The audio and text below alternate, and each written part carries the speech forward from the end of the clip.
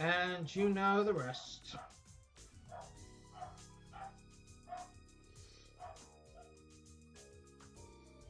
It says I'm streaming, but I don't see my stream. Oh, yes I do. So am I going to hear myself sing, and I'm going to hear myself sing, and I really want to hear myself singy, singy, singy, singy, singy, singy, singy, singy, sing, sing, sing, sing, sing, la la la la la la la la la la la la la la. La la la la la la la la la la. And I sing and I sing and I sing. I really want to hear myself singy, singy, singy, singy, singy, singy, singy, singy, singy. We're back.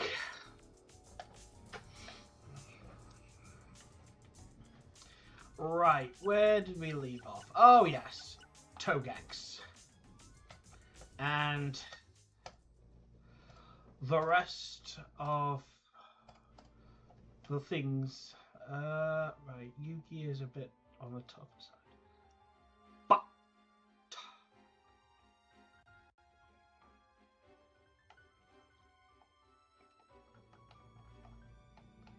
there are still things I could obtain. Oh, that's the other thing, isn't it? My dogmatician!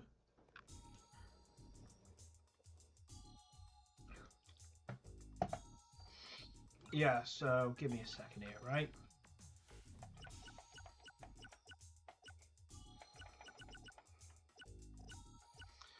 So I want to click. Yeah, you know what? Give me a second. This, and then Dark Magician.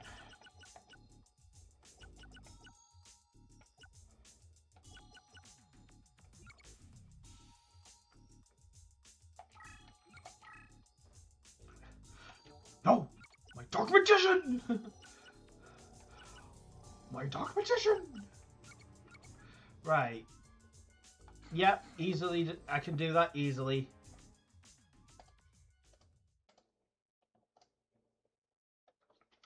Right, now then. There actually are. Right. No, that's. Oh, wait, no. I did need to go here, didn't I? Oh, wait, no. Wait, are you sure? Oh, yeah, it's because it's 800, isn't it?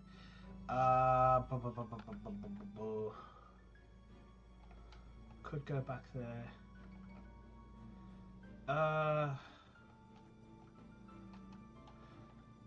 Could keep going for Wicked Mirror.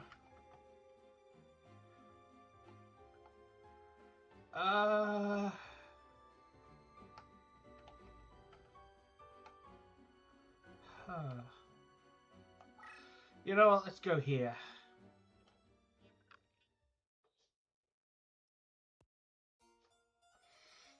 Oh yeah. Alright.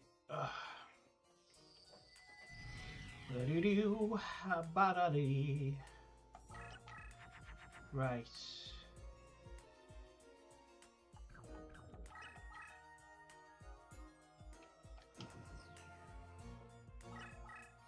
I'm not going anywhere, unfortunately. Not yet. Right. Wait, you're a flip effect, aren't you? Yes, you are. So I can't even do the double thing.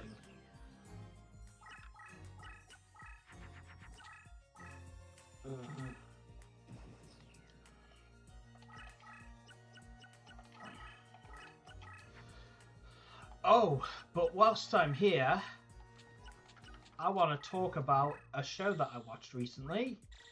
I watched the Among Us series. And I think that what I love best about that series is the cast. Because there's some really big standout members. My favourite, of course, is Ashley Johnson. But there's also other greats too, like Kimiko Glenn, Phil Lamar, Wayne Knight.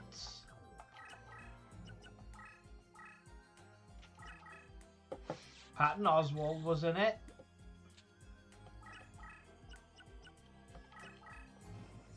It was great. definitely recommend it if you're an Among Us fan. It was cute.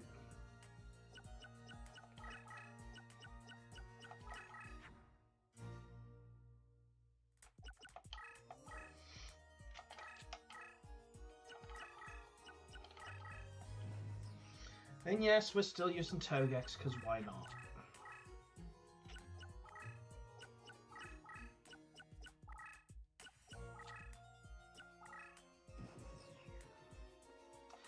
And last night, I also decided to have a little... Oh, hello. Need this.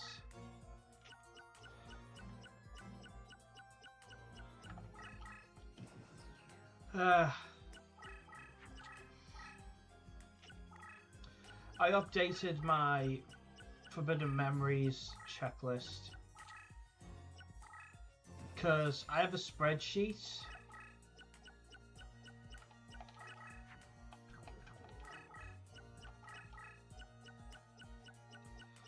Yeah, it's fine.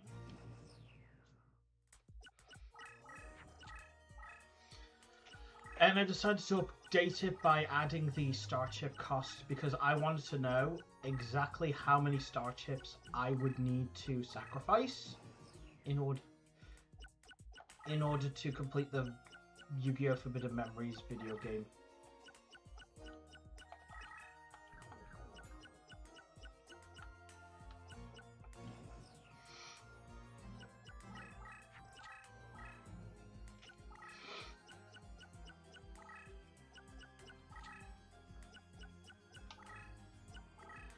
Oh, jeez.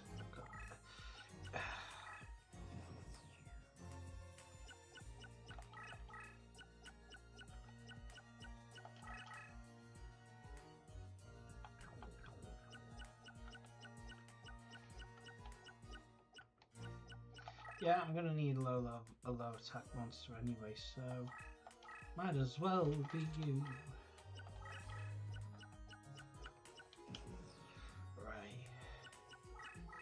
Oh, you're killing one of your cards. That's unfortunate.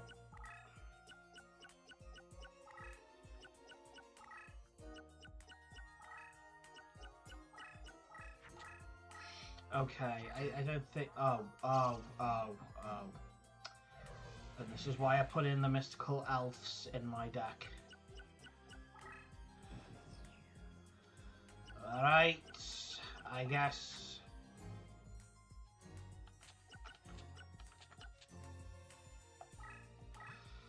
Alright.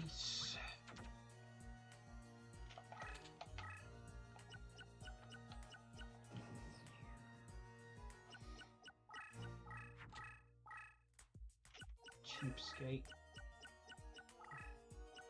With your barn.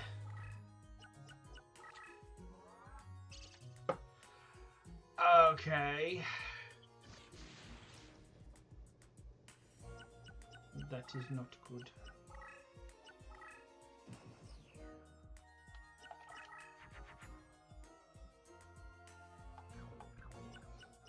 Yeah, I'm just gonna do this now. Why not? How many monsters have we got? Right, 2 of those cards are useless.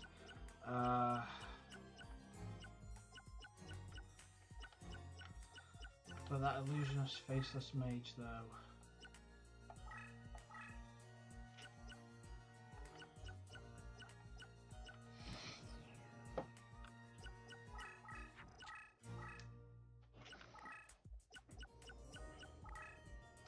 How many is that so far? 1, 2, yeah, that's 5. Okay. Right, this we need.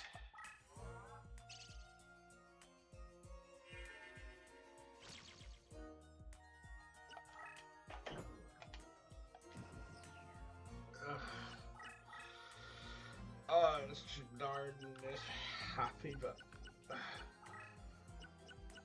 Ugh.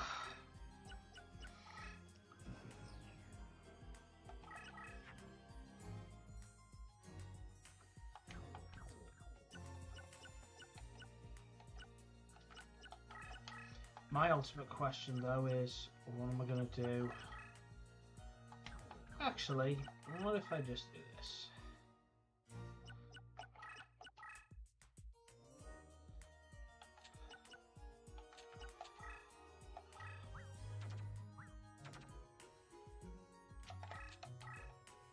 Now I've got 3 Mystic Horsemen. And you know what? Let the other Togex just go the other way. Boop-a-dee-doo, ba-dee-doo-doo-doo-doo-doo-doo.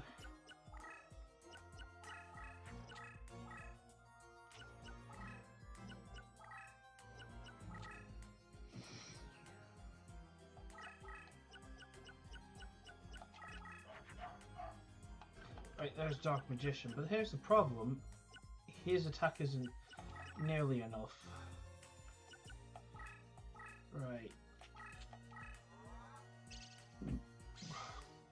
Oh, great. Okay then.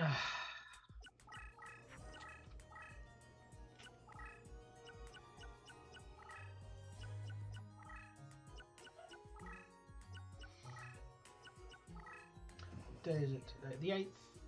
Right.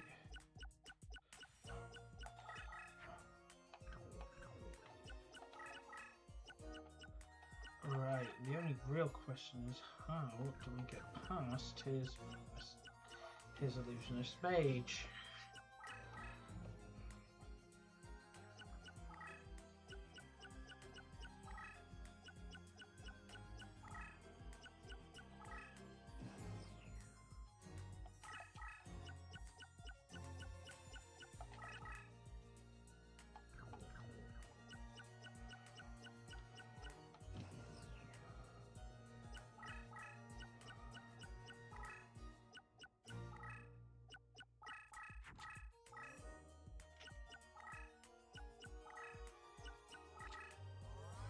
There it is again.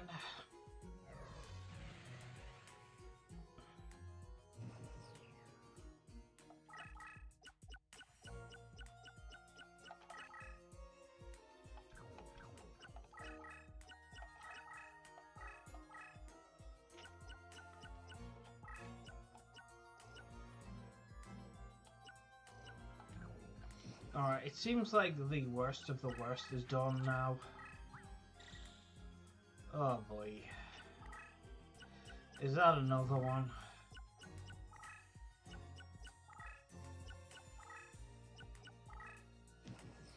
But hey, I don't have Raigeki or Dark Hole in this deck.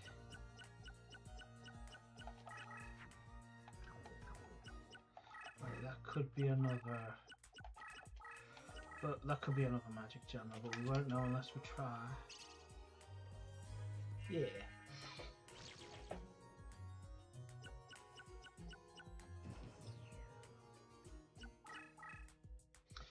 And all this guy is doing is just getting rid of his cards.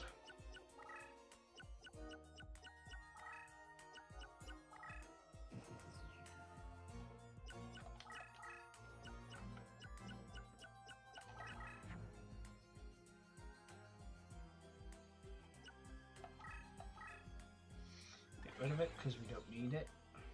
And I'm only keeping the Mystic Horsemen on the field because I figured, you know, maybe it would be fun.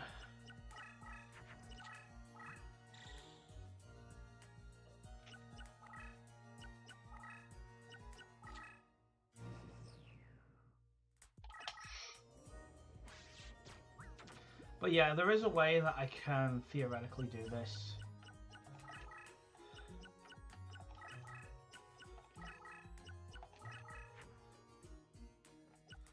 Because now we have him.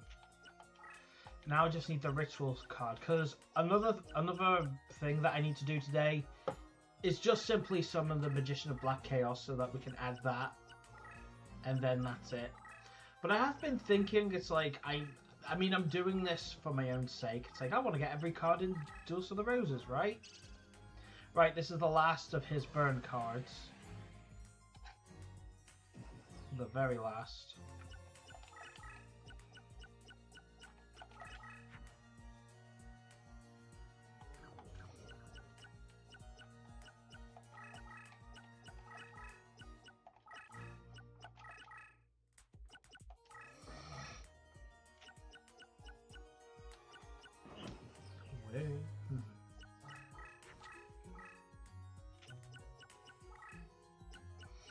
Right.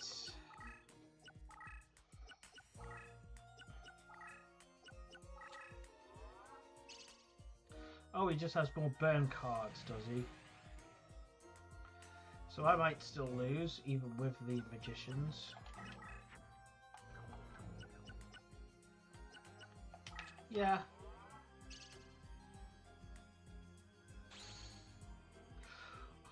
Oh, he has almost every piece.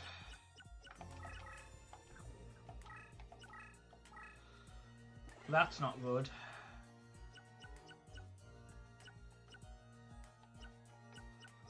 He has almost every piece.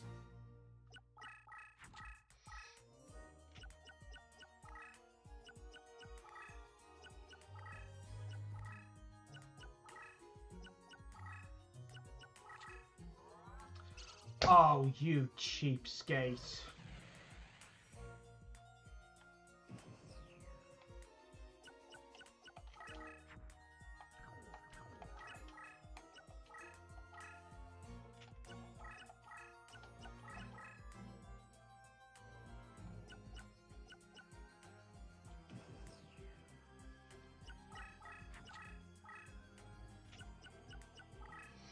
It's just his two monsters that are preventing him from completing the puzzle.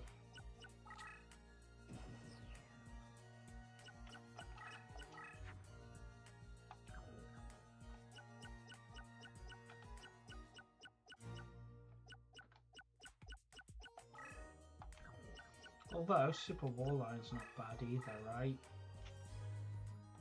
Just summon Leo Gun somehow.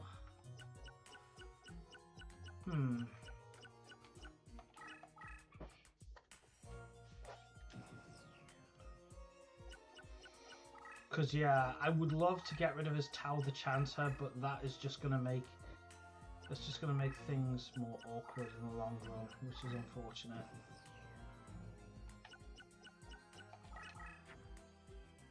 Oh, there it is.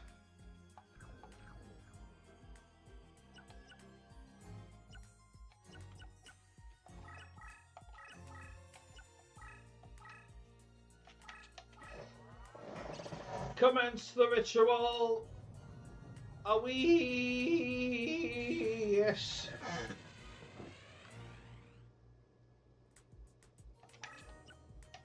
There he is. The only problem.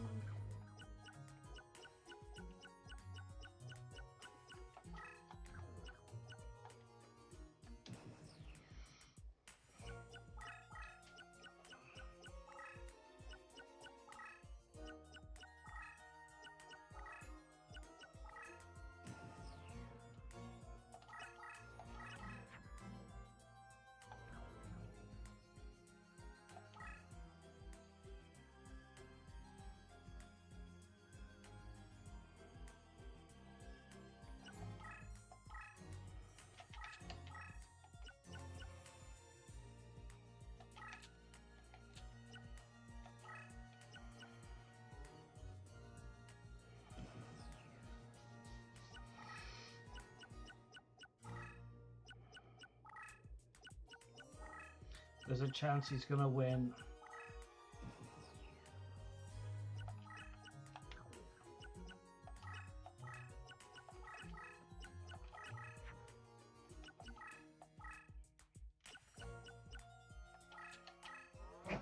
Commence the ritual again.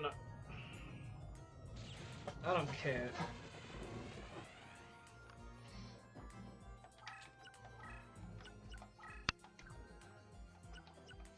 Right, I'll equip him with the Beast Fangs and then will come the difficult part. Oh, hello!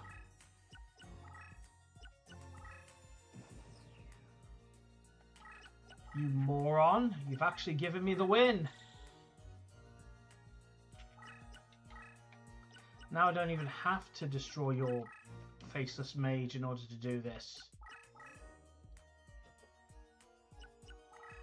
And now you don't have your win condition. So I can kill whoever I want.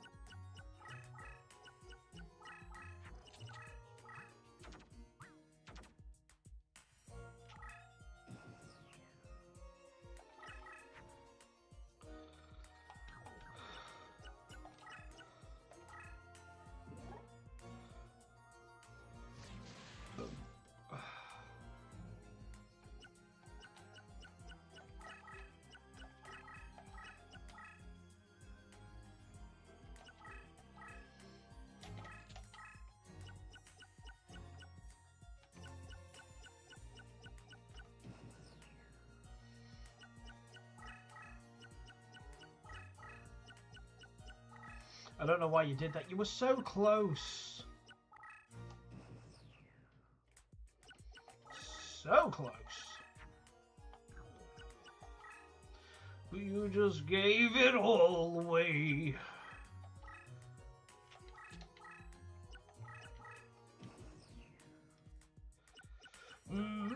Gave it all away. Gave it all away. Right, Tao the Chanter, Witch's Apprentice.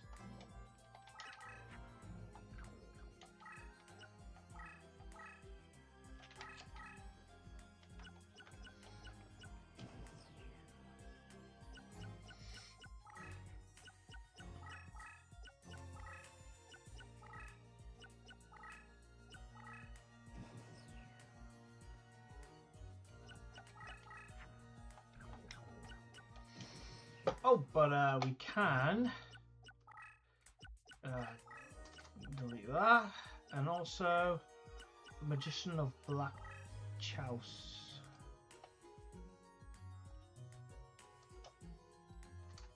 There we go.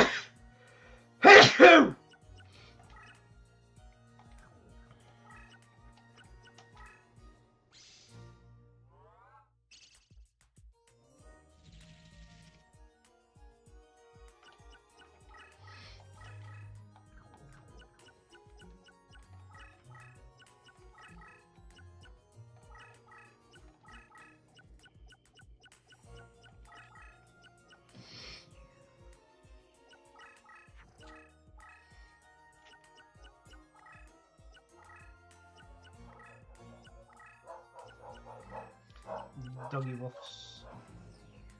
Here's a wuffin muffin.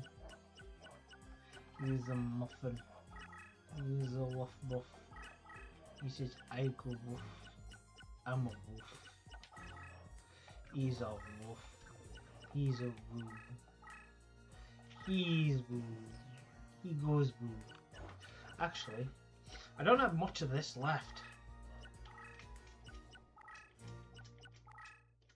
Basic. Yeah. Then that later.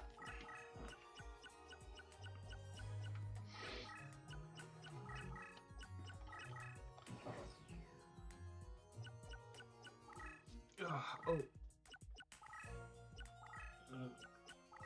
Yeah.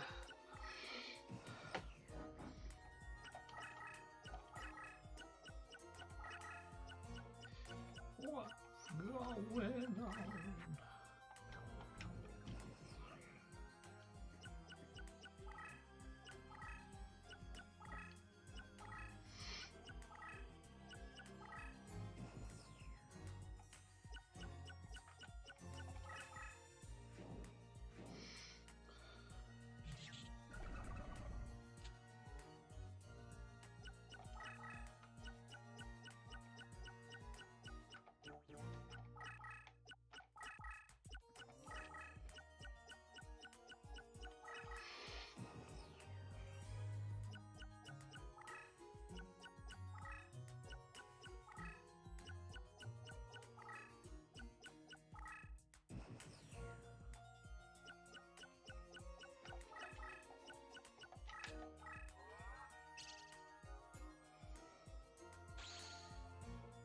Oh, it's a fake trap. Is it new?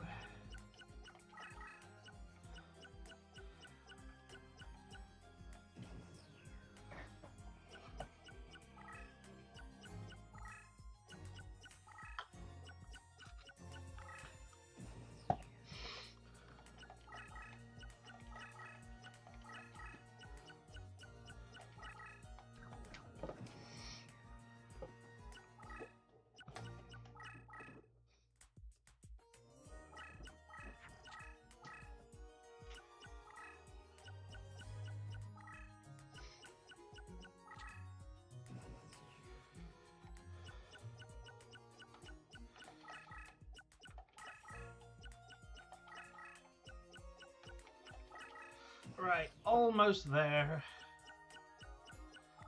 I just want to beat your Tao the Chanter, and then we can get on with it. Am I right?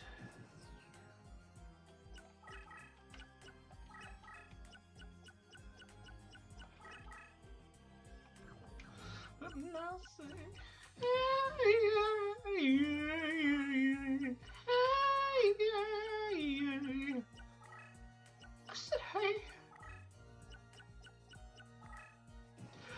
What's going on? There you go. And now I can kill you. Boom. There we go. La da da da da da dee dee. Right. Da da da dee dee dee dee dee. Right.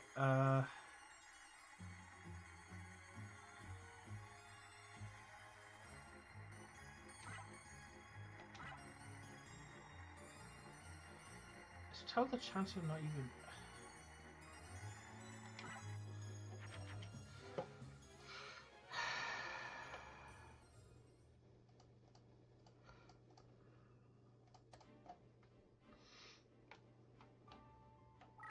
Well, I summoned it out anyway, so there's no need for me to keep this guy or this guy anymore. But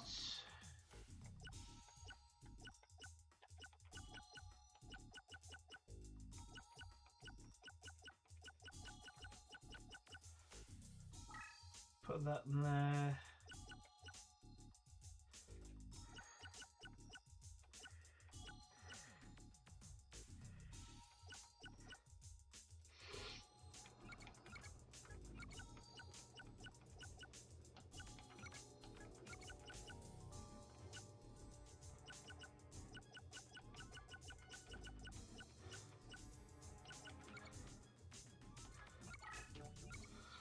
There we go.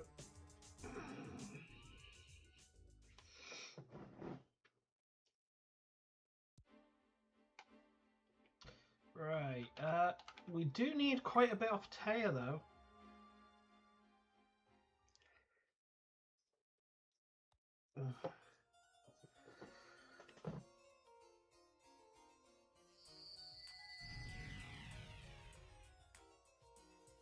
Ugh.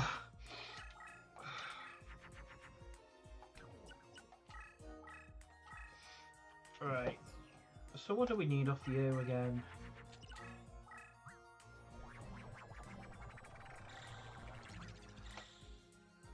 I know there was a whole bunch of things that I needed off you. Just can't remember. Okay, yeah, there we go.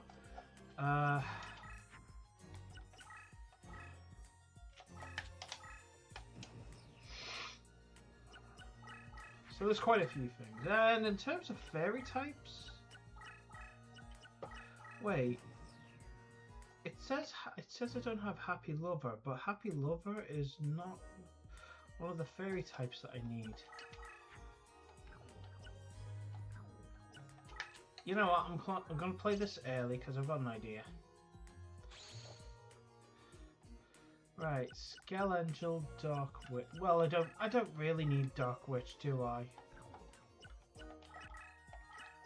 So I'm gonna suicide with a clown. That way, kaboom. Don't need that way. You're not a problem anymore. It's worth the life point damage if.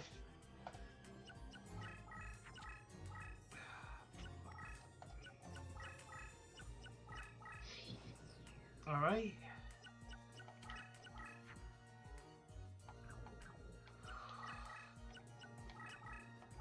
Right, and Skelangel I don't need either.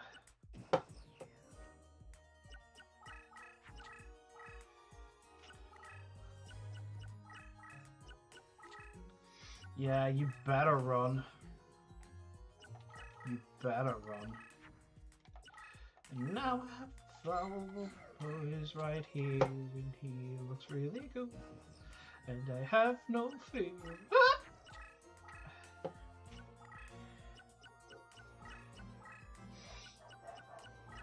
Oh, there's more doggy wolves.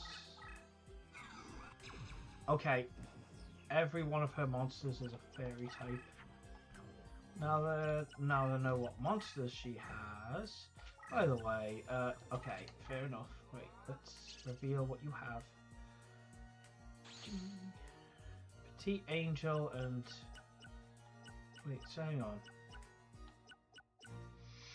Winged Egg of New Life. And 800, 900, 17. I don't think I need to fear too much, do I?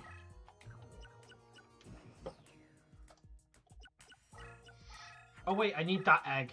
Okay, the egg I need.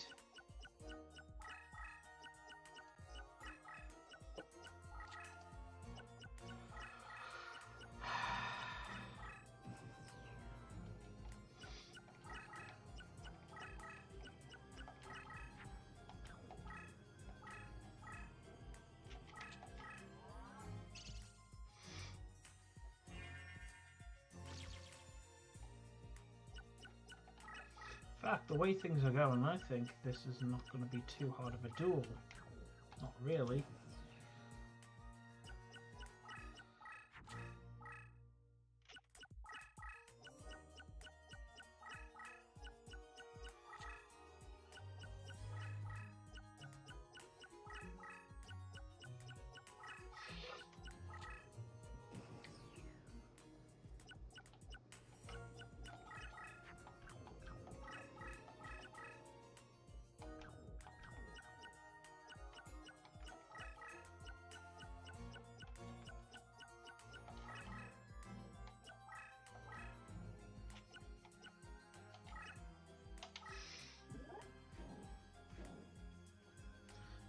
Oh.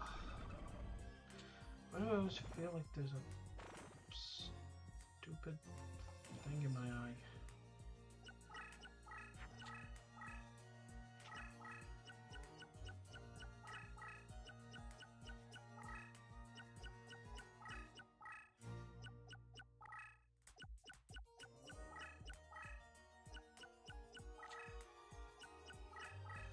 Ah.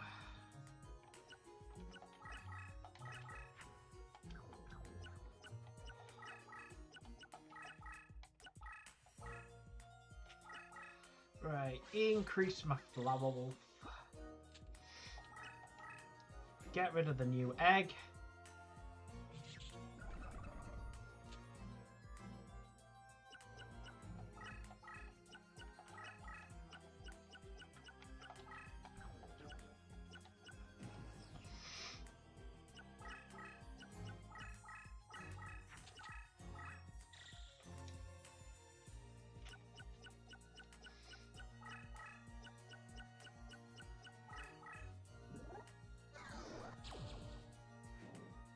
Don't need you.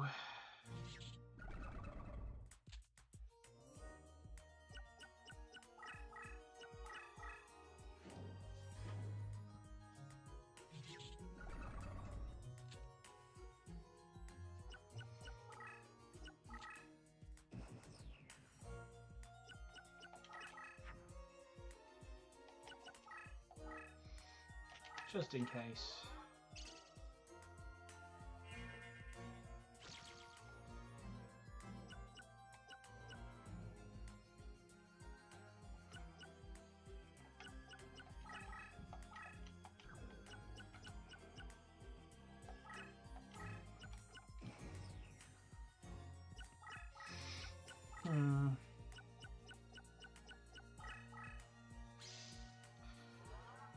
Well, you ran into that.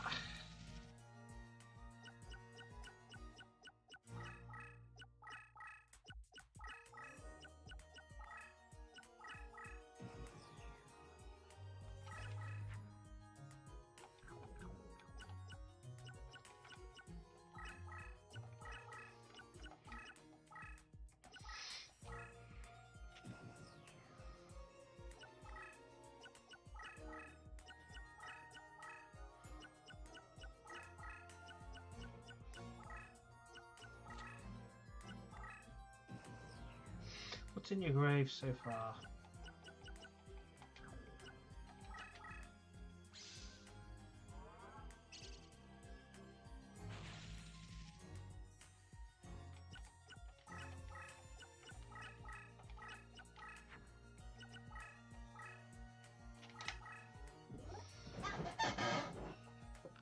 you want to know what I think about you? I farted.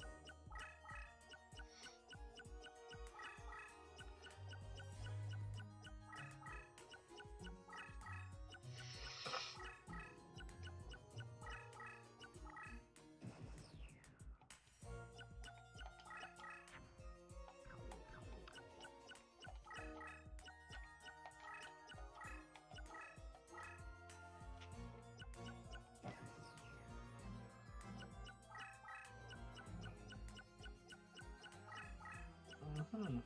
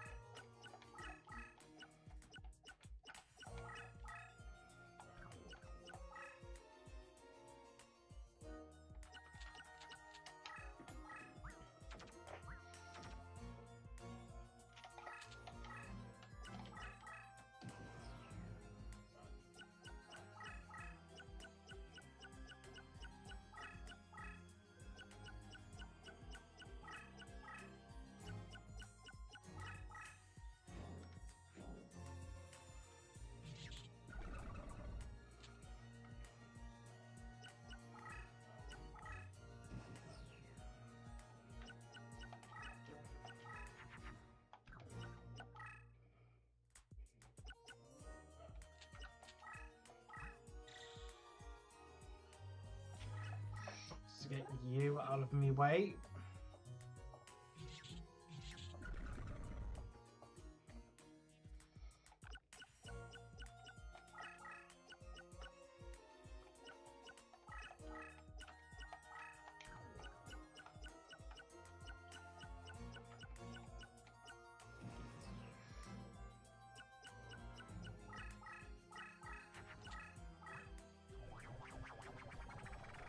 You're pushing more cards in the graveyard. It's just gonna make it harder.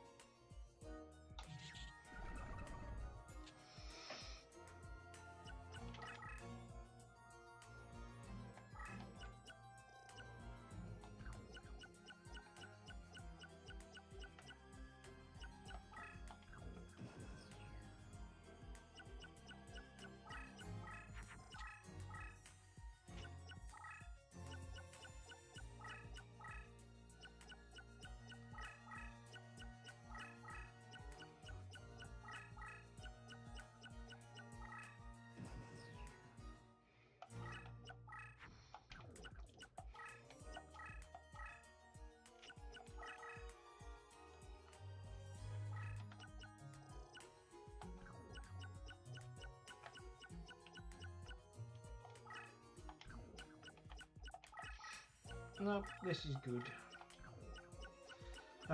Just need to... I don't even know if I can get the egg.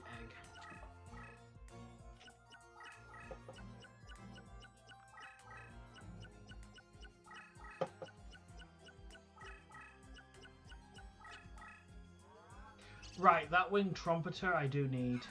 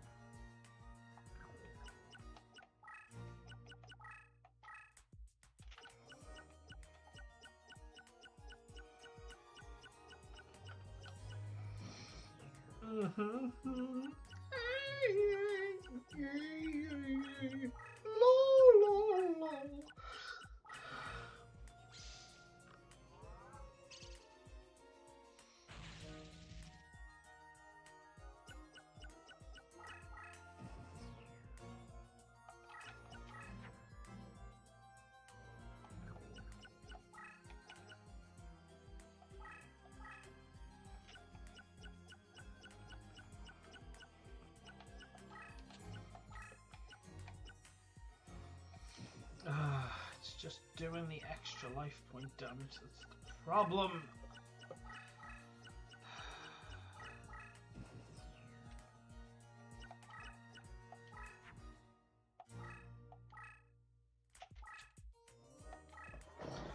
Commence the ritual! Wait, what? Hang on. Oh, I didn't. Oh, okay. I messed up. I messed up, Royal.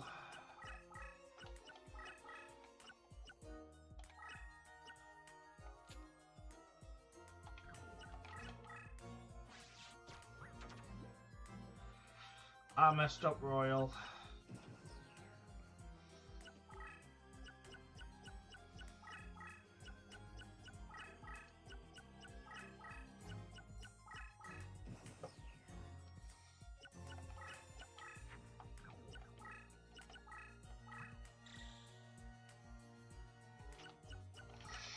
Right, get you out of the picture.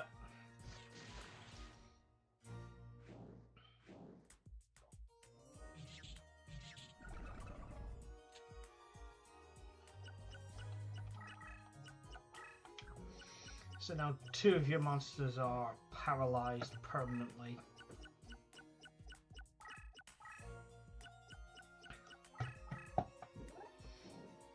Oh look! I powered it up and it still wasn't enough to take it down. That's unfortunate. Should have saved my Dream Clown for him, really.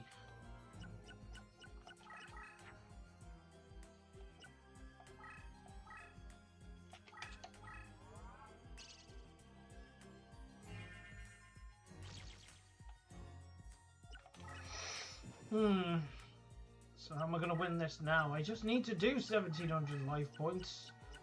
It's not like she's playing powerful monsters either, right? Well, at least let's at least see what your monsters are. Right, Dark Witch. 2900, eh?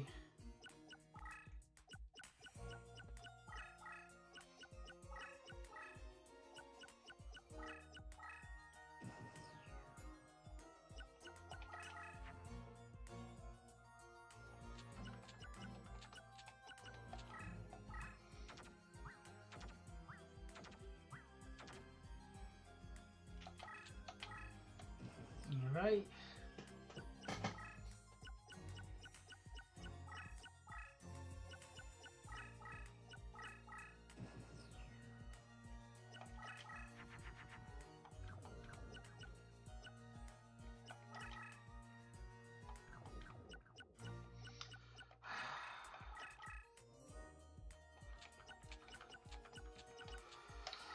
This is my only chance, I guess.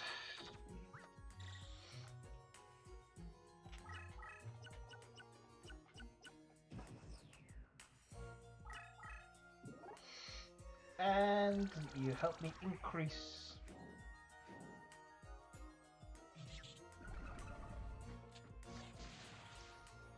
Yeah, nice.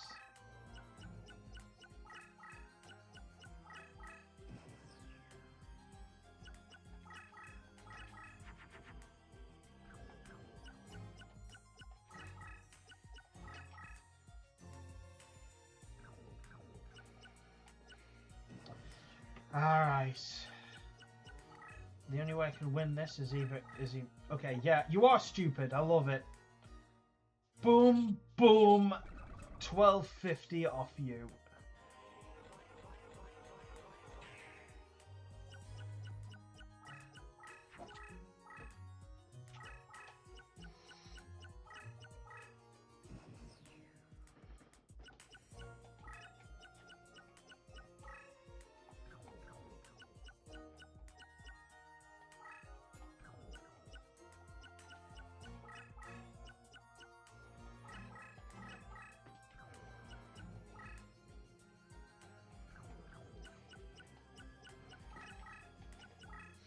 is all I can really do.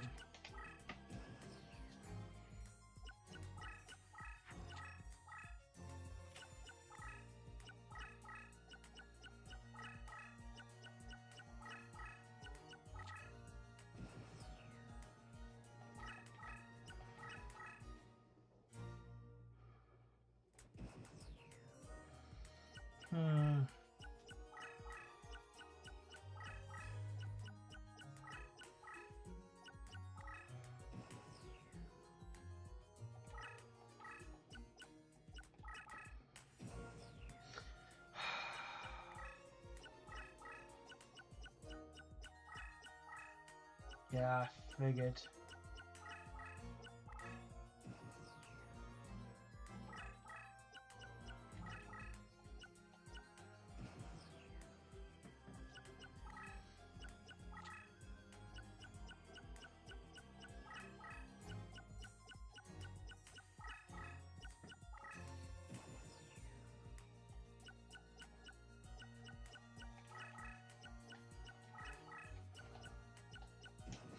Right, at this point I'm just trying to play cat and mouse.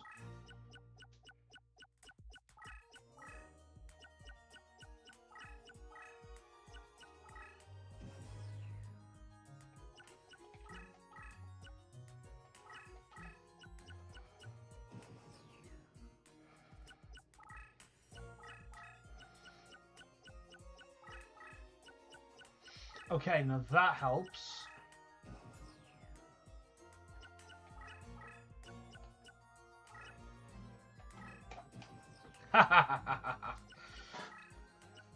Getting past your air knight Parsath.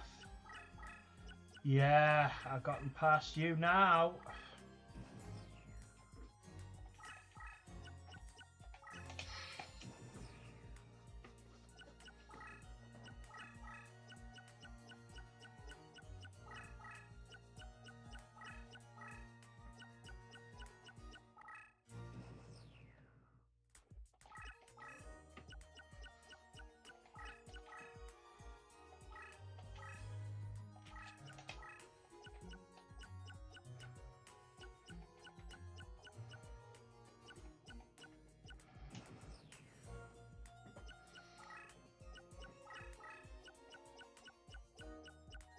No, goodness, I forgot about him. Oh well.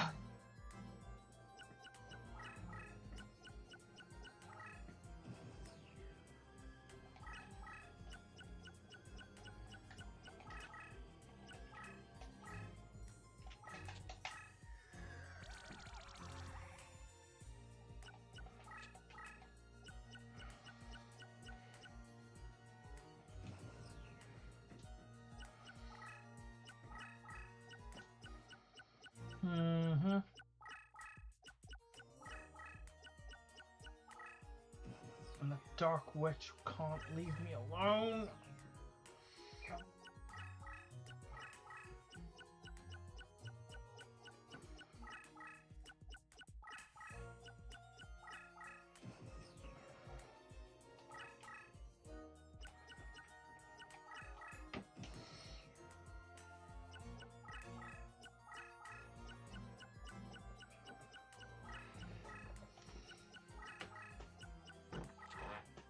Sorry about that.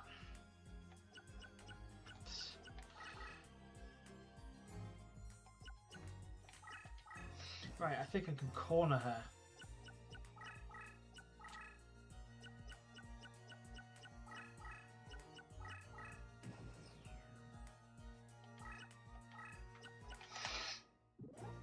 Oh! Oh no, no, no, no, no, no, no! Have I lost? Not yet, but I still cornered her.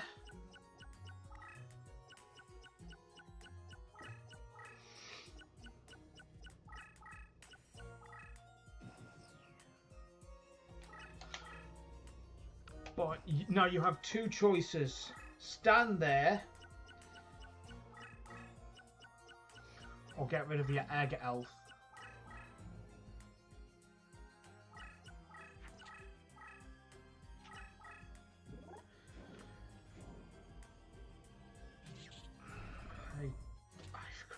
Forgot about that.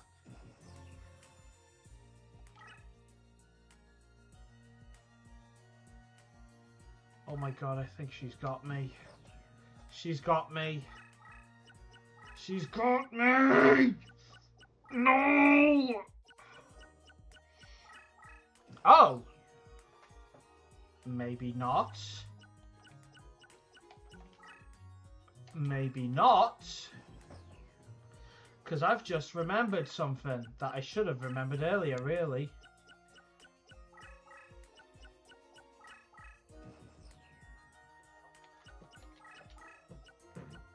Okay, I really need to go to the bathroom because I'm farting like a storm.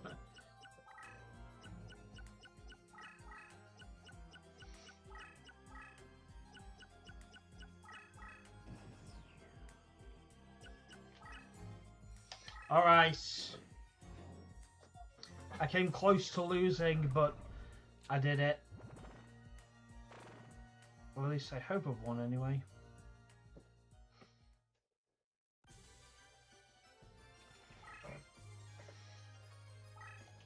Of course Leogon got promoted. He was the only one there. Right, okay.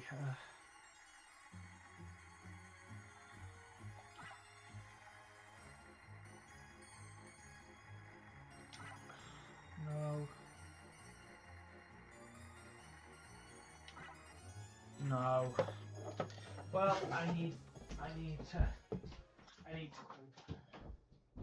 Ah.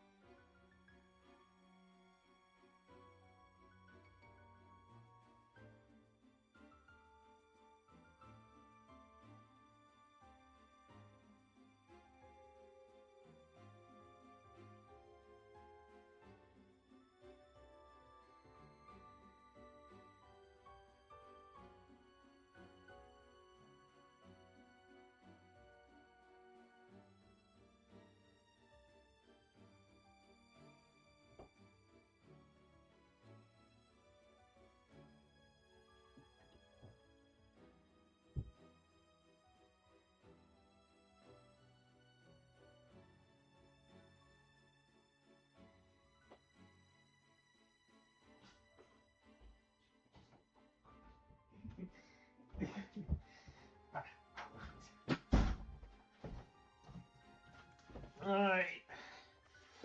Oh. Now, if I really only won 2 duels, I guess it's because of freaking Grandpa.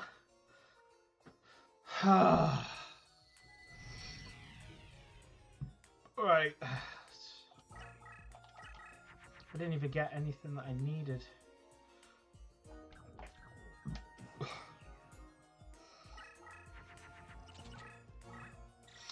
Oh boy, actually, I've already got a plan on getting rid of you. Still about an hour, right? Oh.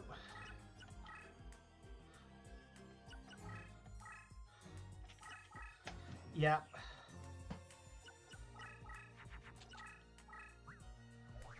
Right.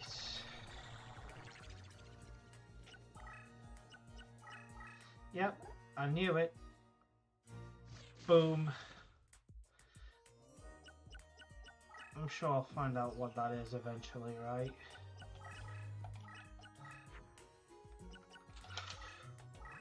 It's probably a dark witch. It is a dark witch! Yeah.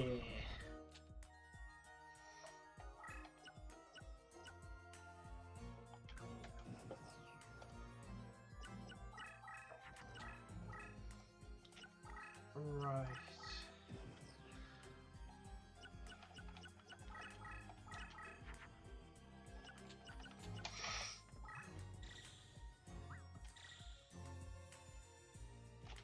Yup.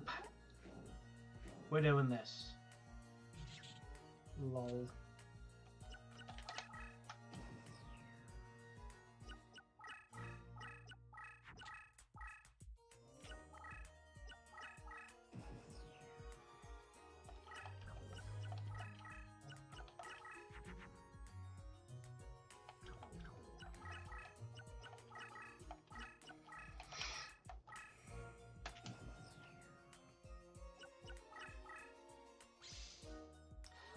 Don't need you.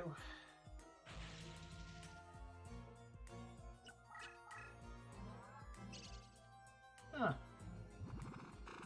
You actually made this worse for you.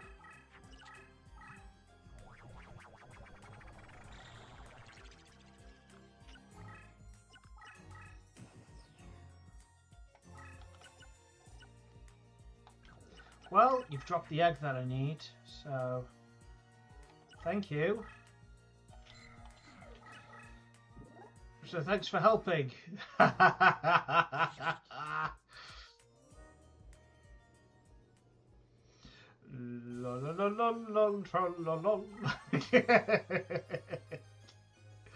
Alright, right. What are we getting? What are we getting? What are we getting? Right, okay. Oh, we got it.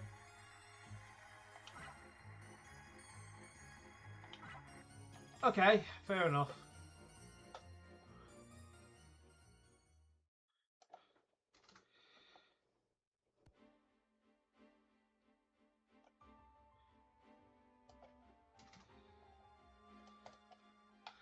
Wait, give me a second here, alright? Because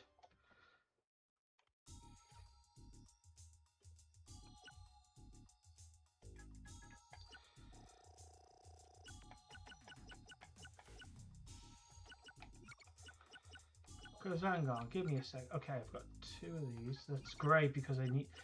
Oh, I do have Happy Lover.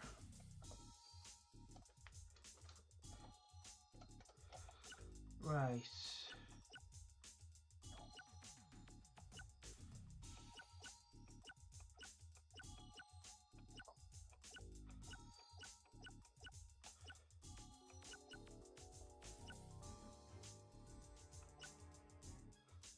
Right, so...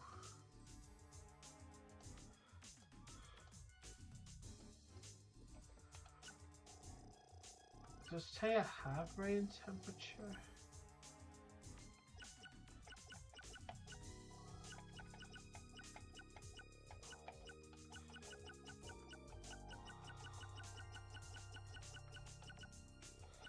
Oh, binding chain, but I need mystical capture chain.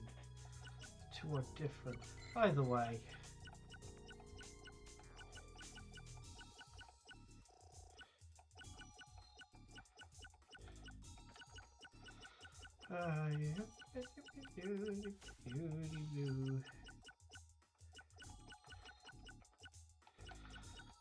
because I feel like she's played rain temperature before.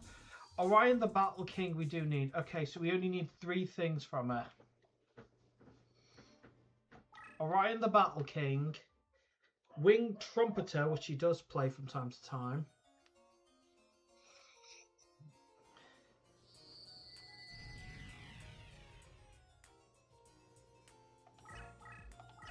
and Insect Imitation, which I don't know how I'm going to get that at all.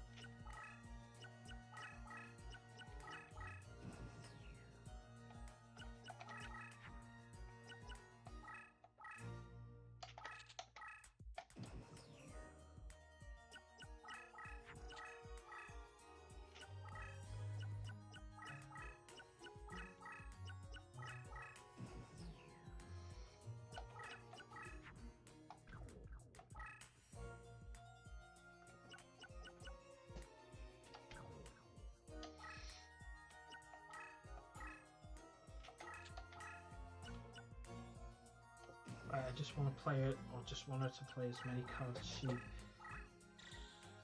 as she can, so I know what's on the field.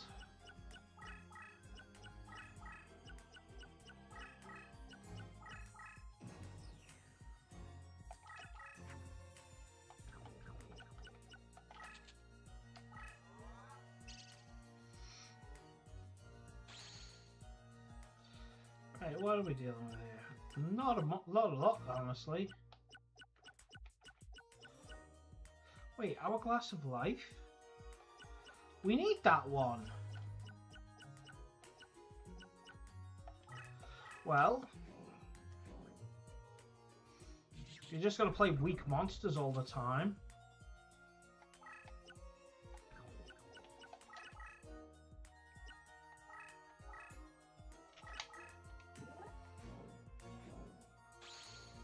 Might as well use you for reincarnation fodder.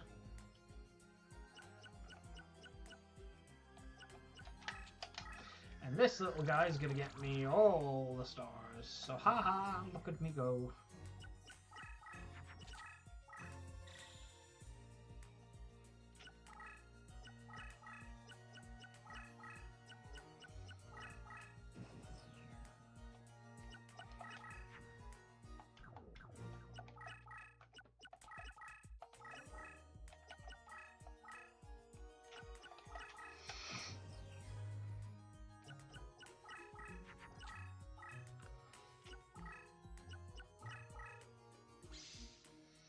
Ah, figured as much.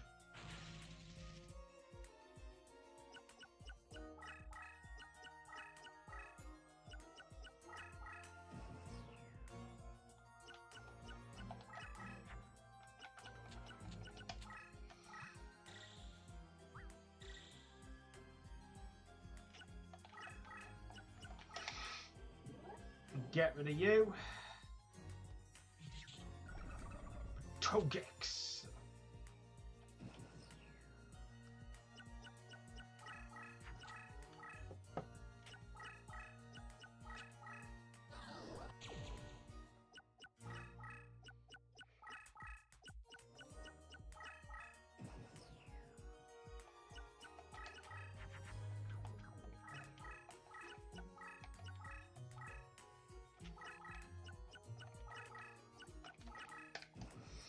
Right, just need that Hourglass of Life. So apparently I did Tears wrong. I don't know why. But on the plus side, it does give us an idea of what we need.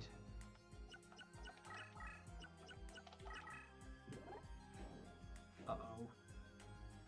Have I killed you too soon? No, but I'm very close.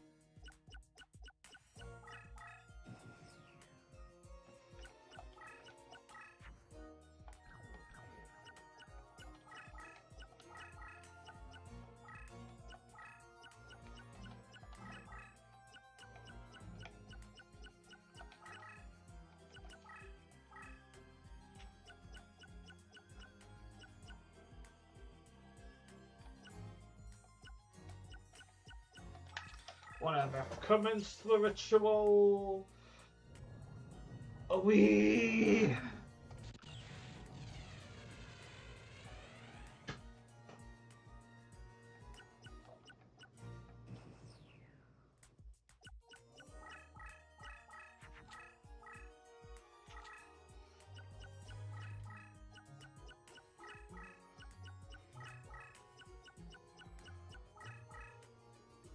Yay, we got rid of it, so now I can just kill you whatever I want.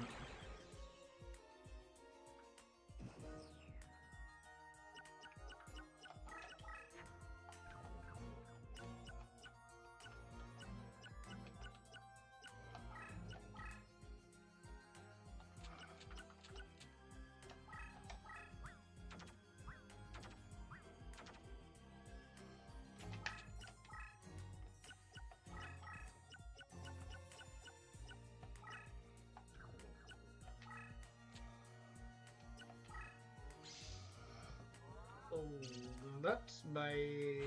That's real bad. Alright.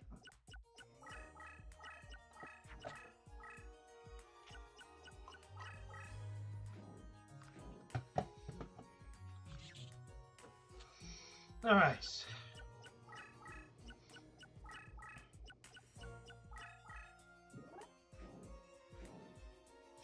Doma's cool and all, but I kinda wanna...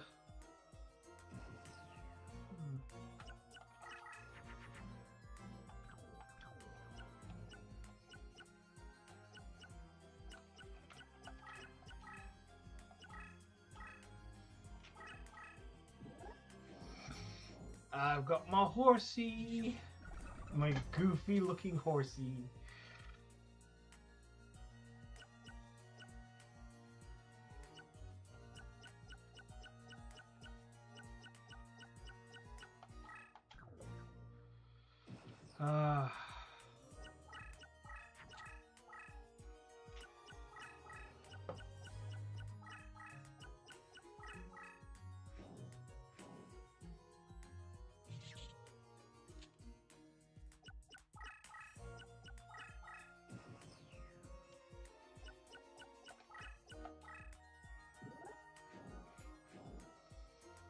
Alright.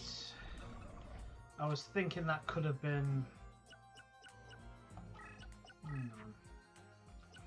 Hang on.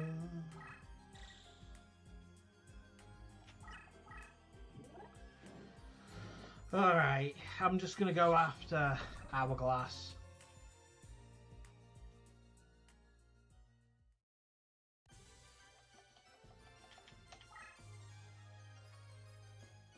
No one got promoted, but that's fine.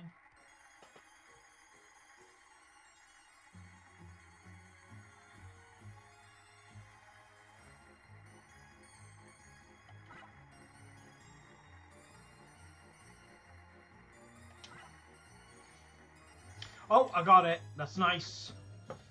Hourglass of Life. Now, it's not on my Taya checklist, but it is on my Fairy checklist. Right, I'll go in one more time. Then we can reincarnate and see what we get. Right, 1, 2, 3, 4, 5. We only need 5 more. 5 more Fairy types, and then we've got everyone.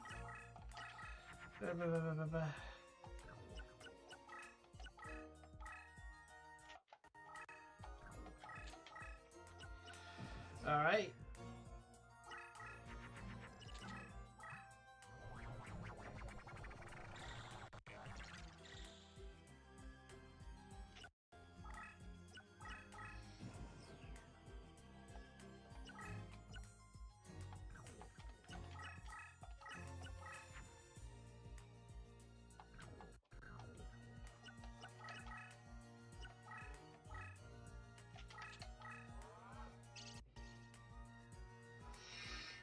Just decrease my life points.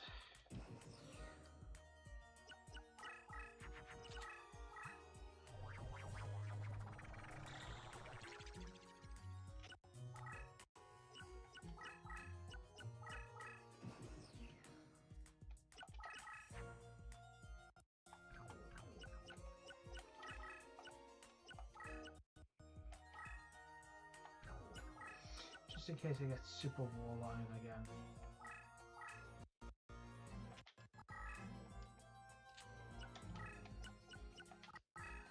Flip you up for those.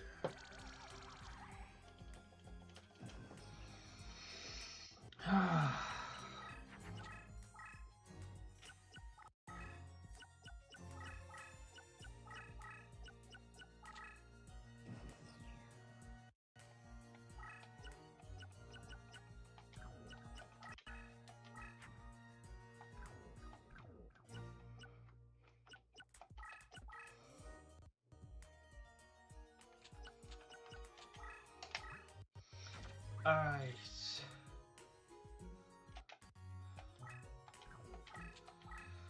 Let's see what we got.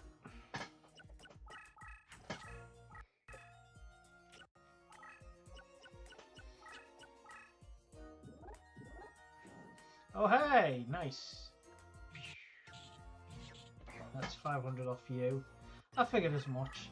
With all these dark witches that she's getting, do you think I should be destroying them? Increasing my odds of...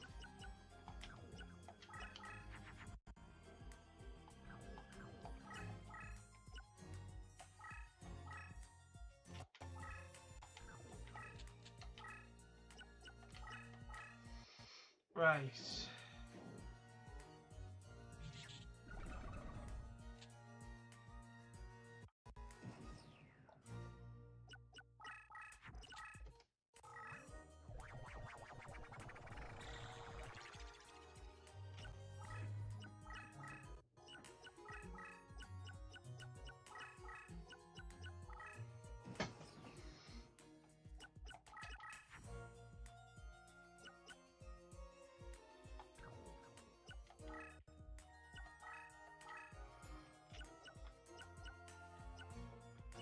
Oh wait, I already got him. Alright.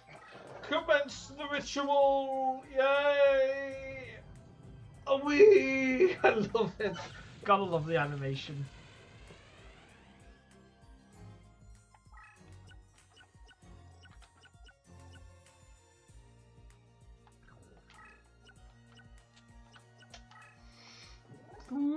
Yeah, I figured.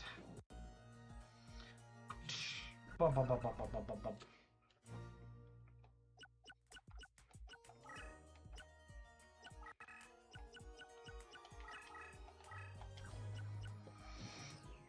Forgot about Gate Dig. Right, now... see if I can get the other cards out of him. Come on, come on, come on, come on, come on, come on, come on, come on. What can we get out of you? Alright, what was that I just destroyed? Soul for Pure.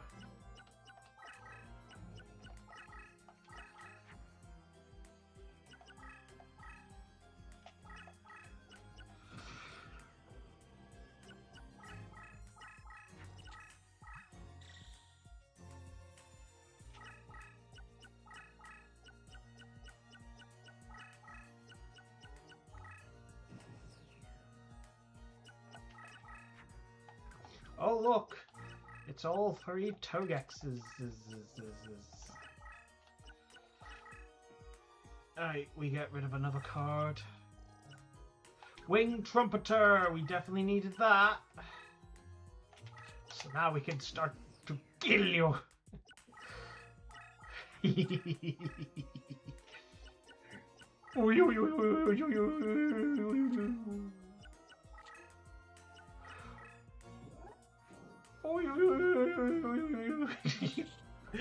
That's my troll laugh. Whenever I'm playing Left 4 Dead and I intentionally kill my own teammate because I thought it was funny, that's the sound I make.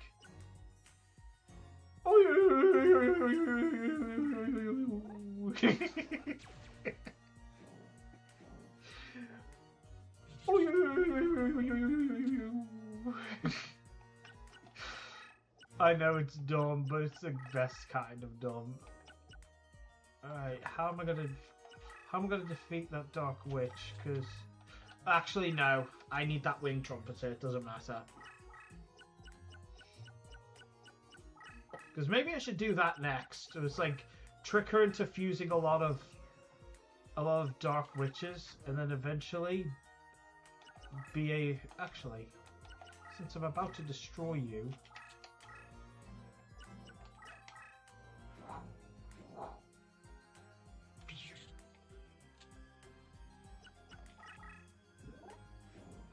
Oh, it's just puts its edge.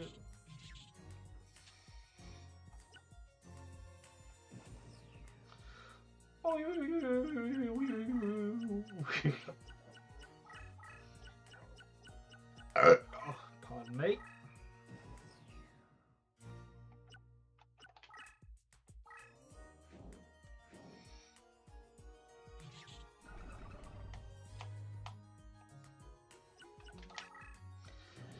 And we're done. We did it.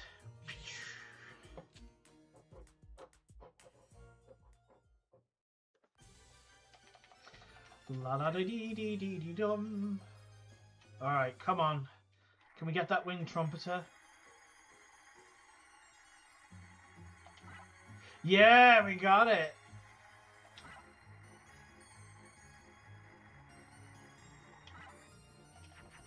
Alright, we got it now.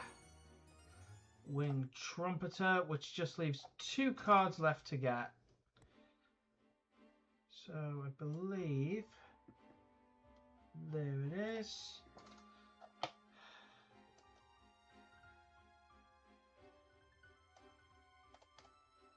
Right, and it's reincarnation time. And today, I actually want to be patient with this. Right, so try Wing Egg Elf as an example, right? Don't need you. Don't need you. Don't need that. Right. Because the reason I'm doing this is I'm going to see if I can get the remaining ritual cards. Oh, we did have Hourglass of Life before? That's dumb. Right, pop the trick I've already got. Who are you again? Luna Queen El Zaim. Oh, you know what? You know what? Despite what I just said, considering that's one of the very few fairy types we need, like very, very few. Yeah, 1, 2, 3, 4. So now there's only 4. Now there's only 4 to get.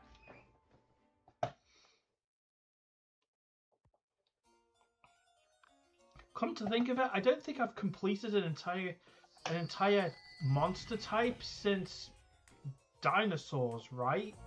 Give me a second here. Yeah, I've completed dinosaur types. Pyrotypes is 1 away. No! I haven't completed a single monster type yet.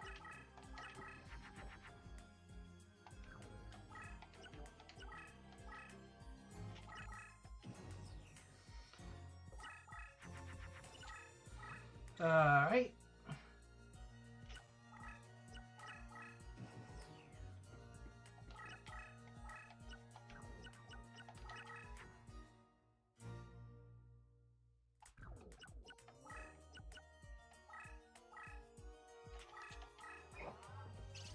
Right.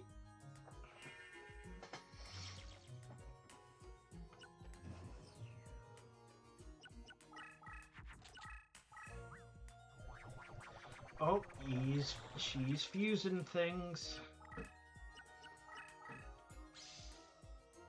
Was that all it was? That's weak. No, really, that is weak. It's so weak, I don't have to worry about it.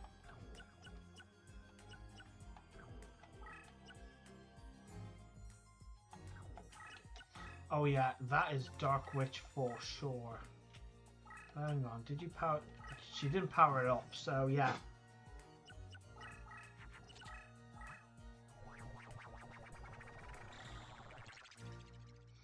That's probably a Dark Witch as well. I knew it!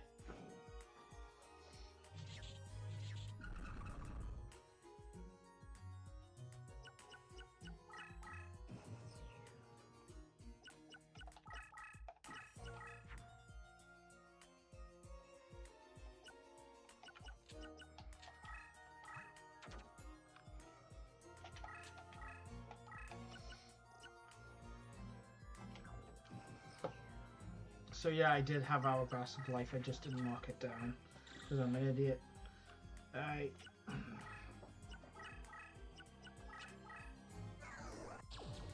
Oh, it's Hushiningen. And it was a Dark Witch! Except this one's stronger now.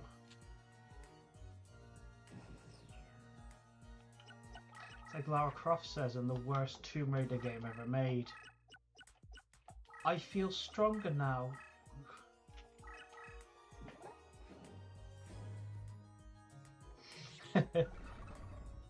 My arm feels stronger now. My leg feels stronger now. My boobs feel bigger now.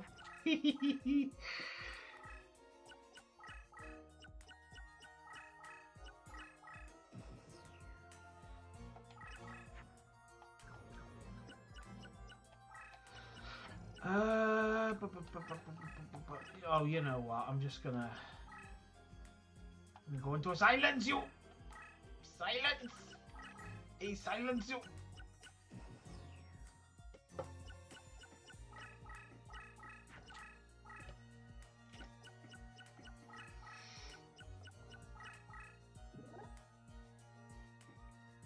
It's my dream clown. The clown of my dreams.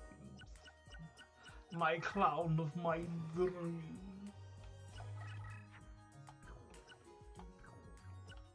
What was it, by the way? Oh, it was that. Alright. I do the 100 damage, I suppose. Oh, hello. Well, you decrease your life points.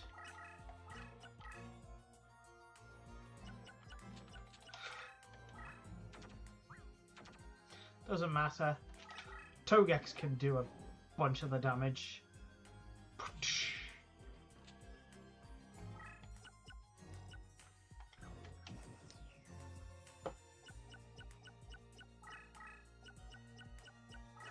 Is that all I need? Just the two fairy cards, and then yeah.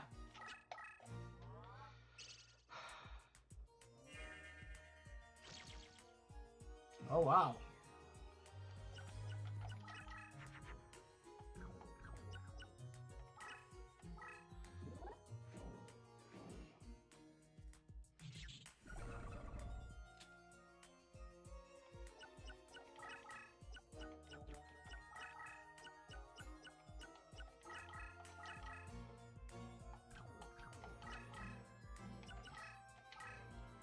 There we go.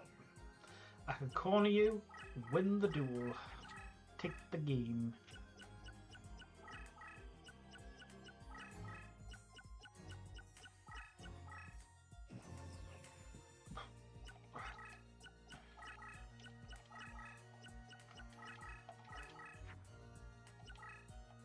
Just in case.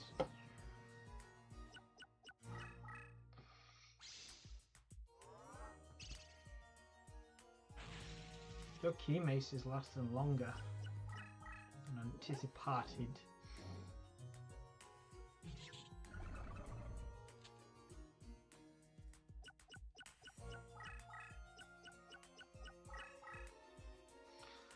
Right. Yes, I paid it.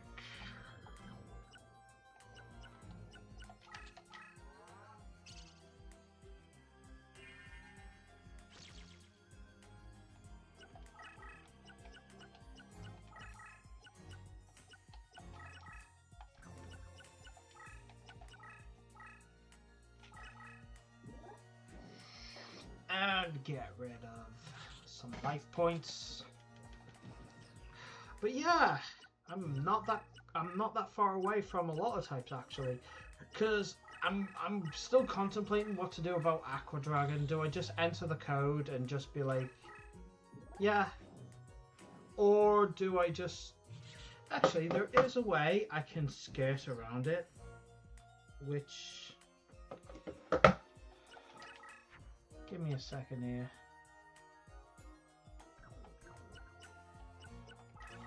You know what? Give him a little leg up as well.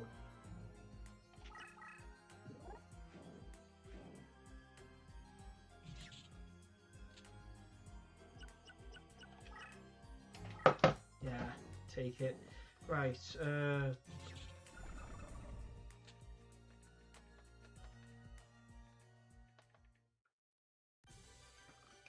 la da da dee dee dee dee dee. I think it's the same guy I was always looking at, right?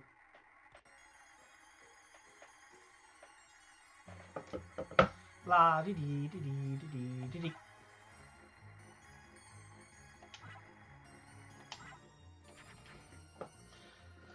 Oh well.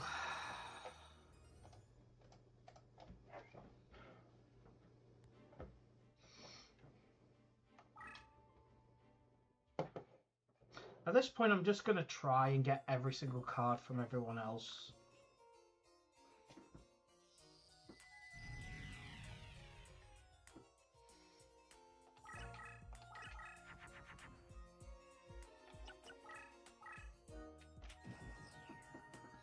There is a Yu-Gi-Oh game that's mere existence defies all reason. Right, I think it's this guy.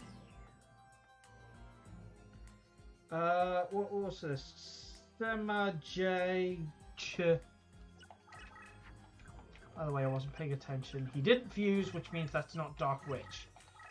Because he's always going to be fusing for Dark Witch. Always.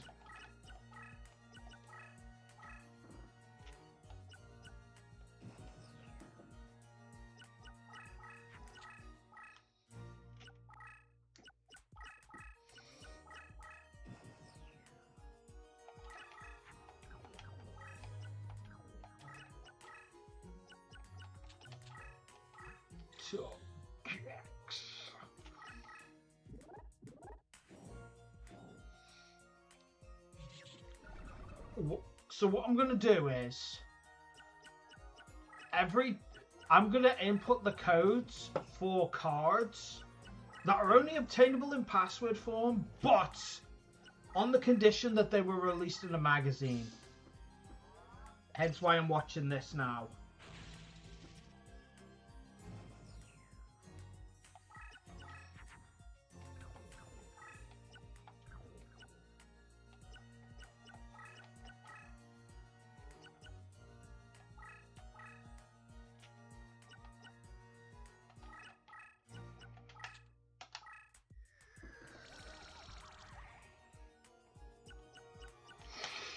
There we go. Togex is in there.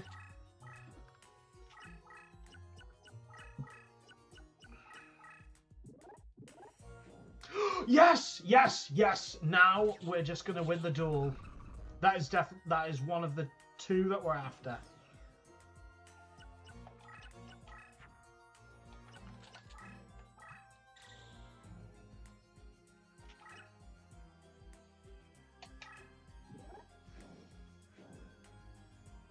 Boom! That's a lot of life points to lose.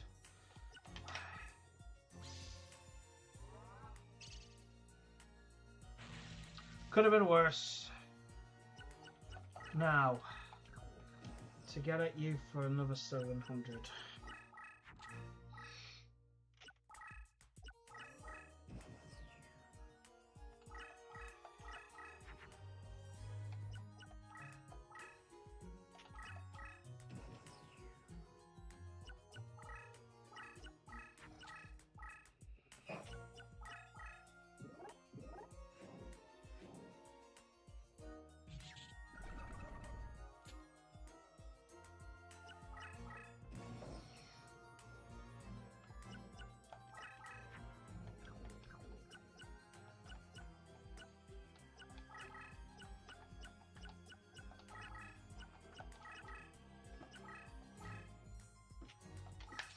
Right, I'm just looking through. Right, so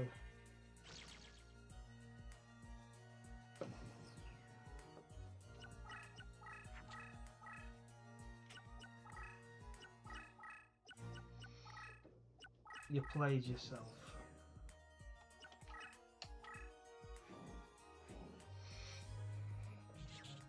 Right, can we get Orion? Can we get Orion? And why do I get the feeling she's got rain temperature as well? Ba da da dee dee dee dee dee. Ha ha ha ha ha ha. Togex been promoted, yes! Right, come on, can we get it? No.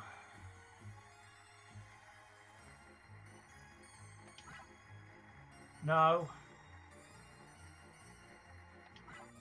Oh! Oh.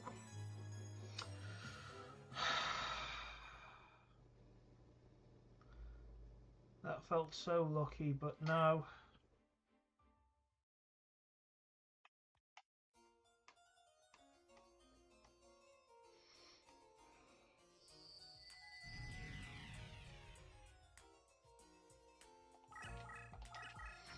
So now we're gonna have to hunt for it again. To be fair, that was on me because I saw that we had Dancing Elf.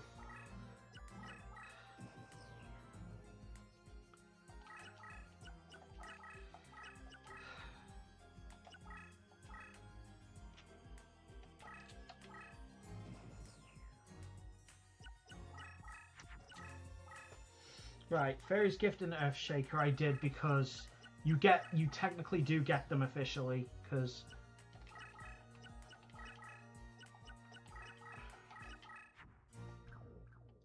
right, I'm gonna send Leogun in there. Oh, it's Air Knight Posha. Alright. Then again.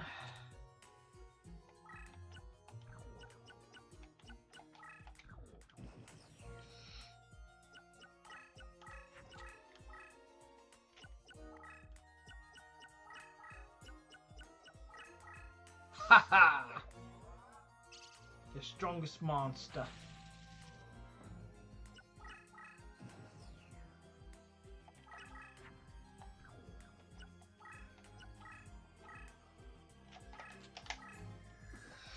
Whee! 12.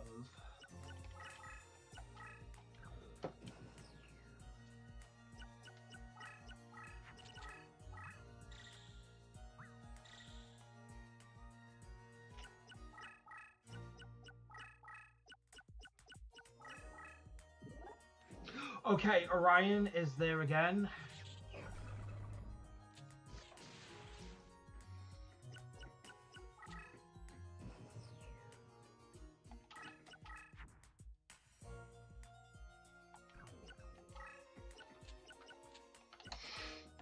Right, I want another Togex in there. What level are you now? Level 3, which is great. By the way, do you have any movement boost for same type friendlies? Hooray!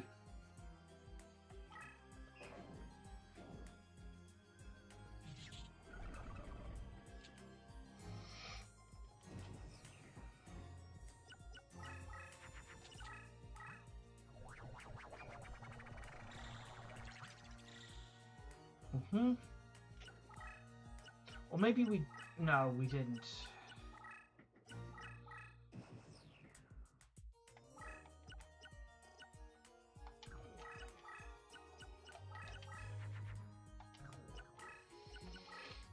Okay, I'm gonna...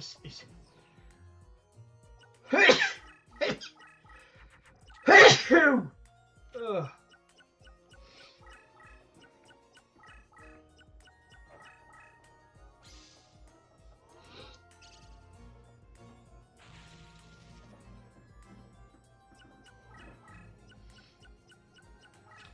Okay, Exodia's head, that would make sense, wouldn't it? Wait, hang on, because I'm seeing a few cards here, right? Oh, okay. Okay, so I remember that now. I actually do remember that. So in Yu-Gi-Oh! Forbidden Memories, there were some codes that you could use to unlock certain cards. So that's actually not bad. It's not a bad start actually. So let's see what we can have access to. I have in fact played Forbidden Memories so many times. So many times. You will not believe it how many times I've had. Right, Exodia's Head, Meteor Dragon, Gust Fan, Slate Warrior. Alright.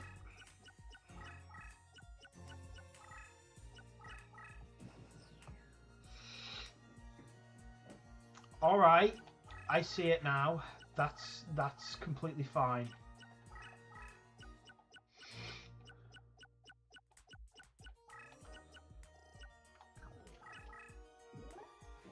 Oh, that Dark Witch is super buffed. But yeah, Mirror Wall, Slate Warrior.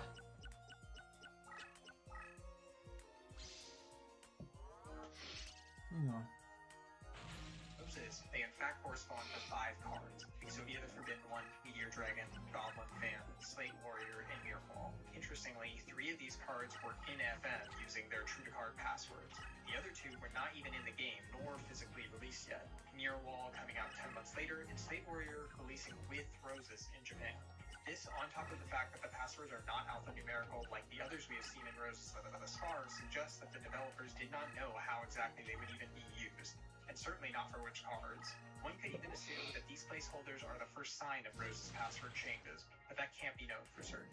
These suspicious rewards certainly would have been a bit confusing to players beating FM in Japan. Yeah, you might as well hear this. Right, okay.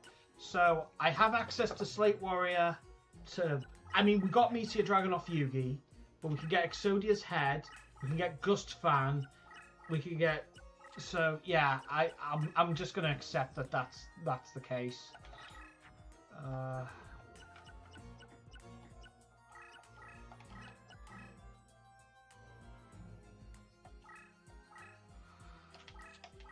Right. If I can just get rid of Orion the Battle King. Sequel even released, but it turns out we know how this was discovered, and it comes from Konami's official Japanese site for the game. Here, not only was it revealed that the 5 codes from FM were used as passwords in Roses, but as post-release promotions, sets of passwords were regularly added to the site until January 4th, 2002, sharing an additional 23 passwords. So we have a total of only 30 passwords. 1 from playing through each in-game campaign, 5 from the end of FM, and 23 revealed promotionally on the official Japanese site. And that's it. That's all anyone had on these passwords. Konami themselves never seemed to release any sort of list, and there didn't appear to be any more information. The secret sat unanswered. People seemed to lose interest. Until 16 years after the game's release, one mad scientist started a project.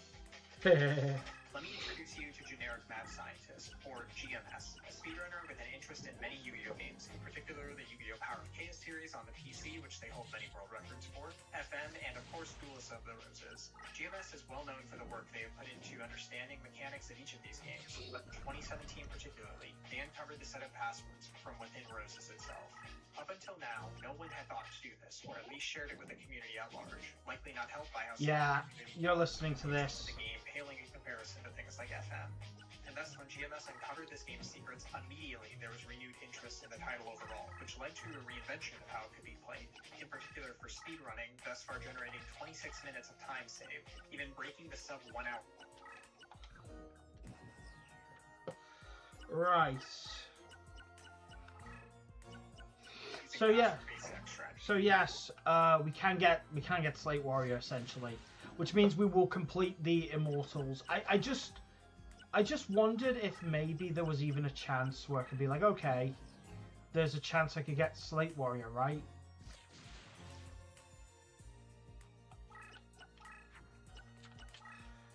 Right. This will get rid of Orion. Then it's just a case of dwindling her life points, which I can actually do next turn if Dancing Elf is an idiot. But regarding the password specifically, what did this reveal exactly? Aside from learning the entire list itself, it was discovered that 120 cards do not have working passwords, some of which make sense being fusion or ritual monsters, while others make no sense at all. We even learned exactly which methods each card could be obtained through. Yet despite this finally revealing the hidden passwords and practically creating a community for the otherwise dead but remembered game, there still weren't any answers to why this all happened. Why is this the only game that mixed things up in such an extreme way, but left no ability for players to access the passwords? At that point, why were they included at all? In fact... Right, here we go. Come on, let's get Orion. Come on. Let's get Orion.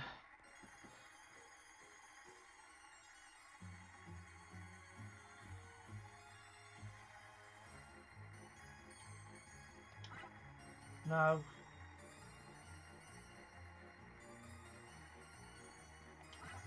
No.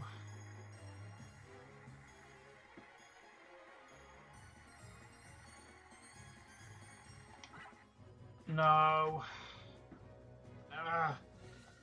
The first questions I had when looking Right, so let me go back a bit with the passwords, right? Using roses, they in fact correspond to 5 cards: Exodia the Forbidden One, Meteor Dragon, Goblin Fan, Slate Warrior, and Ball. Useless in FM.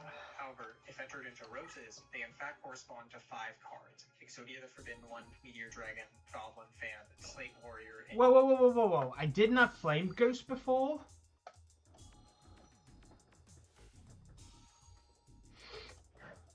Apparently I did not. So you know what? At least that's there. Right, okay. So I'm going to input the password for Slate Warrior.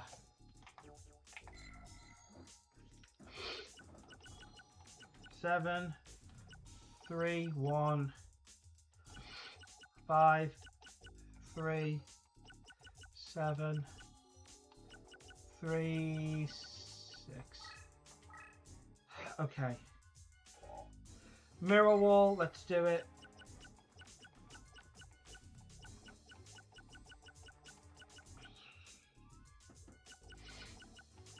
Seven, 5, 3, 4. There we go. Tool that we didn't touch on, but it's something you will all be familiar with: the endgame password.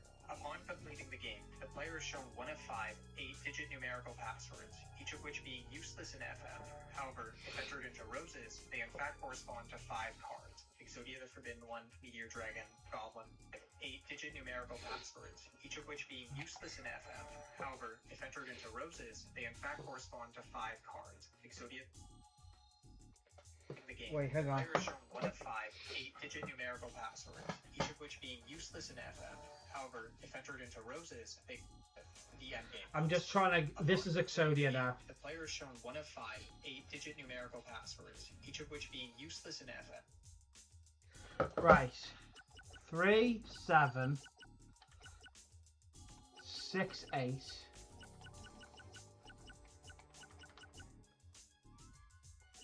9, 4, 3, 4. There we go. However, if entered into roses, they in fact correspond to 5 cards: Exodia the Forbidden One, Meteor Dragon, Goblin Fan, Slate. Right, Meteor Dragon we do have, so we don't need to do that. However, if entered into roses, they in fact correspond to 5 cards: Exodia the Forbidden One, Meteor Dragon, Goblin. Right. 9, 2, 8, 8. 6, 4, 2, 3.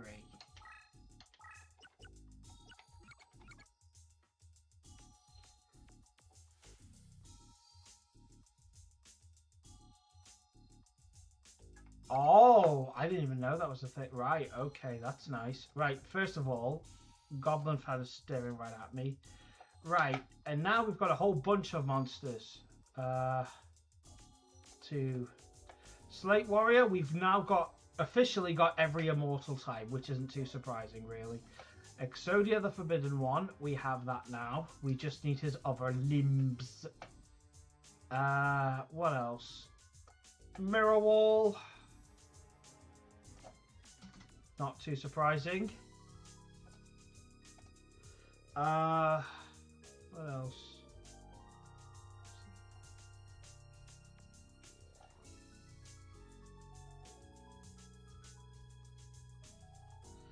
Wait, I inputted one more, didn't I?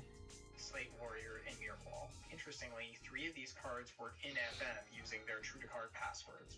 The other 2 were not even in the game, nor physically released. Okay, fair enough. Mirror Wall coming out 10 months later to release the Yu-Gi-Oh! Power and 20 convention. That 120 cards do not have working passwords. Right. Some of which make sense, being fusion or ritual monsters, while others make no sense at all. We even learned exactly which methods each card could be obtained through. Yet despite this finally revealing the hidden passwords and practically creating a community for the otherwise dead but remembered game, there still weren't any answers to why this all happened. Right. Why is this the only game that mixed things up in such an extreme way, but left no ability for players to access the passwords? At that point, why were they included at all? In fact, one of the first questions I had when looking into this was about Rose's endgame passwords. Those two singular codes. They couldn't possibly be static, right? Maybe there was some way to get a different code that we all didn't realize. No, even this theory was debunked from the 2017 information, with the passwords being hard-coded into the dialogue, never to vary like the 5 at the end of FM.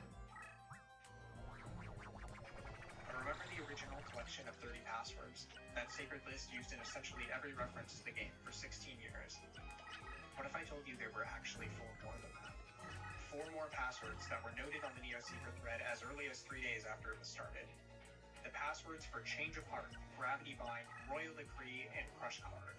All incredibly iconic cards in the Yu-Gi-Oh franchise, having seen both high usage in competitive play and appearances in the anime and manga.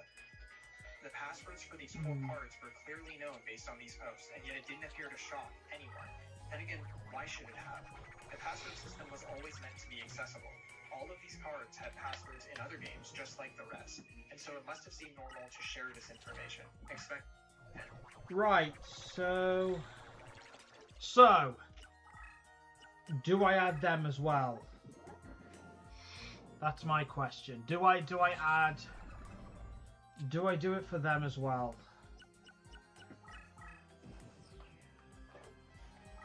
But then where did these 4 come from? Oh, hey, rate and temperature? She did have it.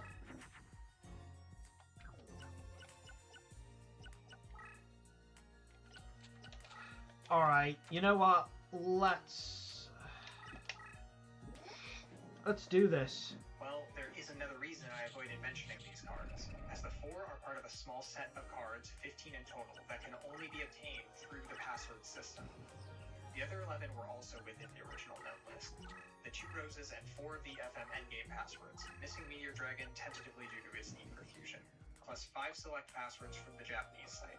This already suggests 2 obvious origins for those missing 4. The first would be the Japanese website.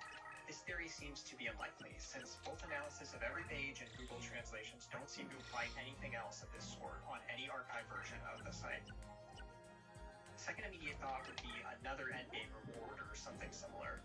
However, this too seems impossible, as from my research, there is no... Right, I'm actually struggling here. But hey, we got a bunch of new cards. I don't need to put the Meteor Dragon in because I did get it through the in-game means, which you know what? Paralyze the Witch. Just making this so difficult for me, Taya.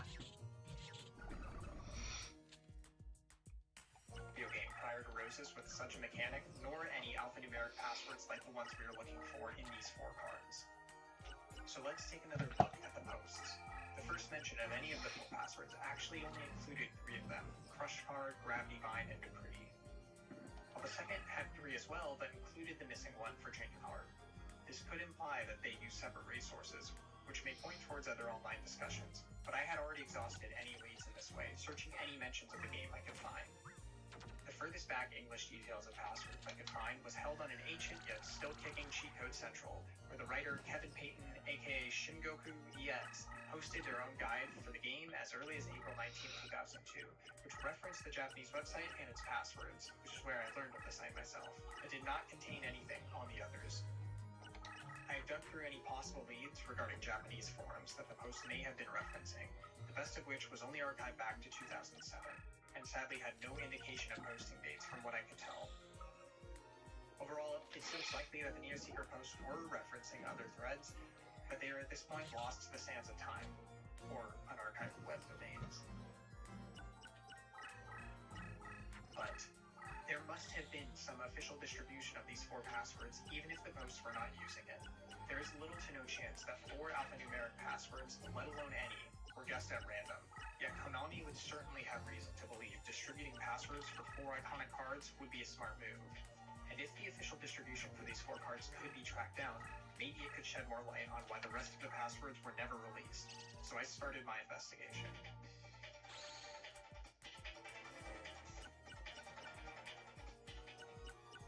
First off, the only promotional trailers I could find contained nothing of the sort. And yes, I even checked if the codes in the intro cutscene revealed anything, and they didn't.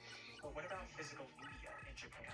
In fact, the English game manual explained the password system, so it seems feasible to check. And thankfully, there are some beautiful scans of the manual online, or at least the first 21 of 46 pages. Yet the manuals do appear similar, and the English version covers passwords earlier in the build deck screen section anyways. Yet there somehow doesn't appear to be any password info at all in what we have on the book. Now, most of the missing section appears to be on dueling, and although it doesn't seem likely that it would be in the duel section, the final heading in the book is for advice. If the English section is anything to go by, then there's nothing about the passwords. Simply 4 green boxes with admittedly useful information about the game, but it could be different. It could contain 4 boxes with information on the 4 missing cards, yet the scans simply don't exist.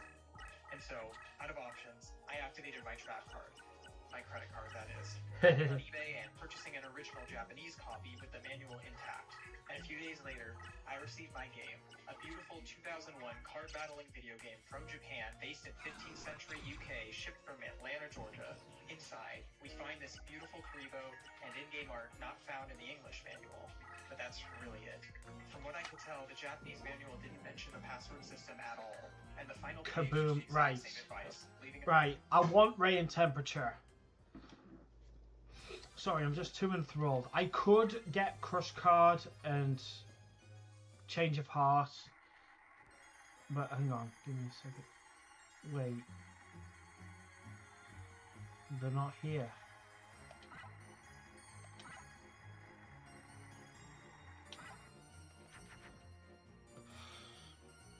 Wait, so does Ray and Temperature not show up? Is that what's going on?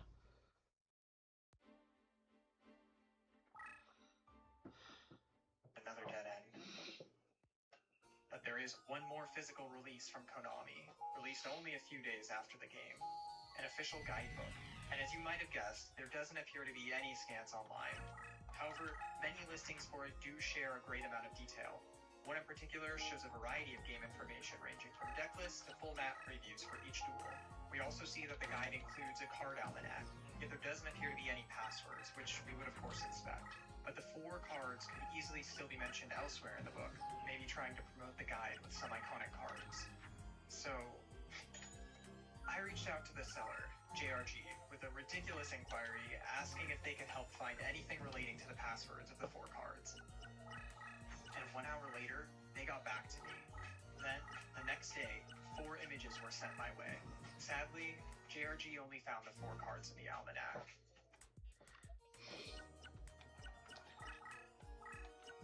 Wait, okay, so Crush Card, Gravity Bind, Change of Heart, and Royal Decree. It seems to me like those cards specifically I can allow myself to have because they detailed the passwords in the guide, which also then leads me to assume that's the only way you can get them.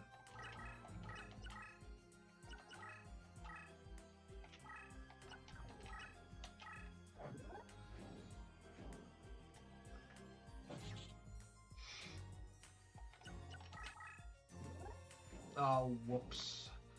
I'm a dummy. I'm a dummy, dum. She could vote me out if she wanted to.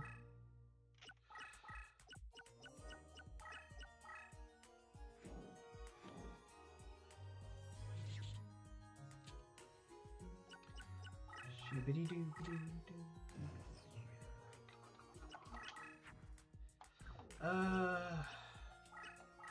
Could stall ya. Yeah, I'm out. Because I don't need Doma, really.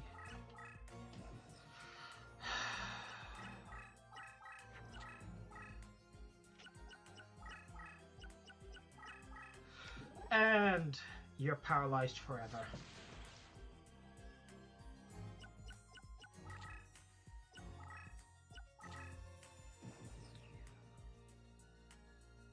That's fine. You've done all you need.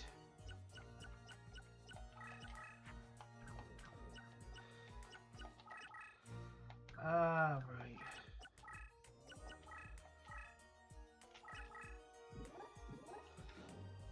get rid of her, I guess. I noticed something I had missed. There is a section mentioning how to obtain each card. And why are 2 of these blank while the others are struck through? With this, the lingering potential of the book's password info, and how much JRG helped out, I knew I had to make one more purchase. The next day, the package was on its way, this time actually coming from Japan. And a couple weeks later, the book arrived, and what I found inside after all this searching was truly magical. This 248-page monster started off similar to our own journey, detailing the connections to FM. Going further, a very detailed guide of just about all the mechanics is found, along with many high-res and larger renders of the cast than what we see in-game. And eventually, we find where Konami intended players to learn of the password system, with a section detailing those from both Rose's and FM's endgame, but hiding even these passwords that would have been accessible back then. Following this is a section on the methods for obtaining cards, with a bit more info, including how to enter passwords, one additional preview of the FM rewards, and finally, that the physical OCG card passwords would not work, likely being the first time players would ever learn of what started this whole mess. All that left us with was the card almanac, which we already know does not contain the 4 passwords, or any for that matter. However, we still have the acquisition method, and it turns out that every single password-only card, or card without a password, contains the strike-through, likely to represent the hidden nature of these cards. All except for the blanks we saw in Decree and Gravity Bind, which is strange, but really... Right, okay. Ray and temperature. If we can defeat that... Oh! Never mind! Never mind.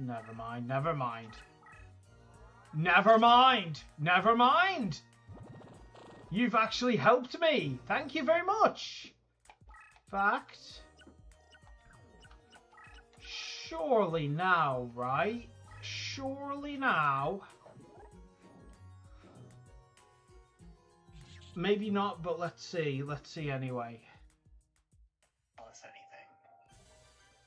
Yeah, except Crab Turtle has the blank misprint too, which likely implies this means absolutely nothing.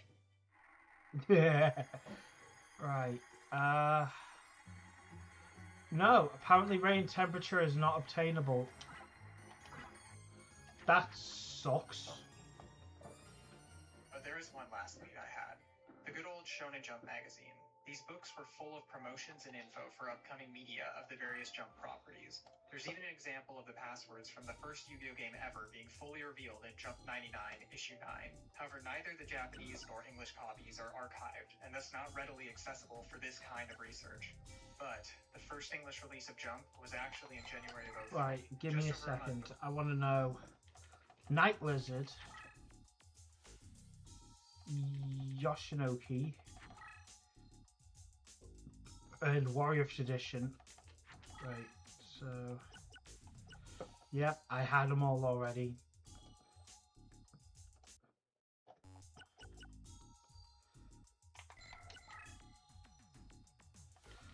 Right. Because I'm also after the other ritual spell cards. I'm also after Bioplants to get me Hungry Burger. Horn of the Unicorn. Wait. Hold up. What is this one?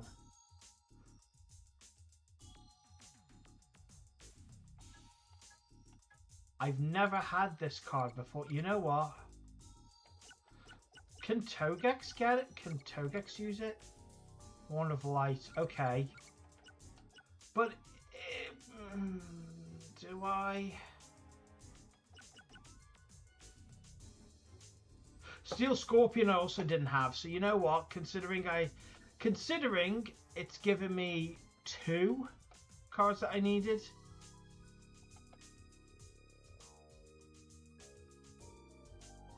I'll keep them. So fine, fair enough. Steel Scorpion and Horn of the Unicorn.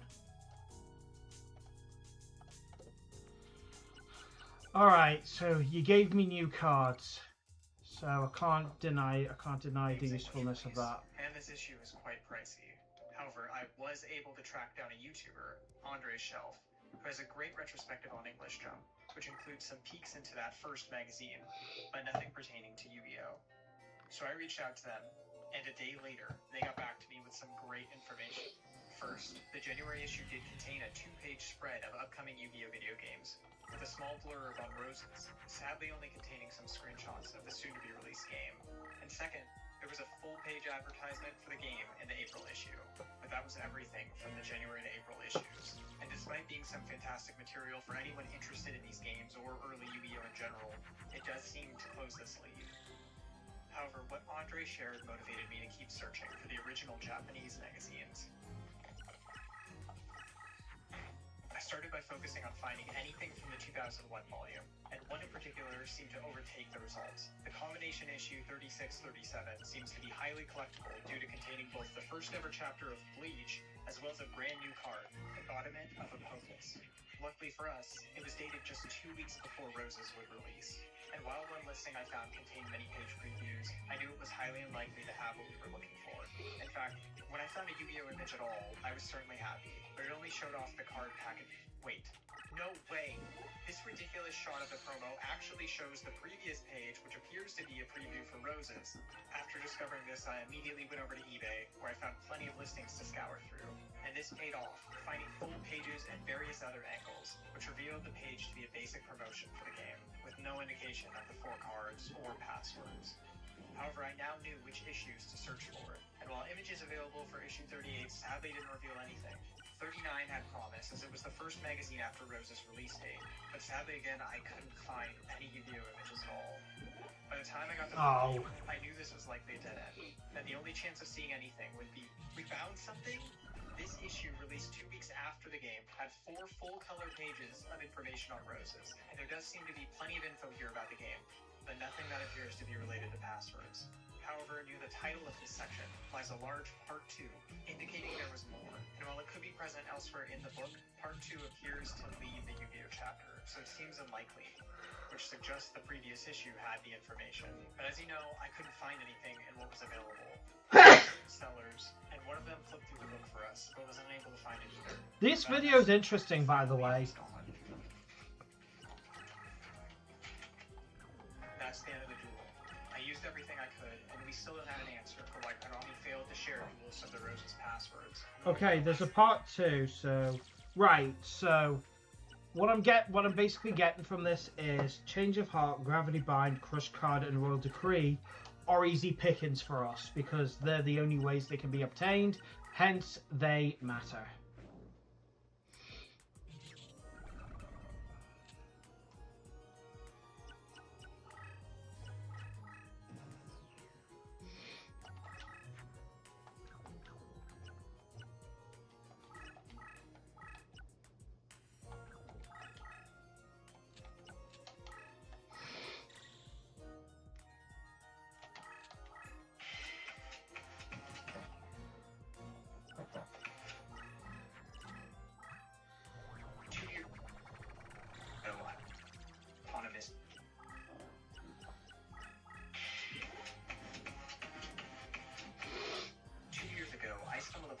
Surrounding a unique Yu-Gi-Oh! Game from over 20 years ago, the Duelist of the Roses and its strange password system. Sadly, despite seeming so close to solving the mysteries of this mechanic, specifically the origins of 4 powerful card passwords within the small set of those ever released officially, the journey ended without resolution. However, I continued searching, and with the help of both old and new friends who heard this story, we've discovered answers, but along with it, even more mysteries. So today, I'm going to tell you all about the lengths we've gone through to uncover the secrets of these passwords, and furthermore, the fascinating details our journey has unearthed from this decades-old game. But first, we need to set the stage for this ancient duel.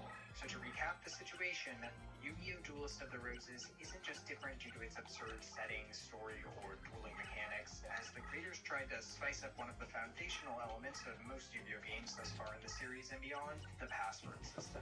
The password is a feature that Konami used to tie in the physical cards we all know and love, allowing us to enter the 8-digit numerical codes found on the lower left corner of cards into the games, usually from an easily accessible menu option.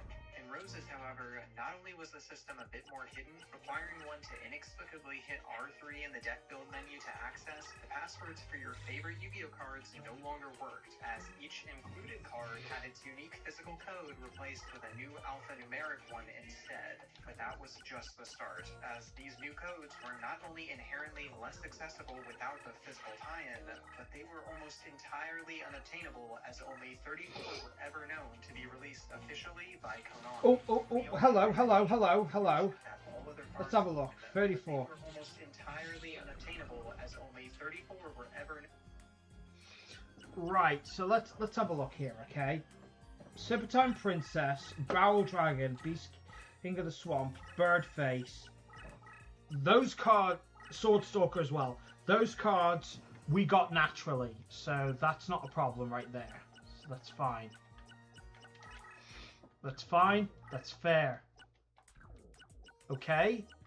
So, when it comes to them, it's not necessary. To be released officially. Horn of the Unicorn we literally just got right now, so that's also fine. Oh, okay, and by the way, that's Orion over there. Dark crystal looking bitch. Robotic Knight, we got Exodia's arm, but I might need to rethink that. Right,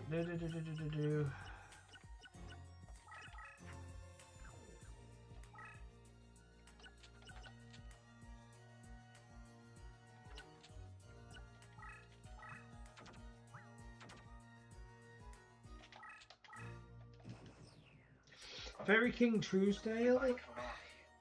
Aqua Dragon's there.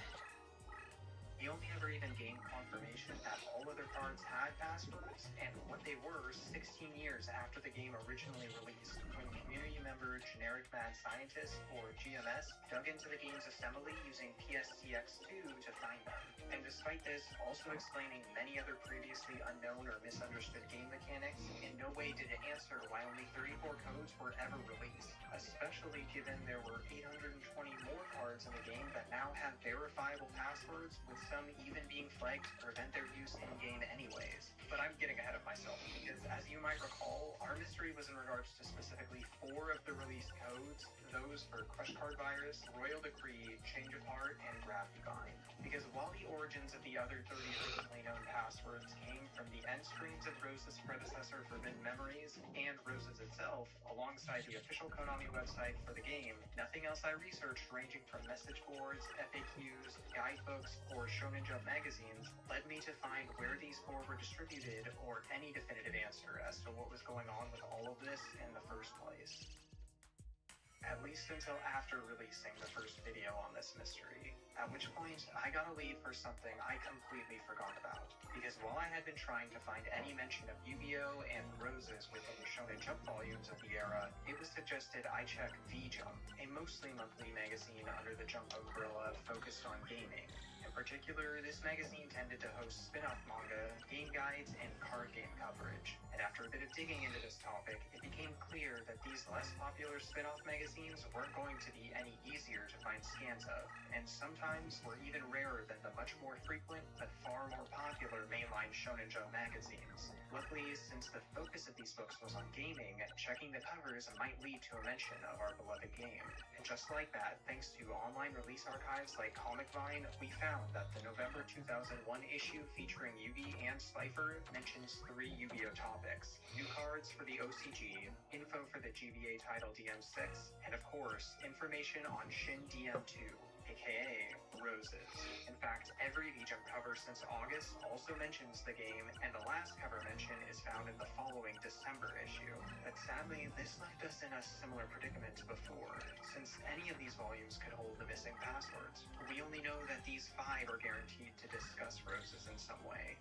However, there is one more Right. detail about the covers. Because He's in the while grave first now? three only name drop the game or mention a giveaway, the final two specifically mention an appendix. And given these were released after the game, at which point other passwords were being released on the website regularly, it seemed our best place to start.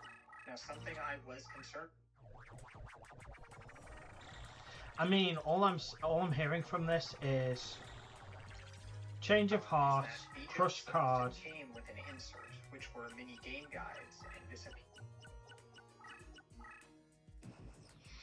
Alright. By the way, if you're hearing stuttering, it's because I'm streaming, and it's because, well, let's face it, it's... Oh, then again. Then again. What the covers are referring to. For the only listings of either issue I could find at the time, December specifically states this insert is not there, while November does not clarify.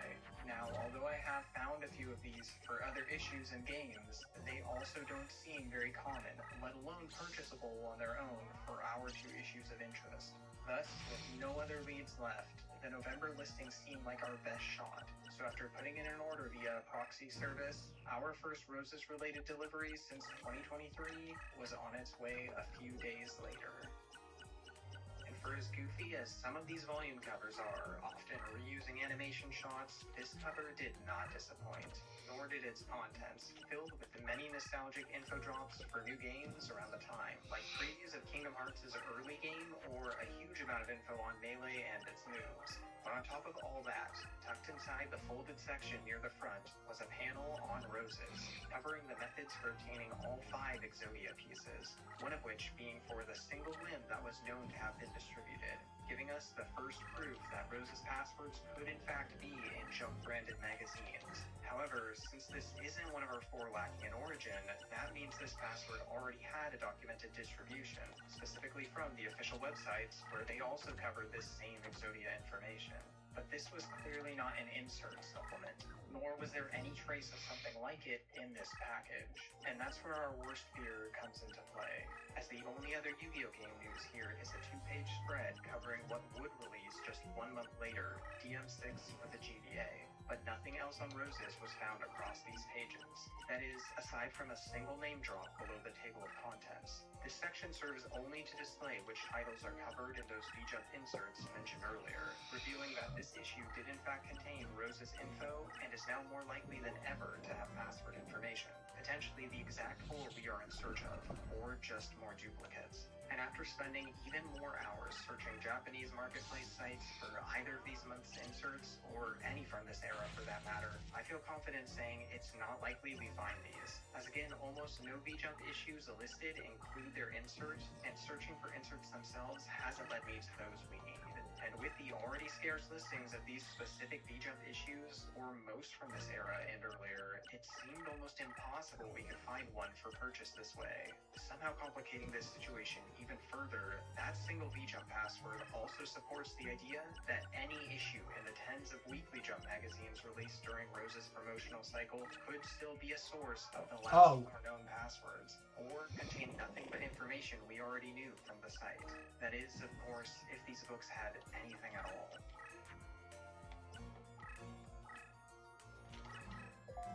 But then I received a comment which started to change everything, from a user going by the name Maru, who, after coming across the original video, was inspired to help out on this search. Using her knowledge of the Japanese language and research skills as a grad student in Japan, she discovered an online thread from before the password dump compiling Rose's information on a list of the 34 known passwords, and cited where each came from, something we had never seen before. This list claims that the November and December VJump issues did contain more passwords, but all were duplicates from the website as we theorized. But finally states that the 4 missing passwords were in fact in a weekly Shonen Jump magazine, the number 45 2001 issue. Right, I'm gonna pause here because after this duel, we're gonna get those 4 that he's talking about. Passwords were in fact in a weekly Shonen Jump magazine. Because I'm gonna enter them in. Right, give me a second. This...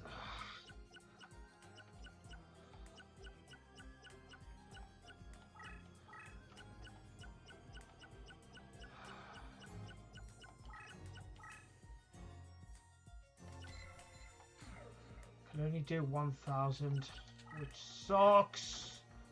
Oh, and it wasn't even. Oh, for. Ah!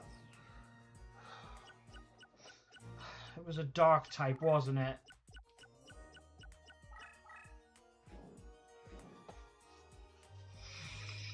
Ah. Come on.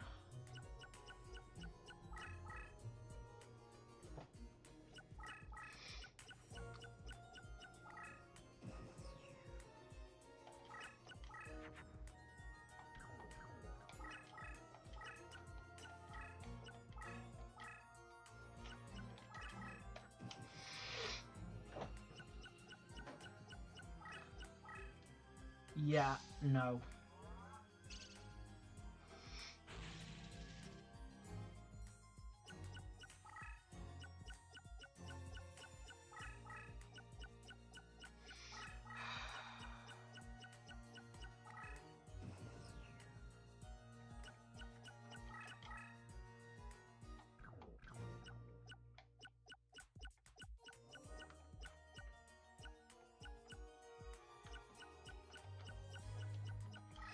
And it doesn't look like I have much left.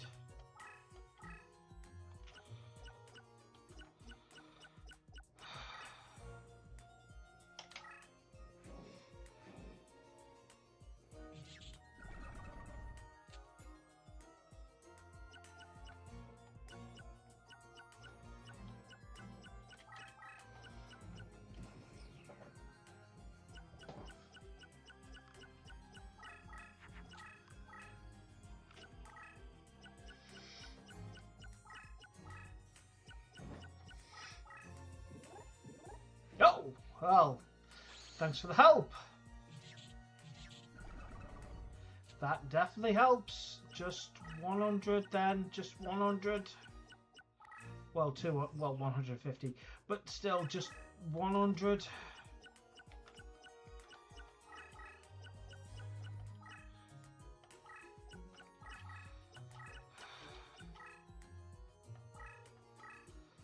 Right, do you have any other mystery cards?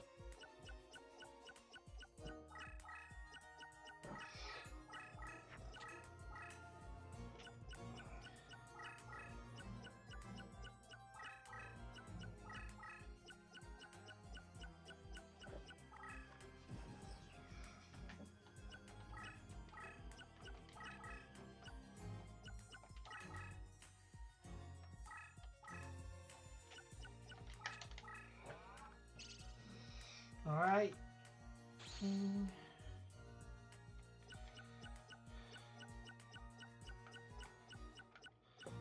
Bow and arrow.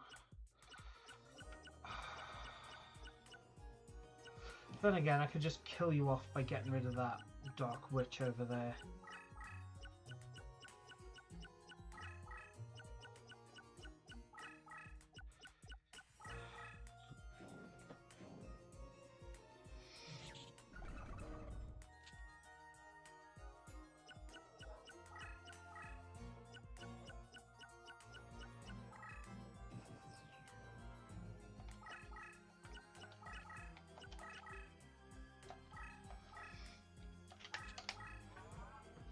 You forced my hand. Right, I just need to get Togex to attack that monster. And then we have a chance of getting Orion. And I honestly think... I'm wondering if in... Because I know Insect Imitation is in her deck. But I just don't think it's worth it.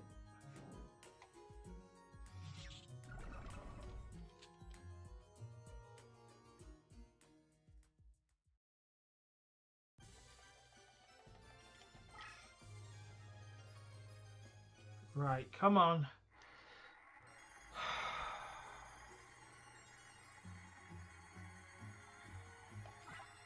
Yeah, we got him.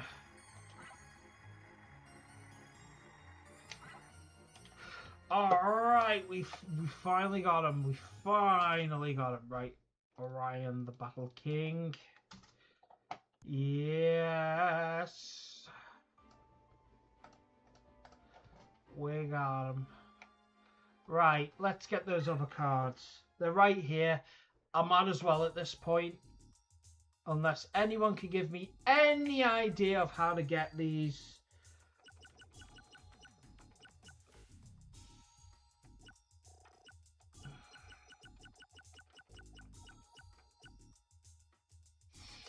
SBY.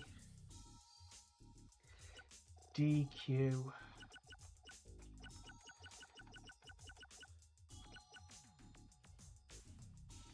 M8.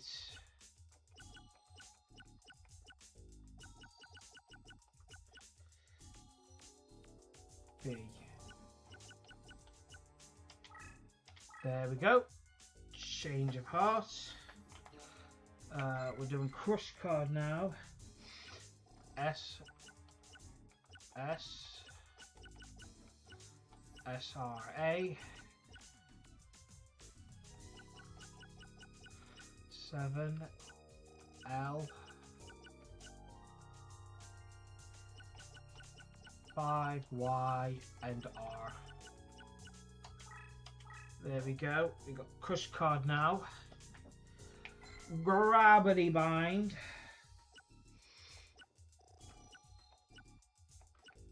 OH NF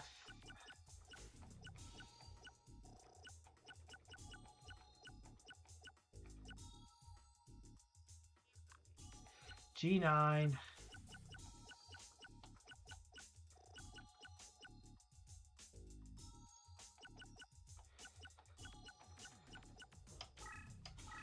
Gravity bind and Royal Decree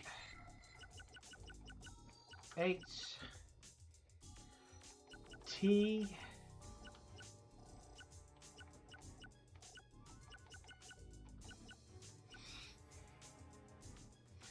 Q HE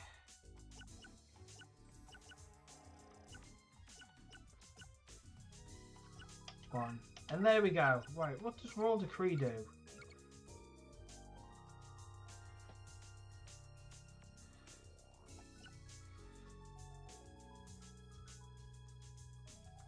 So basically it nullifies trap cards. Fair enough.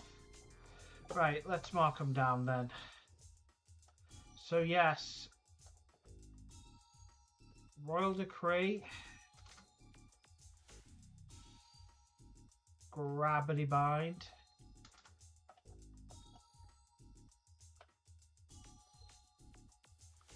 Change of Hearts,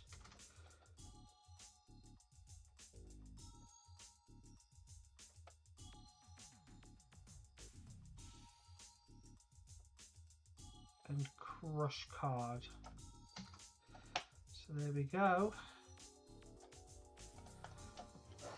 Alright.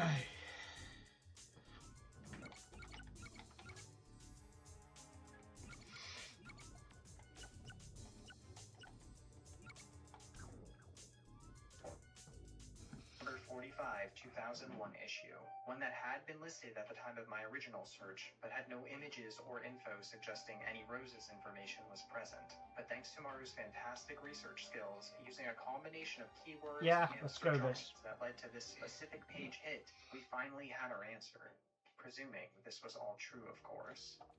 By the way, now, there seemed to be little chance the information in this 2009 thread was wrong given the password origins correctly identified here. However, we knew we had to try and verify the claim to truly solve this part of the mystery. Luckily, listings for these books could be found online, but Maru again helped out here as she was aware of the incredible Kyoto Manga Museum, which houses a Shonen Jump archive that did include our issue of interest. Generously, Maru offered to stop by and check it out for us as she was studying nearby at the time. Thus, just a few days later, Maru and her husband made the trip for us to see what they could find.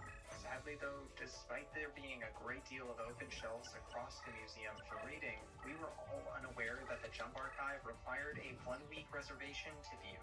So to save herself another trip and further trouble, Maru activated their trap card, grabbing a much cheaper copy of the volume from Mercari, and just a few days later, Maru's package arrived, and she quickly shared with me what was inside. This 2-decades-old magazine held a single page dedicated to roses and the distribution of passwords, fully focused on those last 4 powerful cards we had been in search of all this time. Both of us were so excited to finally have this solved, after at one point seeming like we might never find the distribution method, let alone see these 4 cards referenced. And then Maru even offered to ship it over to us for further documentation. So after sending her some funds for the shipment, and to cover the book plus museum trip, what could be our final roses package was well on its way.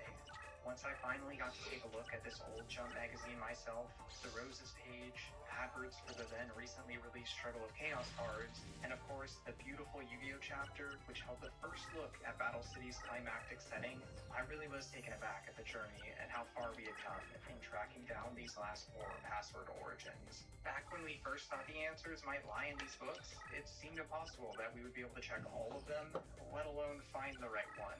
But thanks to so many people's support with the video and search, we finally had this answer with solid documentation in hand.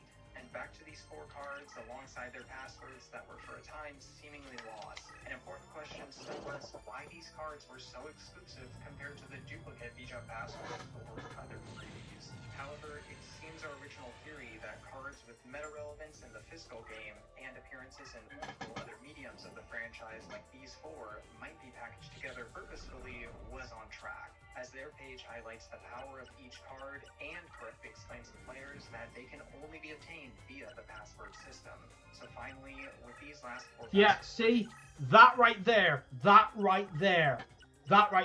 Only obtainable by the password system. So I am allowed to do that. So, first things first. I want to retreat for now.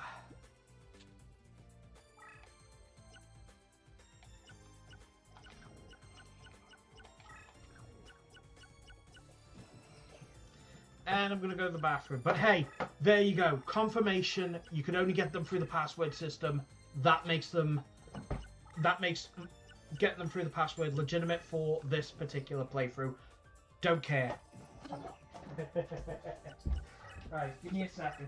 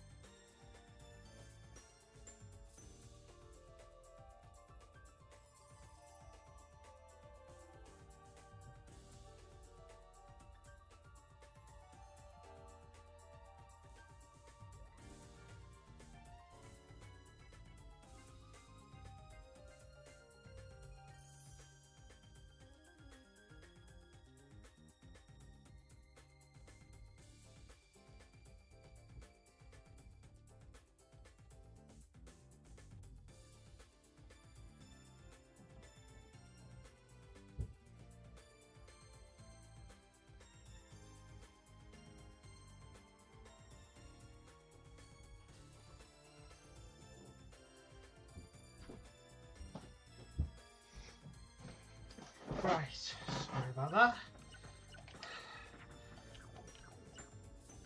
Right, just in case you try anything, let's do that. The page highlights the power of each card and correctly explains to players that they can only be obtained via the password system. So finally, with these last 4 password origins documented alongside clear intent in their distribution, we get to put an end to this long, exhausting duel.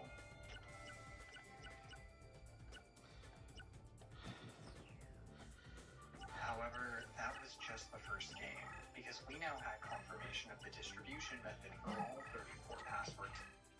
Right. Okay, I'm definitely going to get Aqua Dragon, because you can't obtain him through other means. Blast Sphere I might consider doing.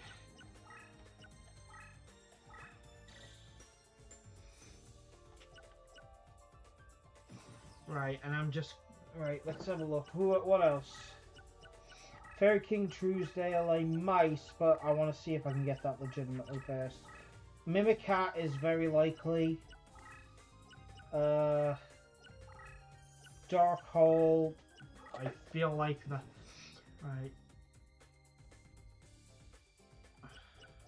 Wait, is that 1, 2, 3, 4, 5, 6? No, he can still play one more card. Let him.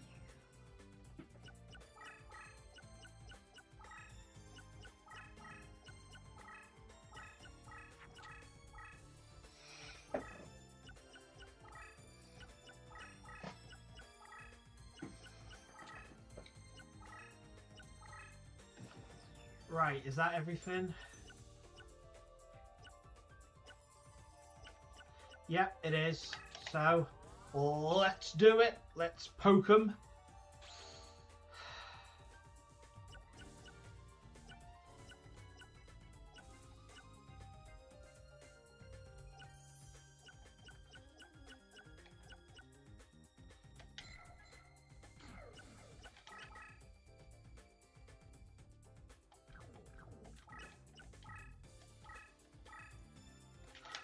Right, trigger that.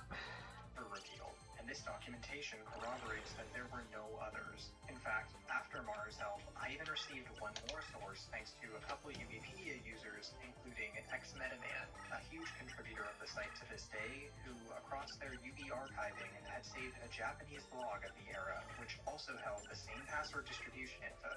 And remember, huge contributor of the site to this day, who, across their UB archiving, had saved a Japanese blog of the era, which also held the same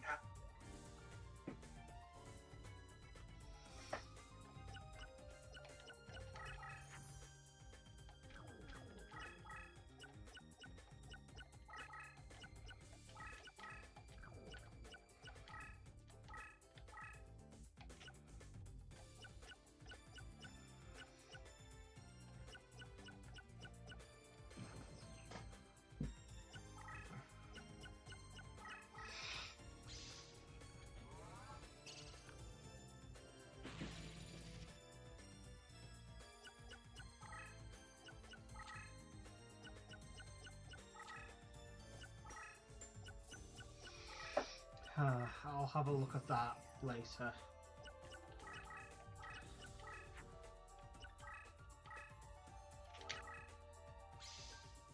There it is. Get rid of it for me, pulls.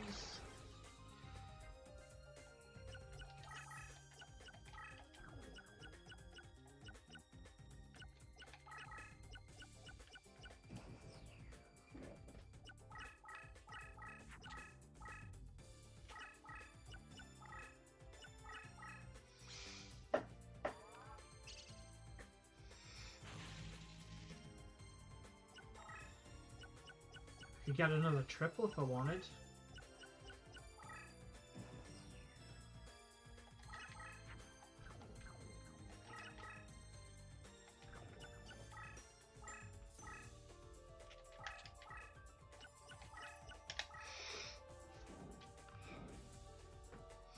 $29.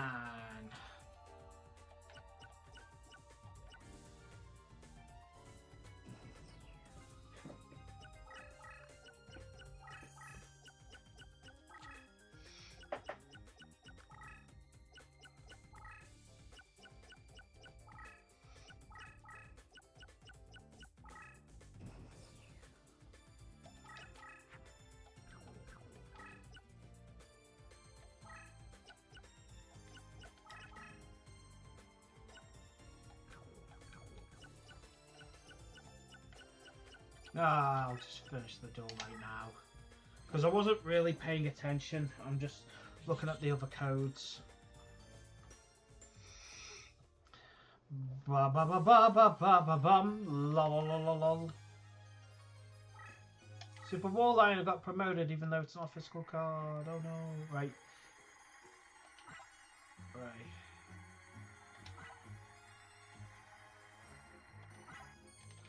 Whatever.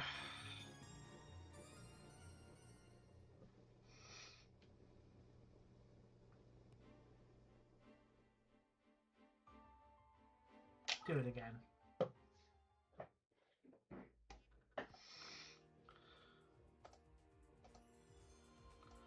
Honestly, I'm just concerned about a few cards. I'll still get everything else legitimately. I'm just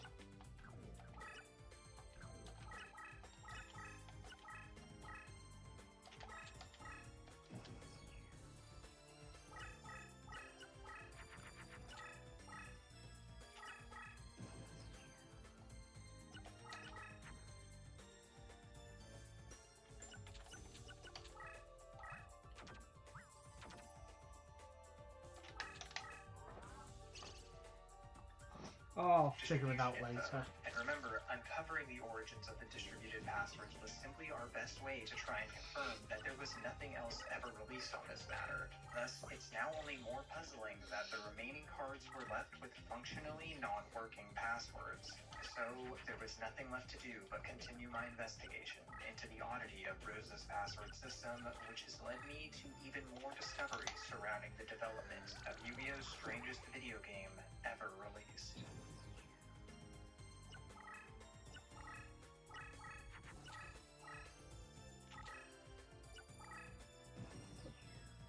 The starting play of our post-4 card arc is understanding why the password system was so different from other games to begin with.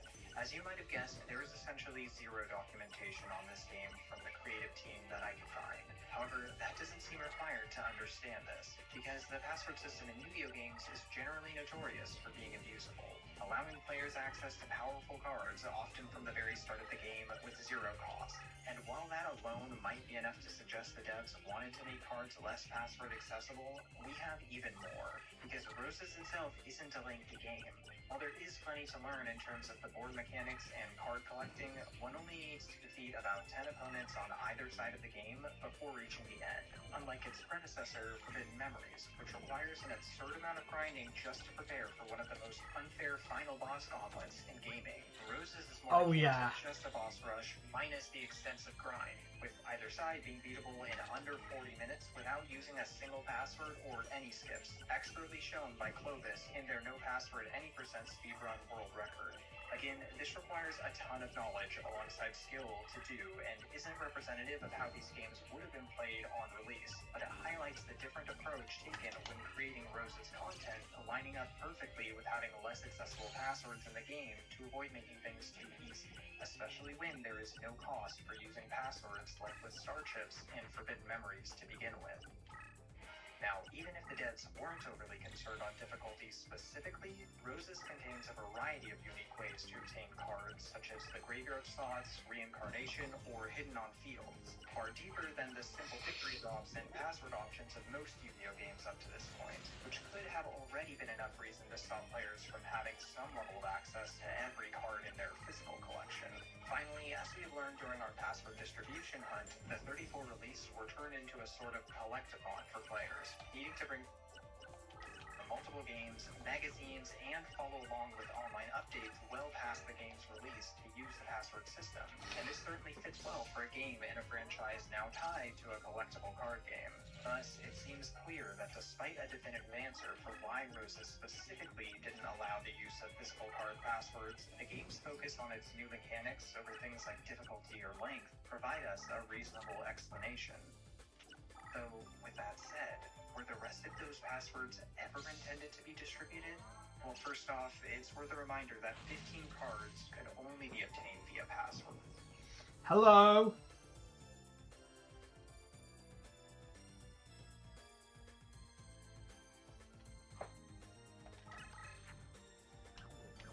Right, Aqua Dragon's up there, Seiyaru, which I do like, by the way. I like Seiyaru.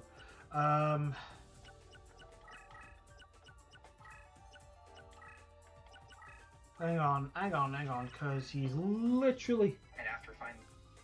Right. One of Exodia's arms. Fair enough. The 4 I just put in, yes. Right, I'm gonna write this down. Where's my... Oh, I need an empty... I'm running out of these empty things. Really handy, by the way. Saves a lot of... Saves paper, right. Mimicat. Seiyaru. Magician of Faith.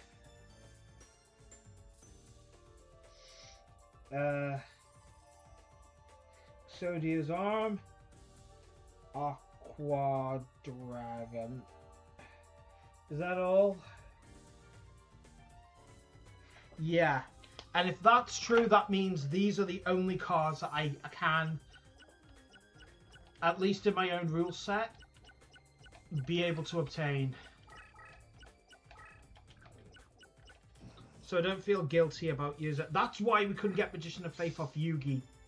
So yeah, that makes a lot of sense. Makes a lot of sense.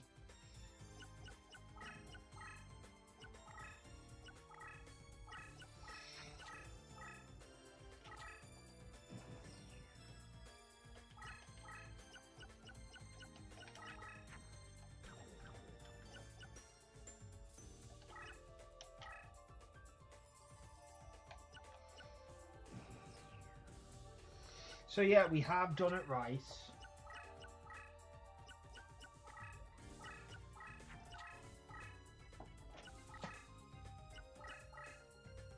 Okay, I think we could have in fact have gotten Gustfan legitimately. That's the only thing I'm seeing here that isn't. It's annoying, but okay.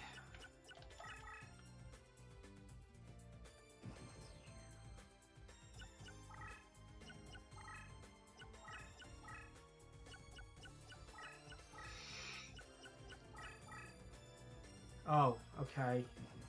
That's also a trap card, isn't it?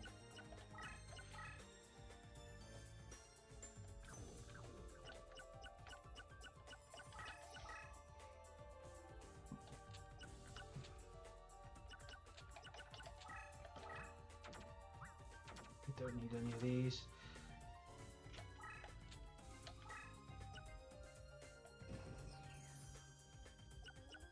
The last 4, we have documentation of where all of these came from, so nothing else demanded of release.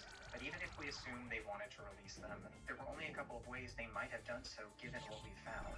Further jump issues or online updates. Regarding jump, even looking back to where we found the 4 powerful cards starts to paint a picture, because one page before it sits an ad prepping fans for the upcoming game DM6, releasing just over 3 months since Rose's release.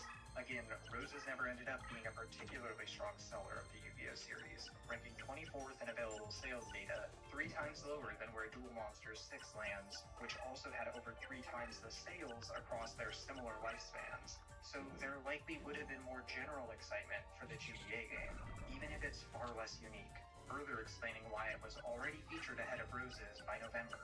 This is even seen on the November and December V-Jump covers where the 2 games are both mentioned, after which DM6 takes its place as the sole Yu-Gi-Oh game highlighted in January 2002. I was actually able to pick up a copy for us to take a look at, and while there is a page still dedicated to Rose's info, and 3 more passwords that had already been revealed months earlier on the website like we saw with the November Exodia info, the Roses page is... So hey, I'll look online. You know what? I'll save these. But the title distinctly notes that this is the final guide for the game. And supporting that idea, the missing insert here also now covers DM6, unlike the previous 2 months featuring Roses and presumably the online passwords. As expected, the February 02 issue continues in this direction, holding another DM6 insert with what appears to be a guide through the Google portion of the campaign. It's clear that this cycle of moving on to the next game after a few months was the trend and a necessity for Yu-Gi-Oh games of this era, highlighting just how many were being pumped out and needing promotion. Looking forward a bit, almost none of Rose's staff seem to have worked on the following GBA games, as they likely had their hands full with the next console game, Falsebound Kingdom, another non-standard Yu-Gi-Oh game with completely different mechanics that would release in December of '02, just over a year after Rose's. Thus, by the time the final passwords were shared online in January of 2002, the same month as V-Jump's final guide, it was clear that Rose's promotional time was at its end. In fact, the last update to the official site overall seems to be passwords, and even more, it made a clear point in stating that players could already have 100% in their collections by now, which holds up as these last 4 passwords weren't any of the password exclusive cards, all of which were already distributed.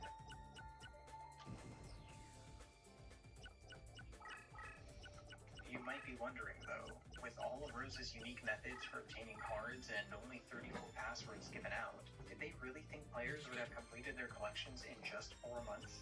And actually, they might have. Because if you recall, the guidebooks we purchased last time, which released just 5 days after the game, features each card's acquisition method and labels those that were password only or unobtainable, meaning that from the perspective of the team, players had everything needed to complete the game. So with the likelihood of not wanting Roses to be any easier or losing potential content, the game on its way out of the Yu-Gi-Oh promotional cycle by February 2002, and the team eventually putting out another unique game the following year, it seemed to add up that there were never intentions of releasing the remaining passwords anyways. But that leaves us with one last turn, and it might be the most complicated yet. We already know that all 854 cards have passwords that remain unique to Roses to this day, which makes sense from a development standpoint, as it would have been easier to apply one encryption algorithm over the full set rather than assign a select few cards new passwords that they may or may not even release.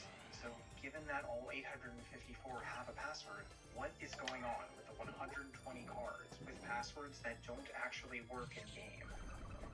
Well, to start, none of these were technically even known about until GMS showed up, which brought to light that there was a specific flag determining if passwords will work or not, which we will call password on or password off, respectively. Now, given it's even less likely we find any developer documentation for these more specific choices, my game plan was set, attempting to see if we could find reasonings for why these cards were seemingly selected to be even more exclusive and hopefully provide us one final glimpse into the thought process behind this game. Starting off, the 120 password off cards can be broken into 2 major categories. The first being 74 of varying acquisition methods and quality. Yeah, we're talking about you again, Mon Larvis. And the second being 46 completely unobtainable cards, which are corroborated by both the guidebook, GMS's work, and of course the community's 20 plus years of... And I need to go to the bathroom, so BRB. Right, give me a second. What do I get from here? Yeah, I'm gonna put this face down and just end the turn.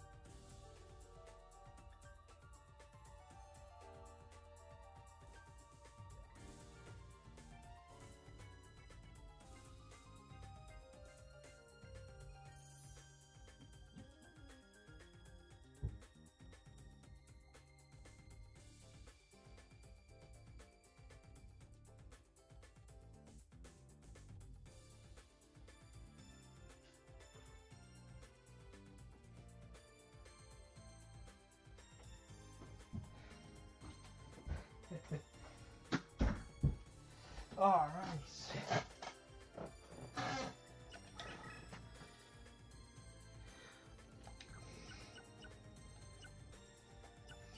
Either way,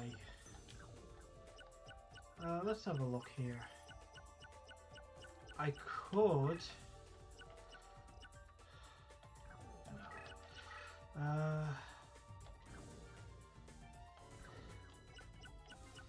well, I mean, Neck Hunter is permanently shut down.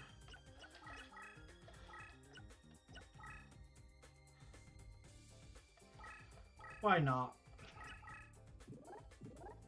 Oh, it's King of Yamachai.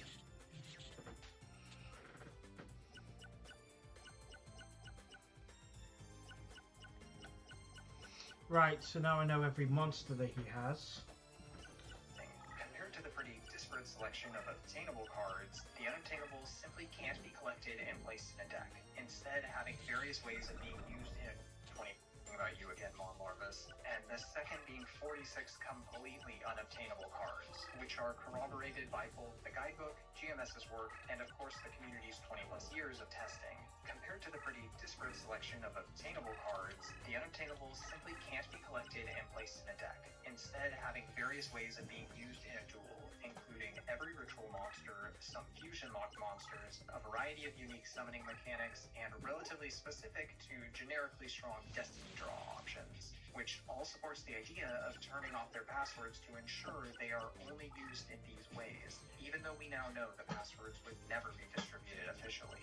But there is one other unobtainable card, Kinetic Soldier, which doesn't have any kind of method to be used in a duel outside of stealing it from an opponent via Mimicat, which can be done for any card played against you in a game. And while a strong card, Kinetic doesn't seem to have a clear reason for why it wouldn't be obtainable. It's also rather similar to one of those Destiny Draw only cards, Forest Sprite, both getting a huge attack boost versus a specific monster type. So it almost seems like Kinetic Soldier was intended to be another Destiny Draw exclusive card, which at least leaves us with some solid theories for the 46 completely unobtainable cards, but no real insight on the 74 obtainable password off cards. That is, until I remembered something about Kinetic Soldier, as it's one of the 5 world premiere promotional cards included with Roses in Japan.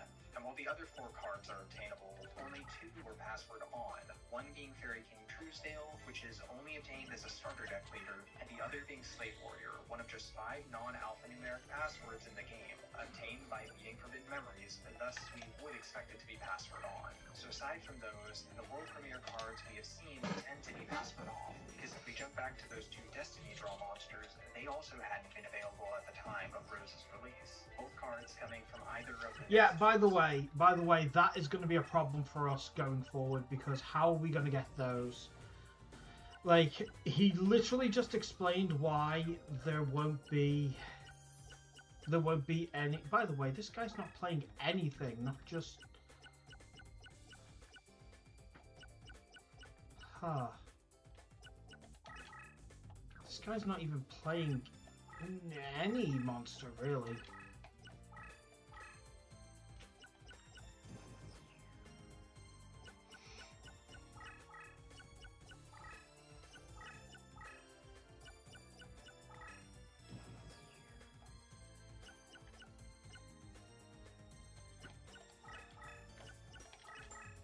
Thanks for making this easier for me.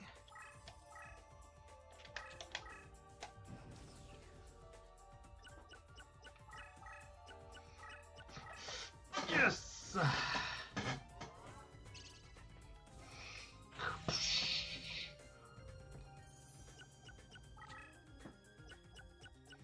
So now, all of your monsters are either locked or just simply weaker than thou.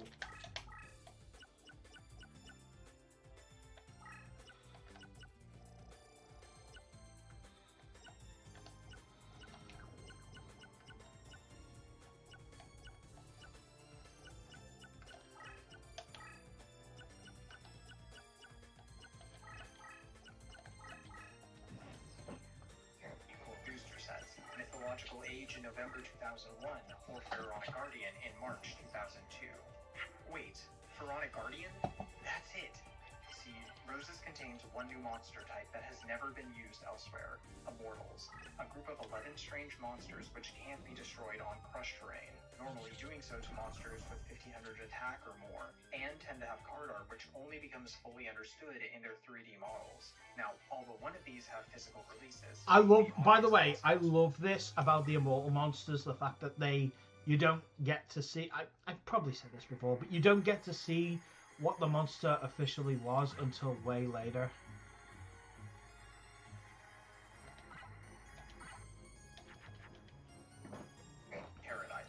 Only ever appears again as a spellcaster in another non-standard Yu-Gi-Oh game on the PS2 a few years later, Capsule Monster Coliseum. And for the 10 Immortals release, 3 are cards. Carrot Idol I would love to see one day as an actual card. Slate Warrior, Electromagnetic Bagworm, and Rigorous Reaver, while the rest were all released in Pharaonic Guardian. And all, except for the already explained Slate Warrior, are password off. Additionally, all these Immortals require some of the more tedious acquisition methods in Roses, further suggesting the devs intended for players to uncover these unsettling monsters rather than ever having a potential password option. But this group also continues the theory that cards released physically with a game through Pharaonic Guardian would be password off.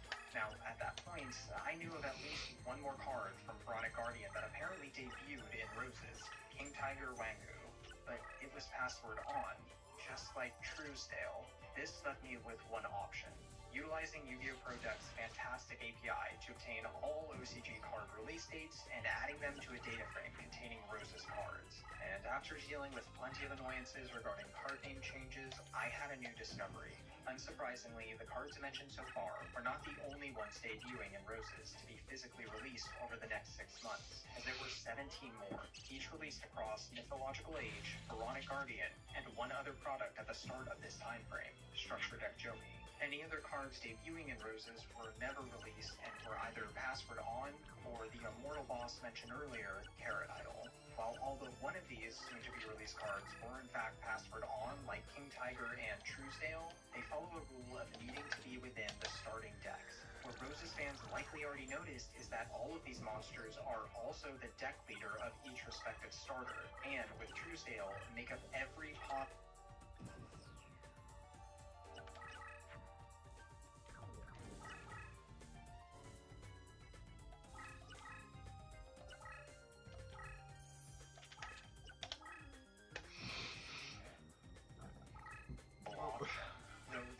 Spells in these premier cards: Spring of Rebirth, which was password on and still included in the Molten Behemoth deck, and a single additional password off card, which fans of the physical game will be familiar with, Creature Swap.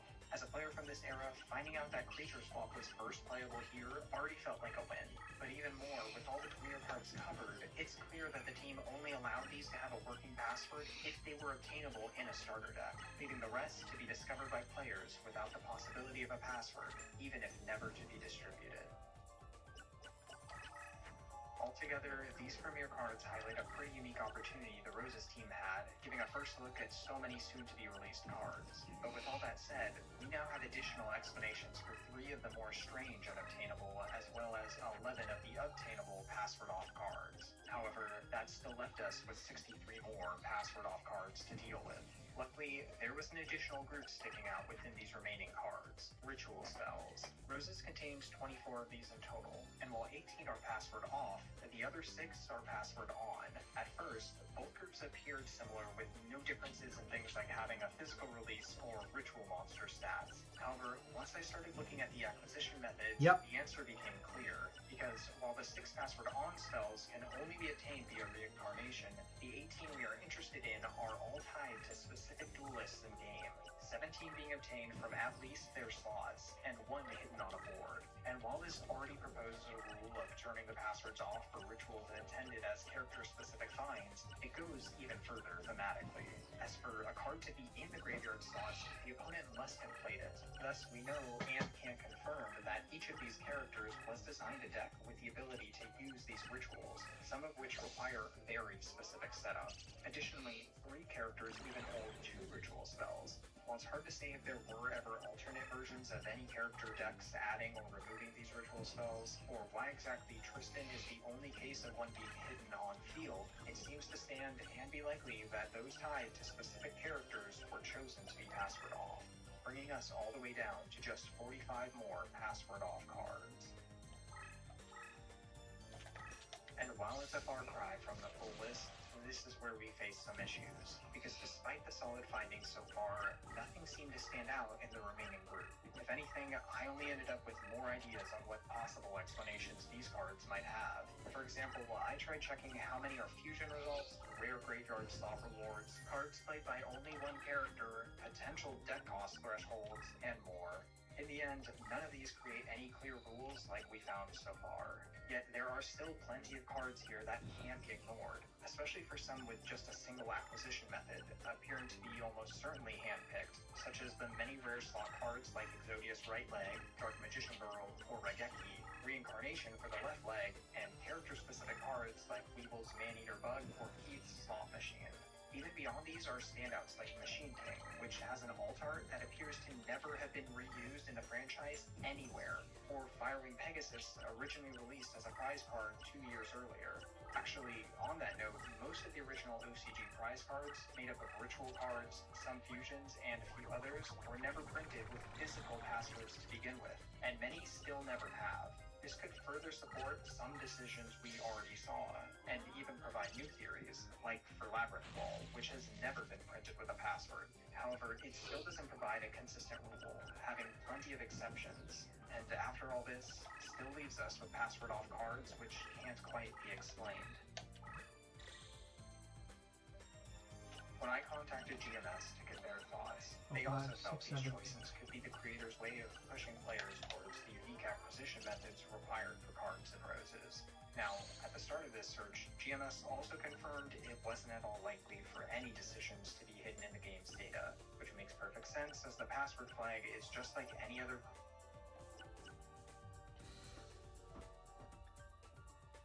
So I'm not using the passwords for.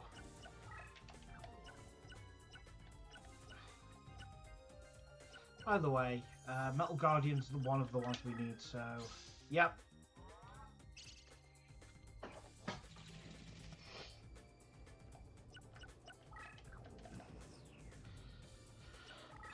But now we know what we're up against. But yeah, the main thing I want to do is somehow get rid of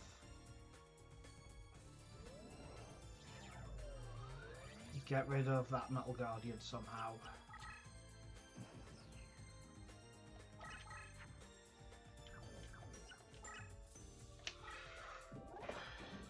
Permanent feature of a card. Furthermore, these types of subjective and seemingly arbitrary decisions have been seen in other Yu-Gi-Oh games, particularly Forbidden Memory's Starship costs used for its password system, where many cards were set at the max amount, leaving some unobtainable in-game alone. Actually, give me a second. Particularly, the password flag is just like any other predetermined feature of a card.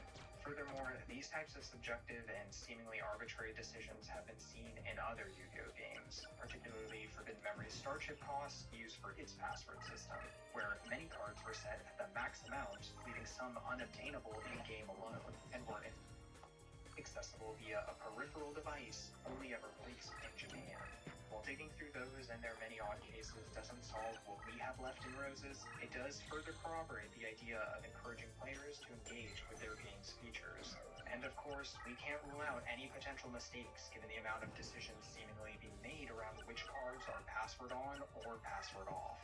In fact, GMS also pointed out that there are some interesting occurrences within Rose's fusion system, because while Forbidden Memories held relatively consistent rules for its fusions, Roses not only had many cases of more strict material conditions, aligning again with the idea of making things a bit less easy for this shorter game, there are also a handful of material exceptions which seem out of place.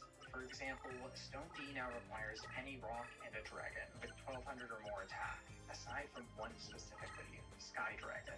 FM, of course, had a much larger number of working materials, allowing any dragon, including Sky. And when looking through the pool of dragon materials in Roses for why Sky Dragon might not be material, nothing really sticks out, seeming like either a very specific subjective choice or a mistake. Again, there are plenty of these, most of which are hard to imagine any kind of explanation for, with the material exceptions that hold many of the same aspects as other cards in the accepted group, leaving us not much further than where we started with the remaining 45 password off cards.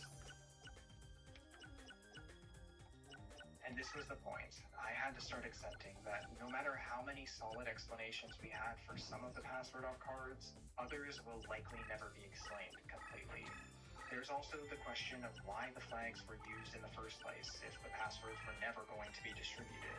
I would imagine having those flags were just part of the card planning process when curating Rose's pool, as this was their way to limit card availability, similar to Max Starships in FM or other Yu-Gi-Oh games prior. Regardless of which order the flag assignments, full password encryption, or distribution choices were made, all of these methods work to limit card accessibility in Roses. Speaking of the encryption, the algorithm shouldn't lie anywhere within the game's files, given these passwords are hard-coded attributes of each card, like the on and off flags. However, if one could decrypt Rose's passwords to the physical card passwords, while it wouldn't provide answers to our remaining cards, it could give us one last glimpse into the devs' work, and would be interesting to see if the passwords for the World Premiere cards would match up or not.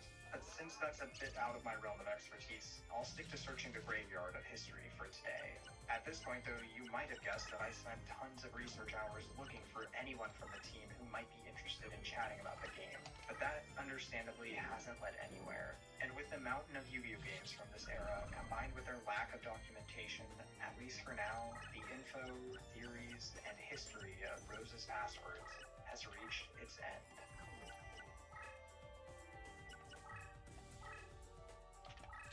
Despite being able to find all the distributed password origins, as well as share some of the physical media that contained them, these items and their stories weren't easily accessible.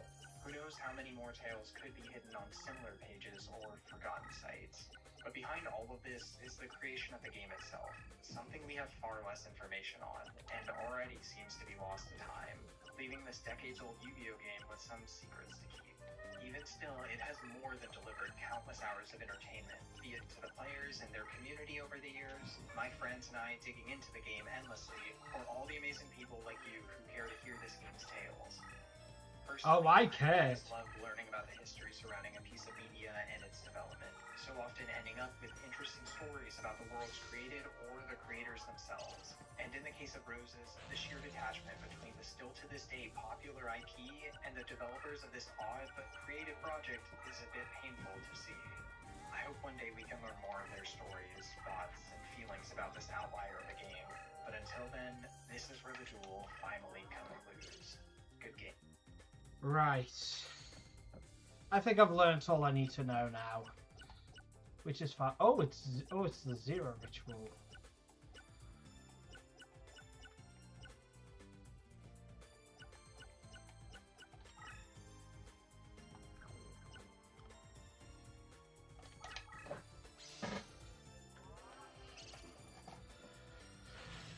Right.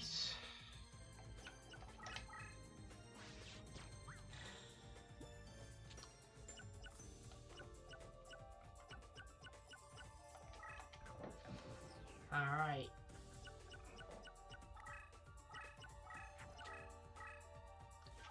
Yes, I know, panic is being a pain right now. Now, if this is Yami Makai, I'll be laughing. Oh, okay, so we know that he does not have Yami Makai.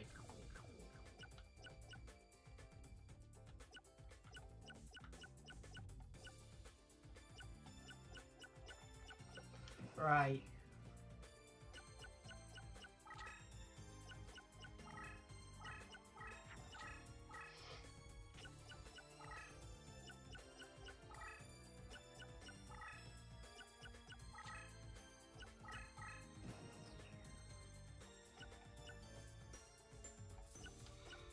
Right. Clown gets rid of them. Oh, wait, no. I honestly thought that was going to be something else.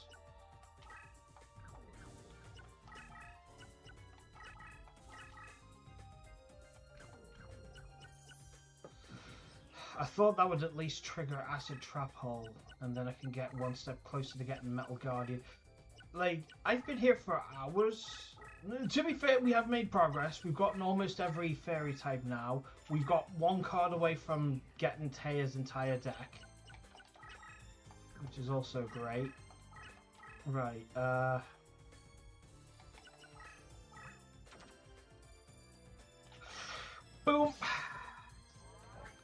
Finally getting rid of that.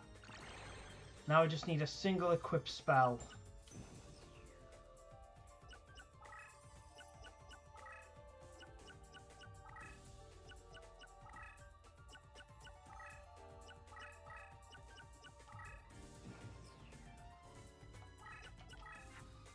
There we go. Right, is this going to be... Then again, is this going to be enough? 32. Just barely enough to get rid of it. We could get this one.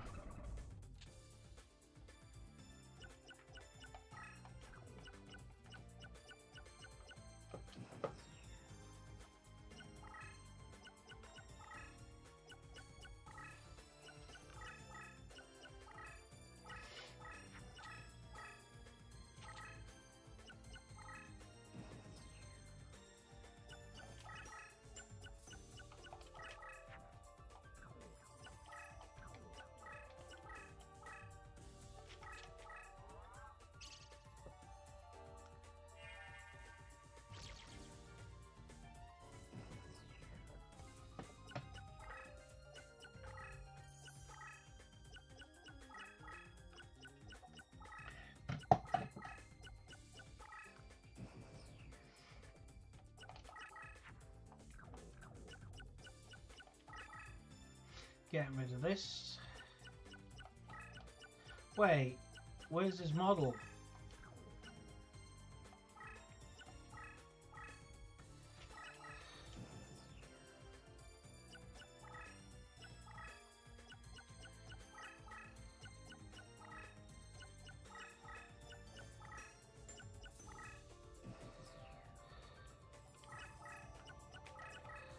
Alright, I'm just going to increase his attack points.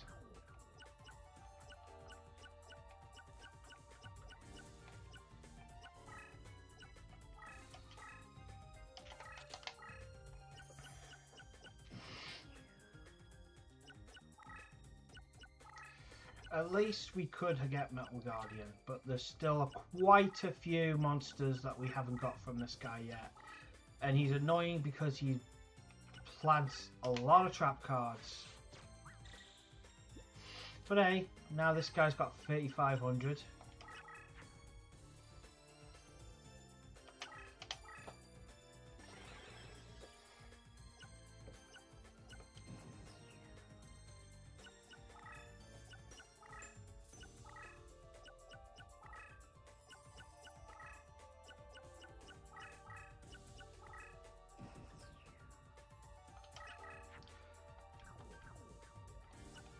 That might end up being...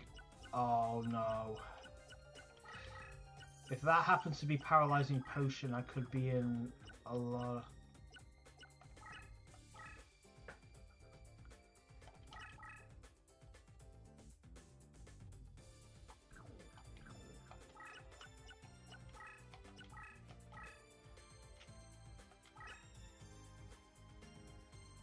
Yeah.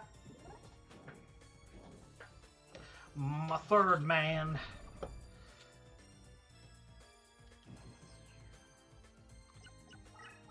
Oh, he's getting rid of his own Ryokushin. I guess he didn't really have a choice.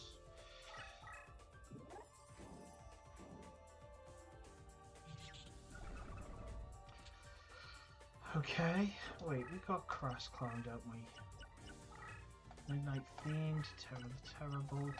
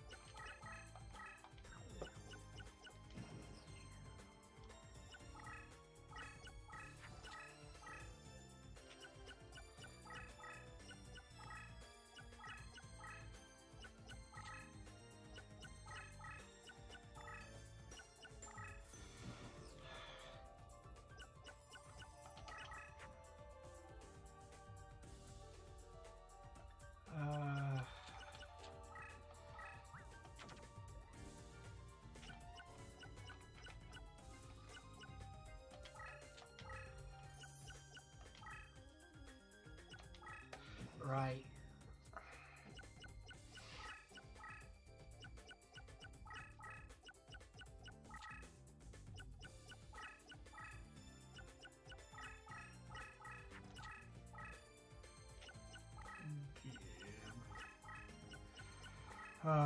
But I might log off soon.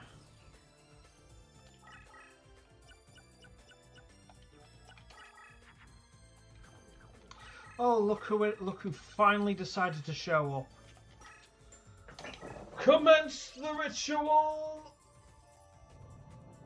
Wait, did you wait, hang on. Did you take the one that was already paralyzed? Oh wait, yeah you did, okay. As long as you did that, that's fine. If you had not taken the one that was paralyzed, I would have been upset. Alright. Now I just need to wipe you out. Wipe out the rest of your life points.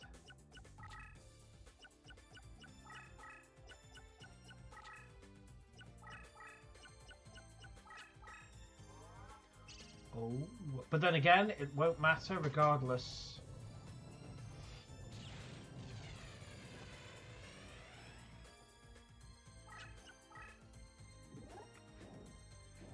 Oh. Okay. And of course, I need to poop a lot. My bad.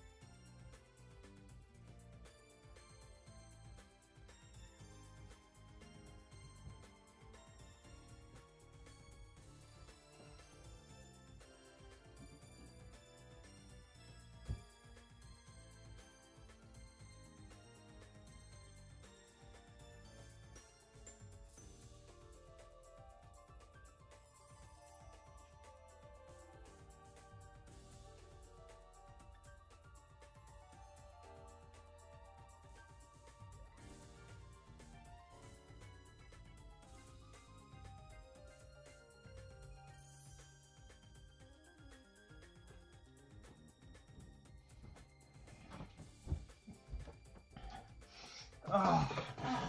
Right, so this is a problem now. Now how am I going to win? I've used all my equip cards on that one monster.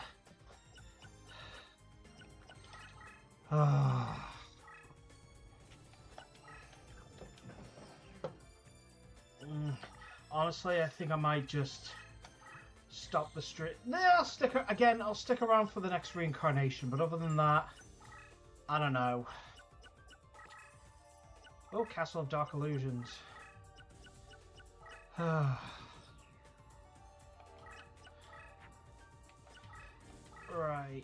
What are the remaining cards then?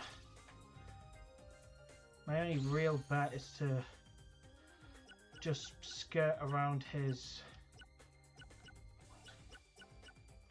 He's only got 4 monsters in play.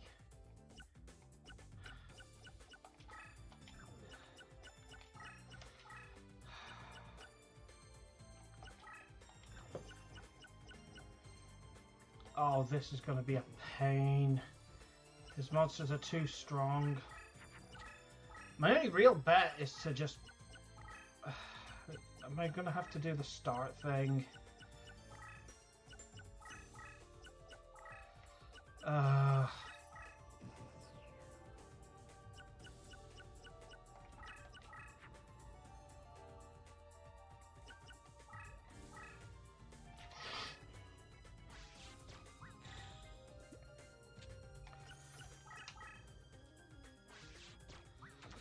Right. I'm just wondering now.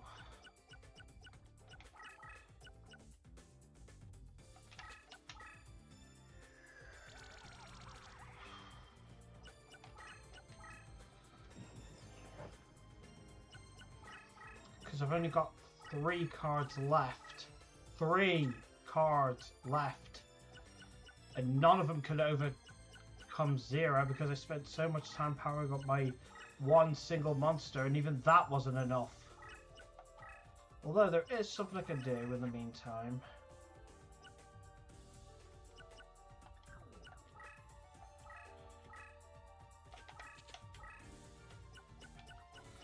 I can get rid of his 1 equip spell.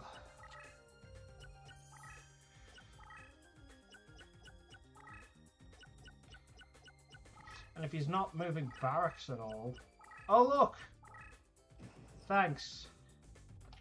1 less card for you to sift through.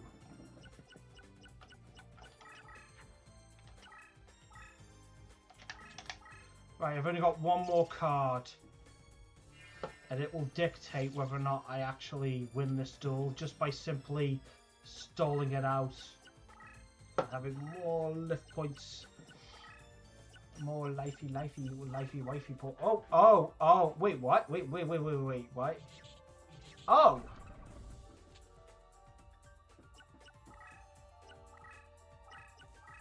Right, hang on.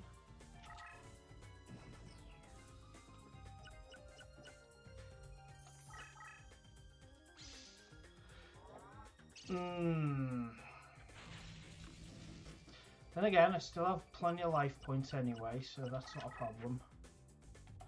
Yeah, at this point, because Mystic Horseman I've always had, and yet never ever decided to.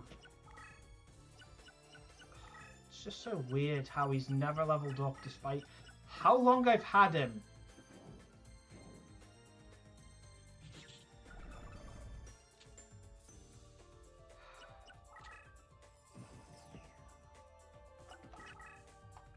Yep, I'm out of monsters. Now, either if he does anything different, then he could win. Or, if he just chooses to stand there. Yeah, you know what? Let's see if Tomosaurus can also get a little bit of leg up. Just while we're at it. Right, so this is going to be boring, because turns are going to be longer, but hey. I don't see any other way I can win this duel, other than doing this the whole time. In fact, no, I'm going to cut myself to some water.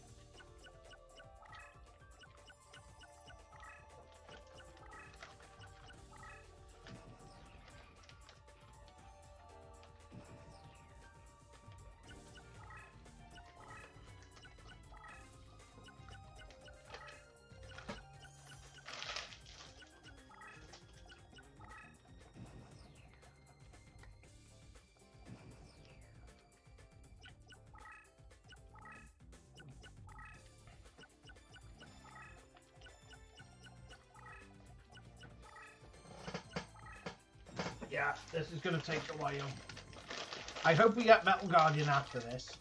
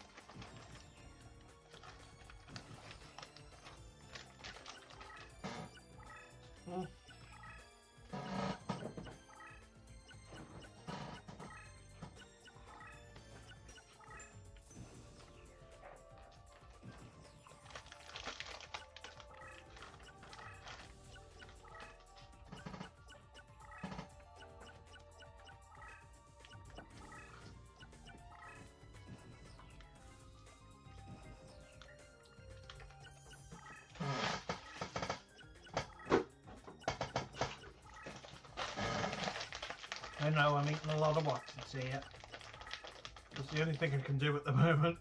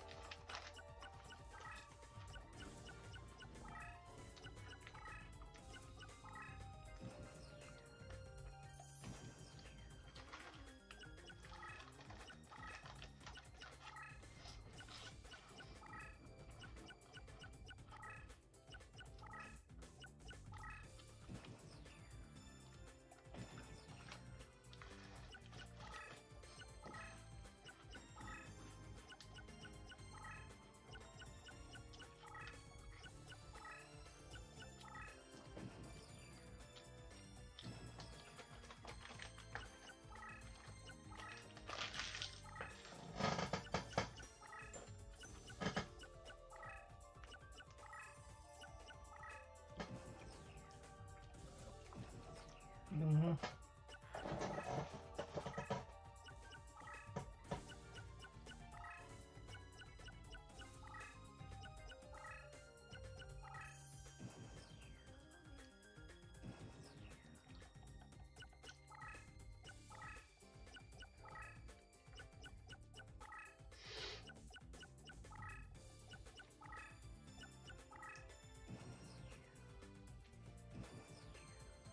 Ah, right, let's have a look.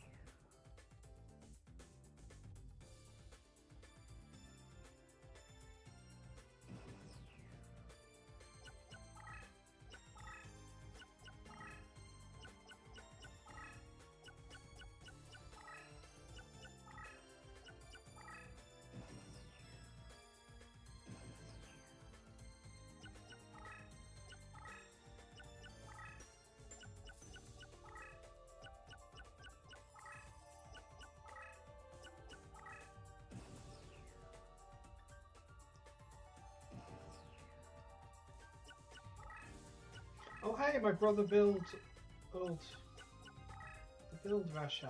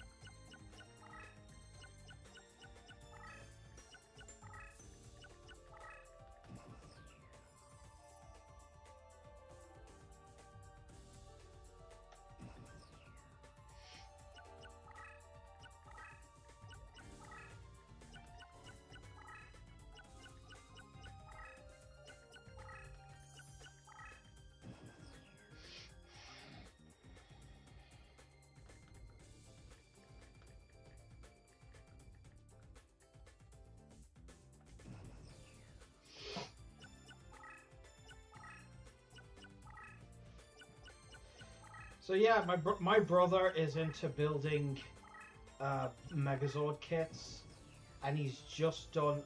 Right. You know what? Give me a second. I'll keep his identity as safe from. Because I don't want to put him out online. Okay, there we go. So he's just built this. He's built the other. He's built like the actual Power Rangers Megazords, or what they're originally from, like Daisuushin and stuff like that. But that's the build Resha from Takuja. My personal favorite rendition, my personal favorite Sentai, by the way, which ironically did not get a single Power Rangers adaptation, which is unfortunate. Oh, look at the nose. Look at those noses. Look at those dogs.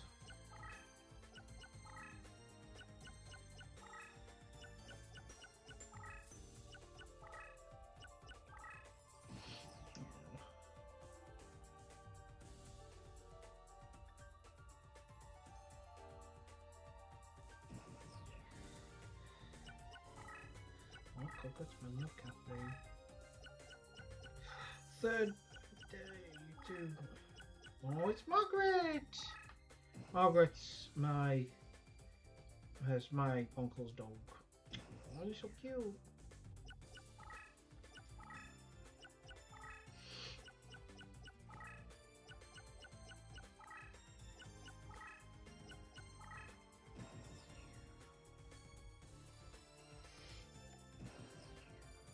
Yeah, that's the Among Us TV show that I saw recently. It's a nice time. I like it.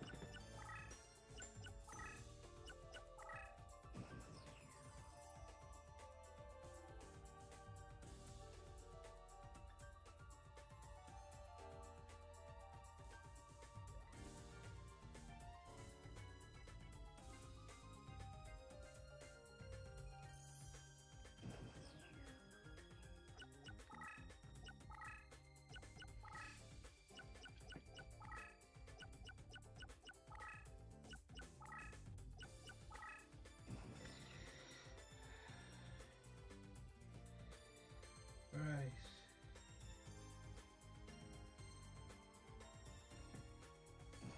Immortal. Wait. Apparently there's some new Yu-Gi-Oh news. Give me a second. My eyes. Ugh.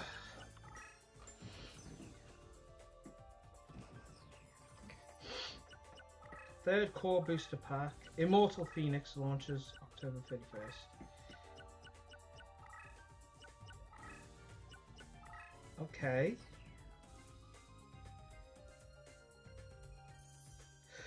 Oh.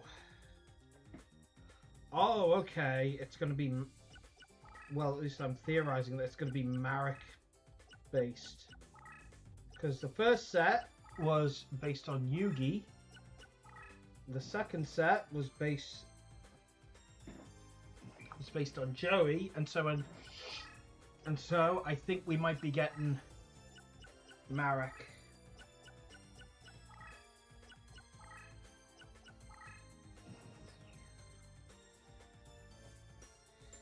Alright. And we're almost done now.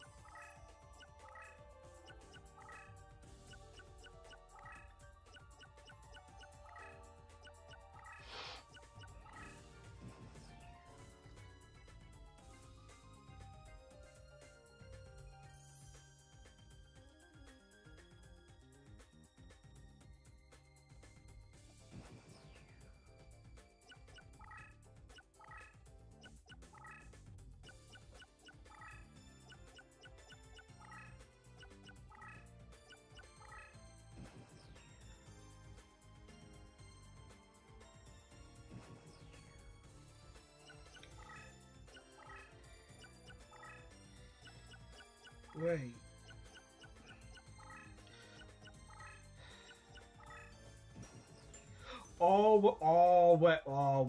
I'm doing that later. Hang on. Is this what I think?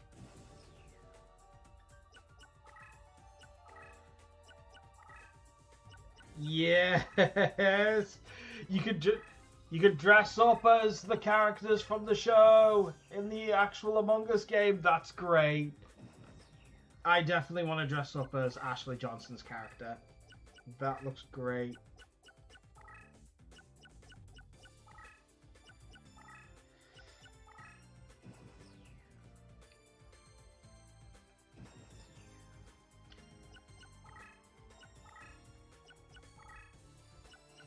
Anyway, it's fine. We're almost there. Oh hey! September is probably... Sorry, I'm looking at random junk. I know.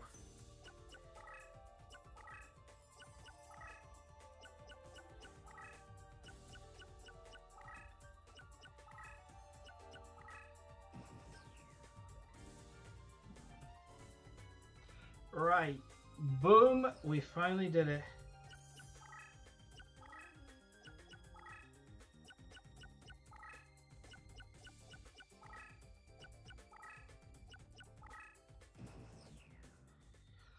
Right, this should be it, right? Finally. Mr. Horseman and Leo Good and Thomasaurus! Alright, everyone got promoted, that's great. Anyway, come on. Can we get Metal Guardian this time? I don't see him anywhere.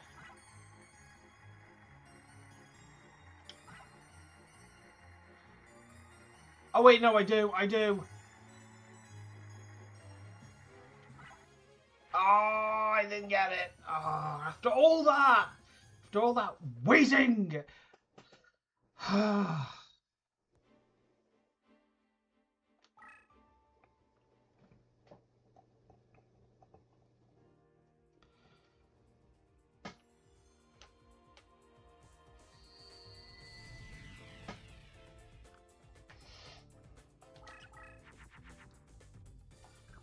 Right, definitely want to put this down.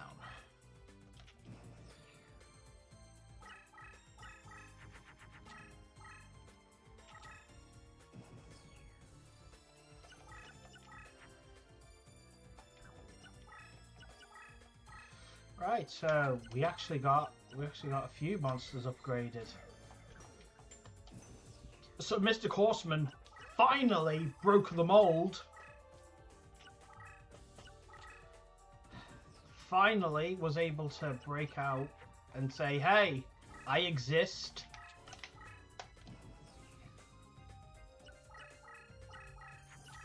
And so got promoted.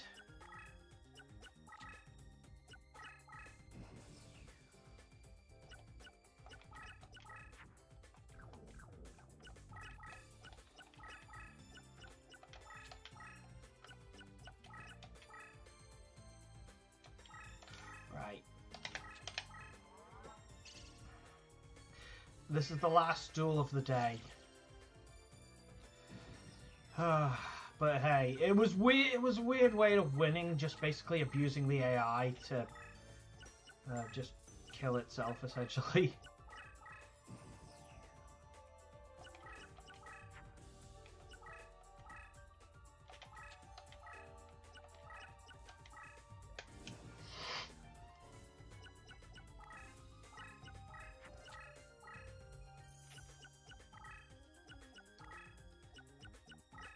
Oh, it's probably the potion, isn't it?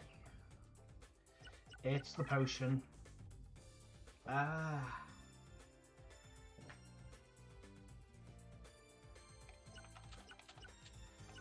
Maybe I'll need that, but no, I need this. Okay, I'll take this then. Oh, if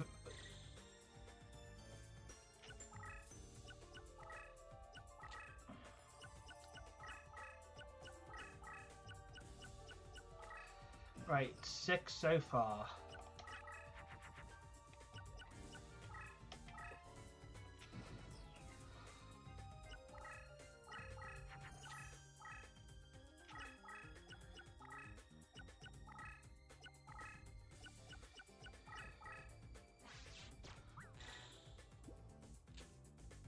Alright. That sucks.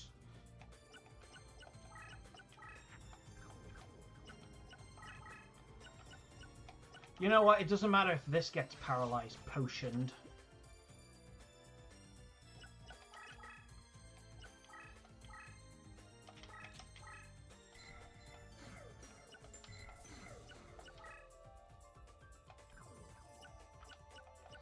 Oh yeah, but oh wait, no, I haven't got it out yet. It's fine. Right, 1, 2, 3, 4, 5, and that's 6 over there.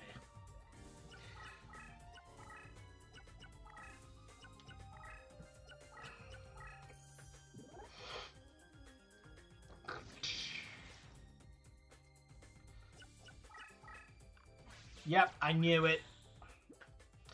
I knew it, but at least they're done. Whiptail Crow.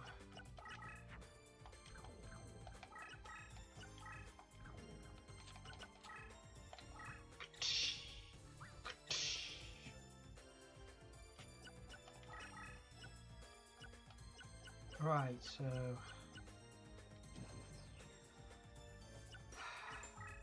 But hey, get these monsters completely paralyzed is good. So he's got 6 on the field right now.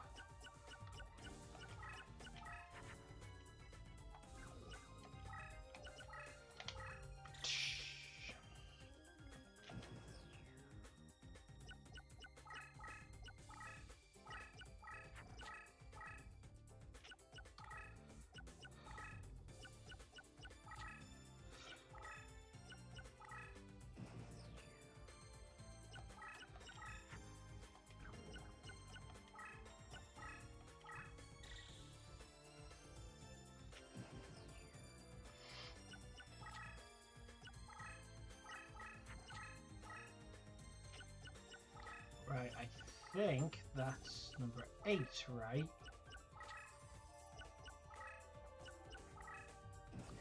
Ha.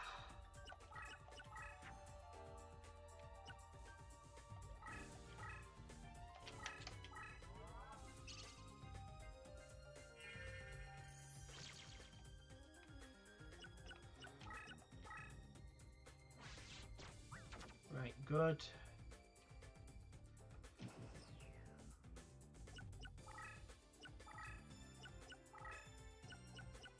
4, 5, 6. Right, so this is 9. That's the 9th card now. By the way, yep, you gained 1 rank. Hey, 1 rank. It's still a rank.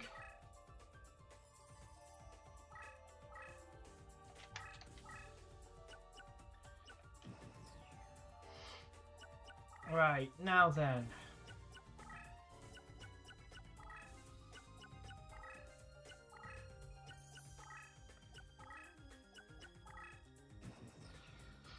Right. Oh, hello. Right, give me a second here, right? Yep. Commence the ritual! Yay!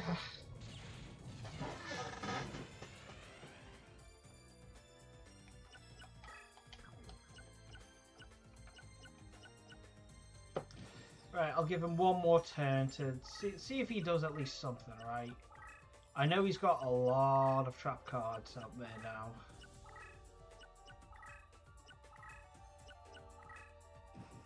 Yeah, he's not moving, which means let's just do this.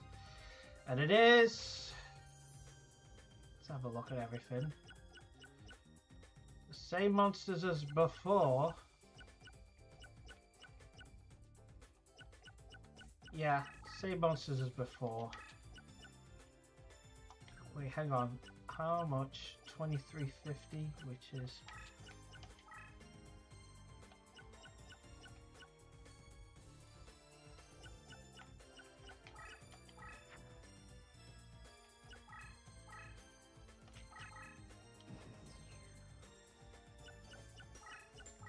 And after getting rid of the ritual card, which he will get rid of by just simply clicking on it. Yep, see? Now I don't have to worry about Zero the Mant ever again. That is a plus. Either way. Yep. Open opponent's card.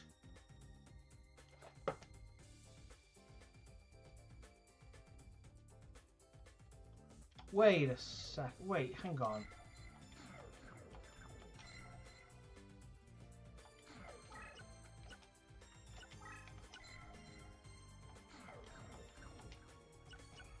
Because ironically, Mega Zowler, and I do love Mega Zowler, don't get me wrong. Don't get me wrong. But not even Mega Zowler has that ability. But it's Tomasaurus. So he's managed to climb his way up and give me another ability that if I recall, is essentially just Dark Piercing Light as a continuous effect. And of course I want that. Yeah, and in case we're doing that thing again.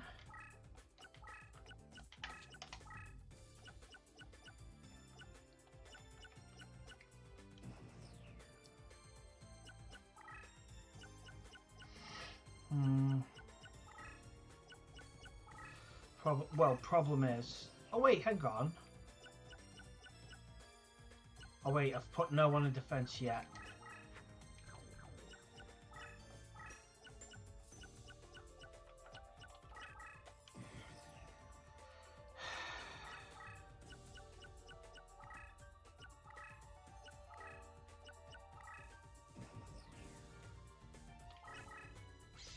Yeah, that's the one I wanted to get rid of.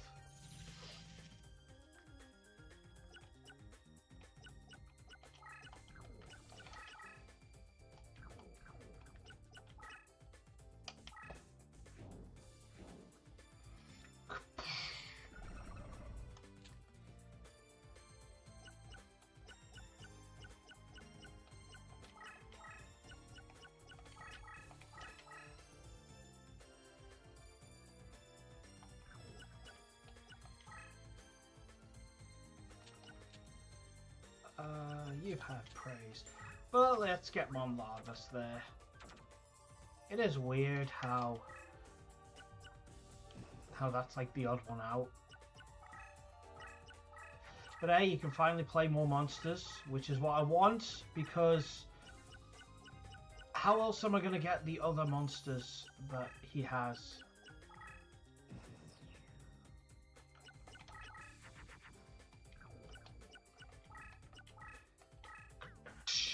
Yep, the higher the attack points, the better it is. By the way...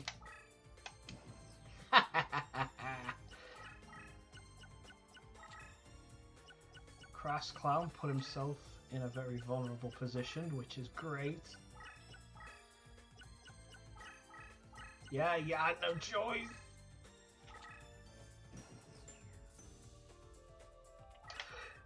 Get rid of the Crass Clown. Which, by the way, where are you? Here's my custom Dungeon Dice Monster version of Crass Clown, but unfortunately he fell off the table and broke. I don't know if you can see it, but there's and I broke it even more because I tried to glue that back together, and unfortunately, yeah, I'm probably gonna have to buy another one. I thought it would be repaired, but I guess that's...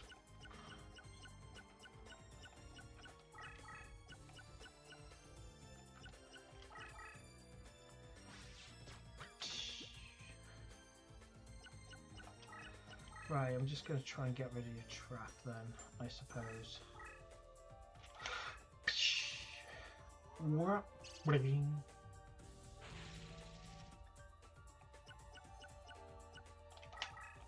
Right. Definitely getting in on the action now.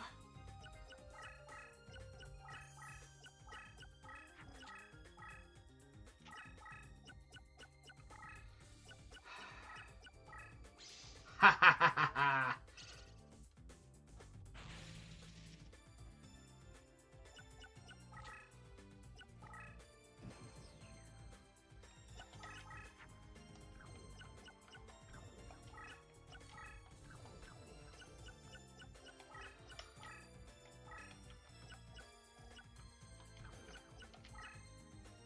Let's do some damage to your life points. We definitely could do with a lot more damage, especially since it's almost the 4th hour.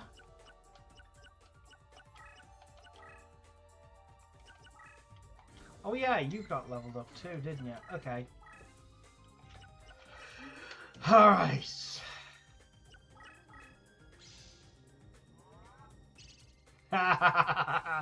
His trap card got trapped. Card.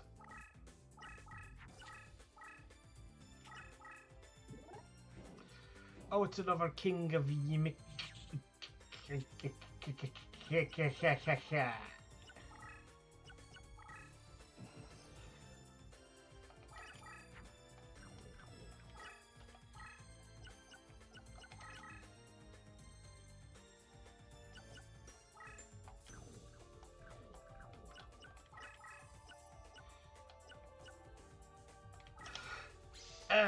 That's fine.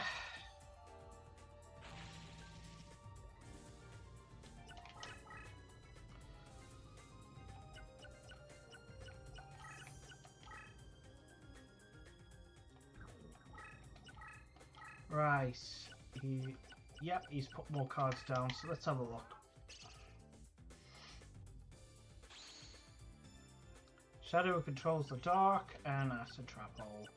Still not playing the monsters I need you to play, which is unfortunate. Oh, this might actually be bad for me. Yeah. Oh, that sucks.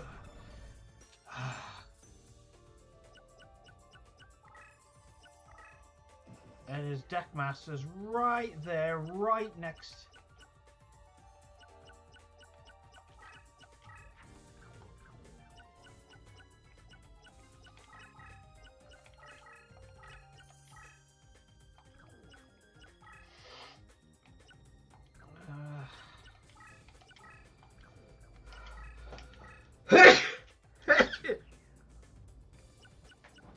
Come on, on, Tom. You're almost done. Come on.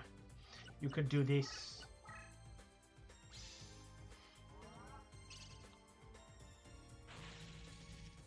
Ha ha ha.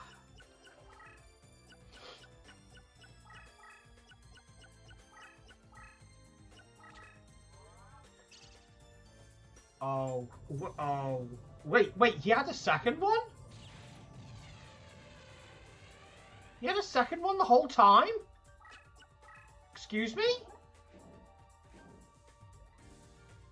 He had a second one. Hang on, I must be mistaken, right? Zero ritual? No, he had two! Where did he get the second one?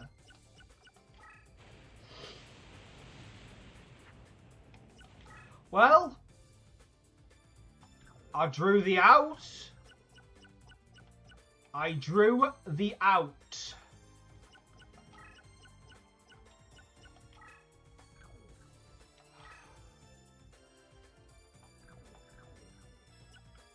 I drew the out. Can you believe that? I actually drew the out.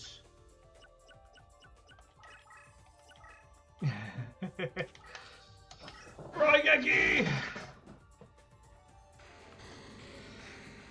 Get rid of two of your monsters. And I still have my giant beat stick. And I can put monsters in defense mode as well. So, haha. By the way, definitely going to get rid of you as well. Because you do not have any... Oh, wait, no. Hang on.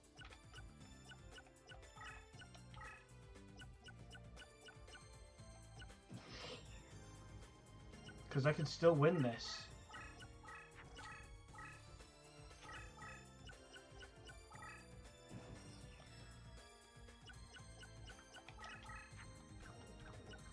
Right, if I can get rid of that acid trap hole, maybe. Definitely get rid of you before that does damage to me. Right, so we got Super Wall Lion now.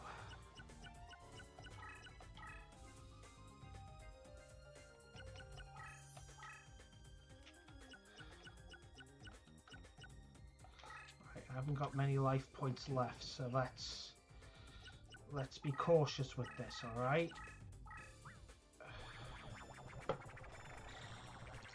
I would like to win.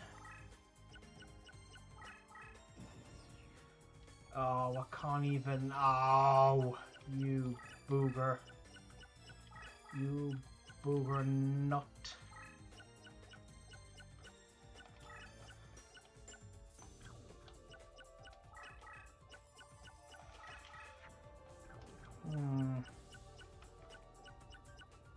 By the way, what's in your graveyard now? Oh, it's Summon Skull. It's Summon Skull. There's no doubt about it. It's Summon Skull.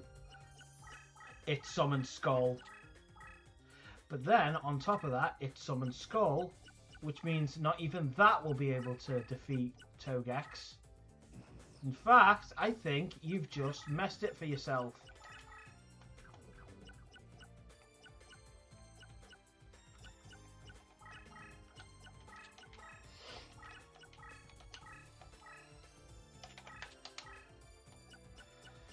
Alright.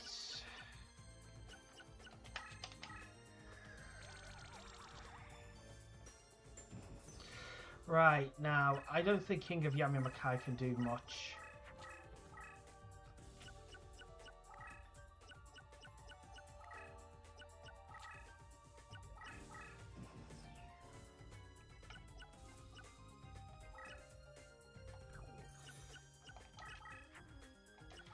Right, just in case things go awry.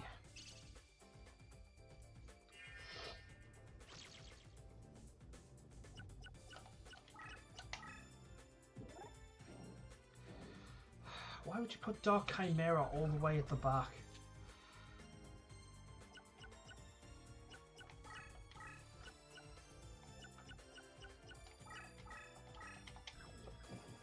Right, I haven't got many cards left. So let's try. Hello, what you doing now? What you doing? Do I have another dark piercing light? I could really do that with that right now. Oh! Okay.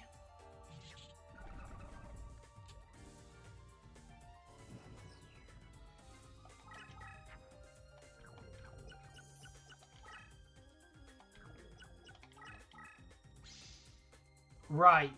That helps. That helps.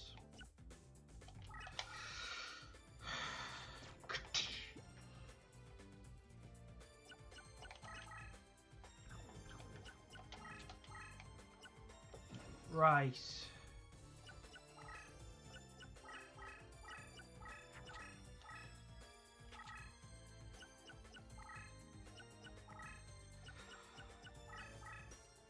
Okay.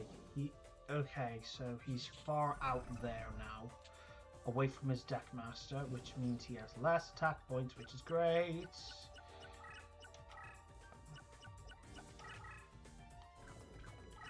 Just as long as I can keep him at bay.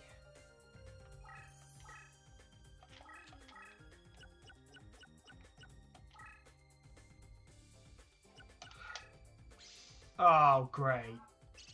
He's just churning these out left and right. But a Super Warline is continuously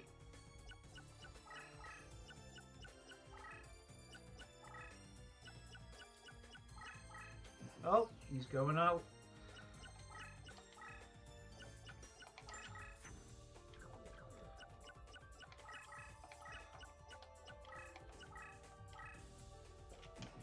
Right, got a bear trap.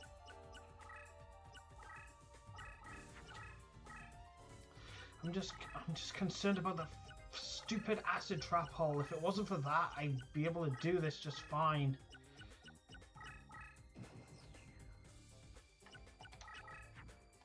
Oh, hello. Let's have a look at what... Let's reveal everything else then. Bolter the Terrible is actually a card we've needed for a long, long time. So, how about this? Okay, Invisible Wire. We'll waste that card too. Oh, and you'd have to... Like, that would have been perfect! Like, if we could get Bolter the Terrible, that would have been perfect. By the way, hang on. I just realised something. Didn't he summon Skull earlier?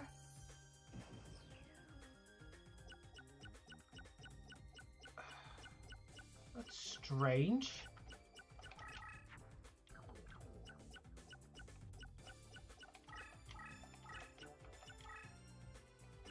Don't need Dig anymore. Boink!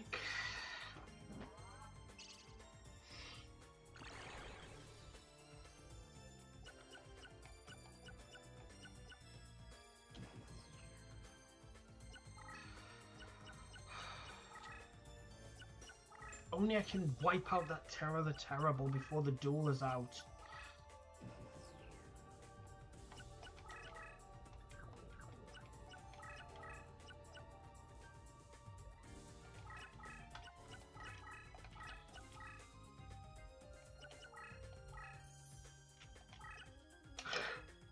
Cheek.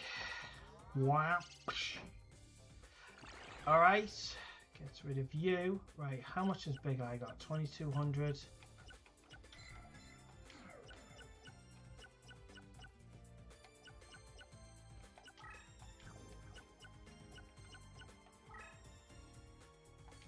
Right, I can't even go after Terror the Terrible anymore. But at least Acid Trap Hole's gone now. It's gone. So we won't be waiting here like before.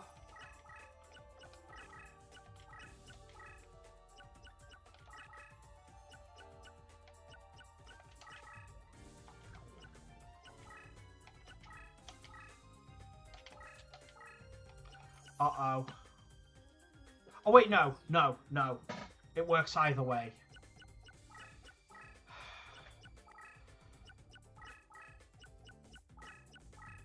No, and he's still cowering away anyway, so it doesn't matter.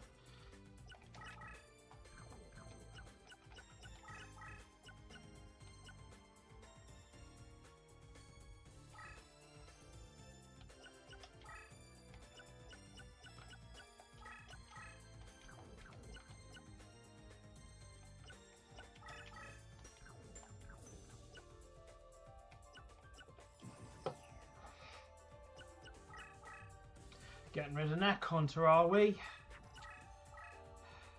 On the plus side, here's Terror the Terrible can't leave.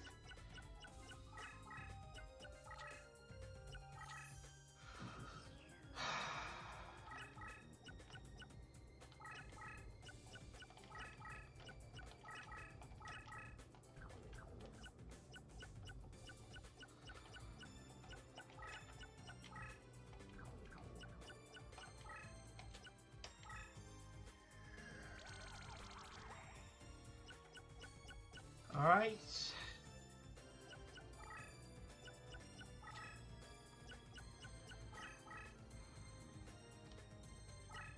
I'm cornering him. Not by enough, but... Oh no! Come on!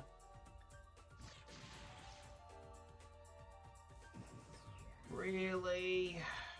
Really?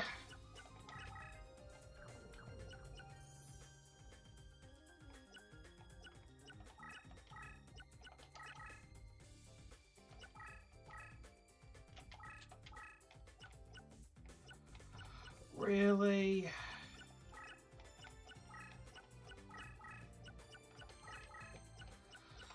Right. I don't know what to do now. Terror the Terrible's increasing defense, so I can't get past it now. Yeah! Bear trap!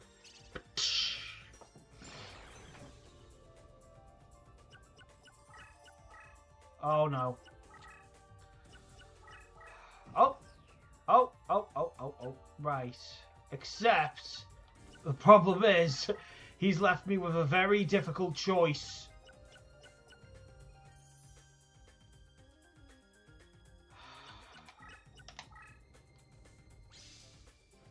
And my choice wouldn't have mattered! No! It sucks!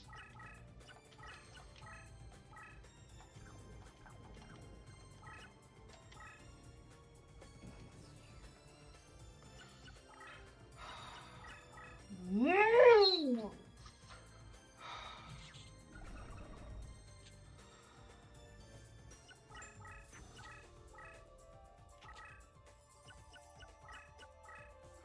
Oh, Ryukushin's not even taking the bait. Neither is... Oh, come on! Oh! And I've got no more monsters now! I'm dead! I'm dead now.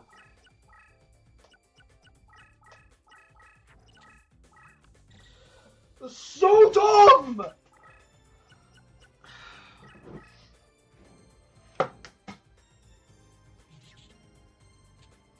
And now my wins and losses are out of whack.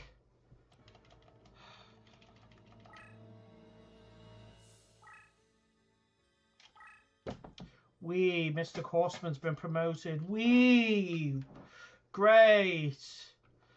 Oh, but at least I can reincarnate now. That's such a sour way to go. I was so close!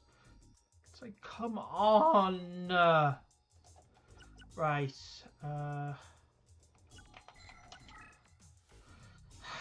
What do we get? A monster I've already got. A monster I've already got. And a monster I've already got. Great.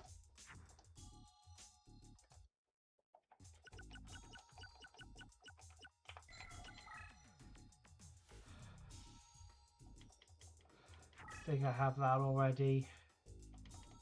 Have that already. Have that already. Great. Is this just going to be the era of me getting literally everything that...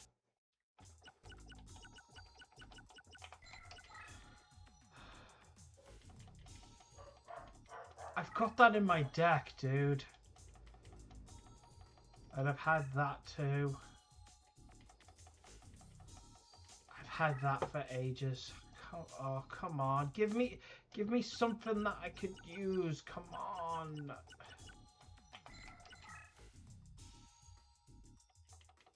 Got that. I've had him for a while, and I've had that too. Come on. You know what? We've got. You know what? Let's see if Zero Ritual gives us a ritual card that we need, or we could just get multiple copies of Fake Trap that we absolutely don't need. All 3 Fake Traps. That's nice.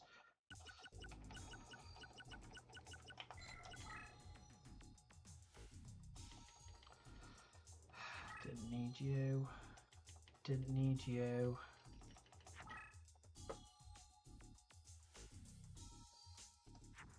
Don't need you either. What if I do Fiend Castle? I've got enough Fiend Castles. I don't think I'm going to need Jinzo 7.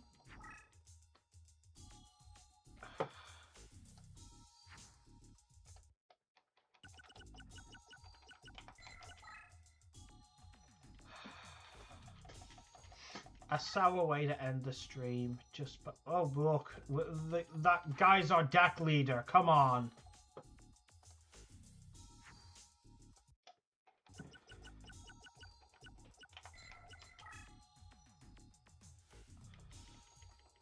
Now we're just getting repeats, and if right, what's the other? Yeah, we got them already again. Come on, don't give me that.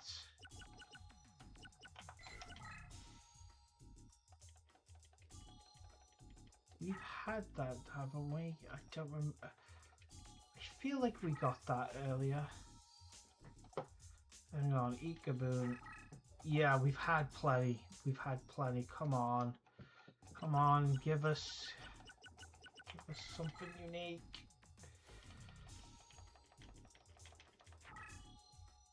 I'm not even getting anything. I mean, I know Jinzo 7, but I kind of wanted something else. Oh, look, 2 copies of a card that... Come on. Why is it giving us these guys anyway?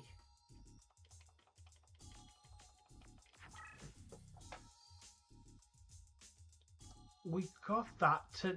Didn't we get that yesterday? Yeah, we got it yesterday.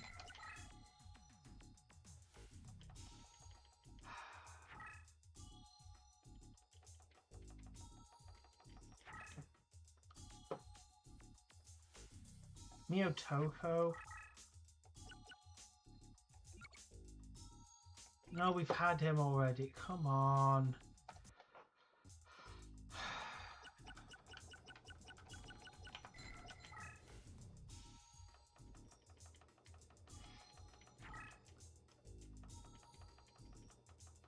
Two red medicines and another fake trap.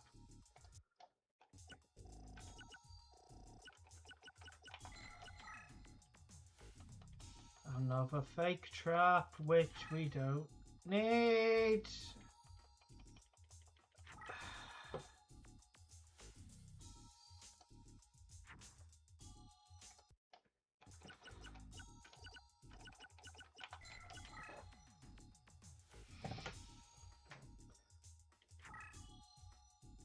I think we've had that already. I don't quite remember.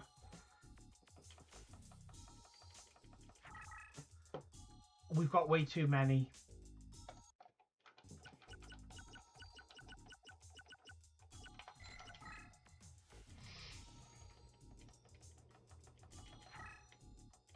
I'm just hoping for one of the remaining ritual spell cards that we need, except we're just getting multiple fake traps for some reason. And you better believe that way back in the day... Oh, you know what? Let's try Jenin this time. We've had negate attack. Don't really need him. No, no, no, no, no.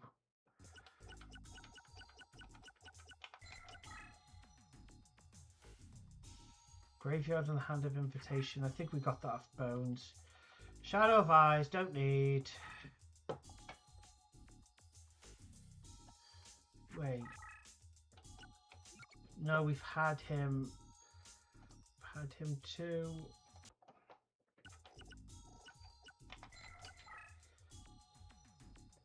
The Hegon, I've already got him. For Saga, we've got too many of those. And Crass Clown.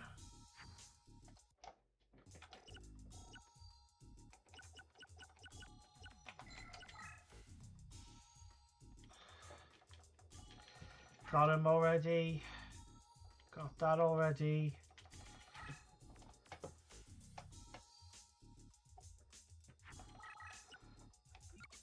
Yeah, we've got that one already too.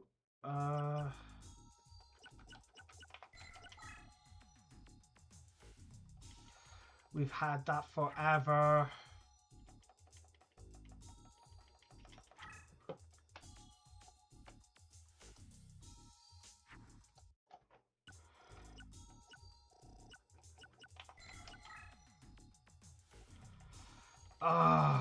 Why is this taking so long now?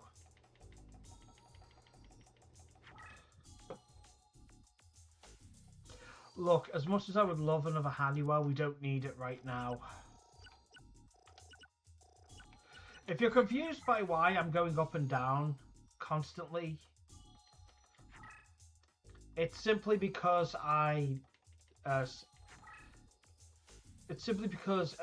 then again, you know what? I can't be bothered, so I'm gonna keep them. At least there's something new. At least they are something new. Fine. we were doing so well, and then things got sour pretty quick. But hey, that's fine. Right. By the way, Yellow Luster Shield. Burning Sphere, which. Yes, we could have potentially gotten them off somebody else. But I think it's just better if we grab them here. Oh, look at that. Just 2 cards to get off Shadi.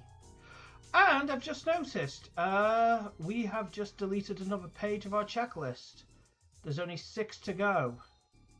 So at least that's something, at least that's a relief.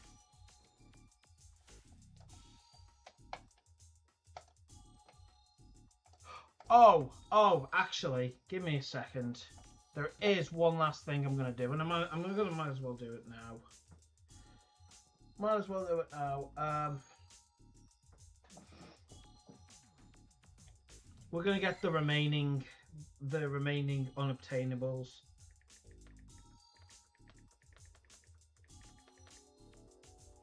Let's start with Sayaru.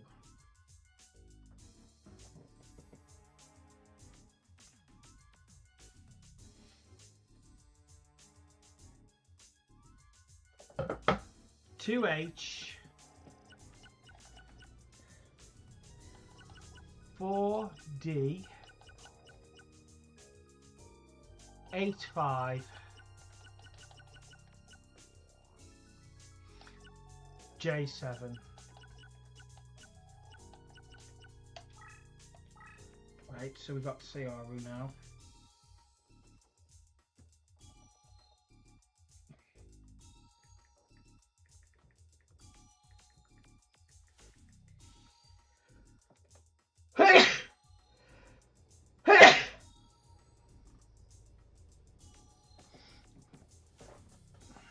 So we've got Sayaru now, so that's great.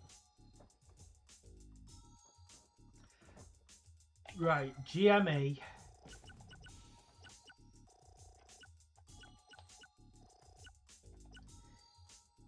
One S3 UM.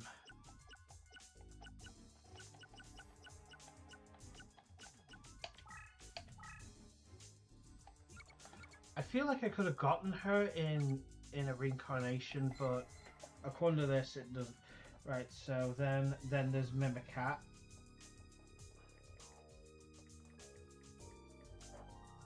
No, not Mimikay, you dummy. Not Mimicry.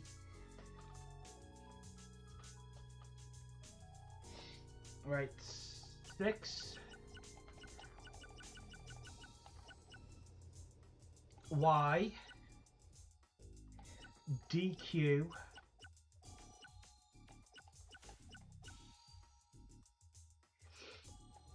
M. 8-5.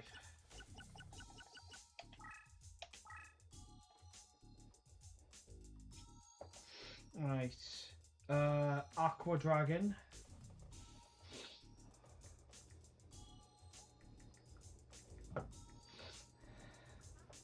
Let's just do this while we're here. I might actually just take a break.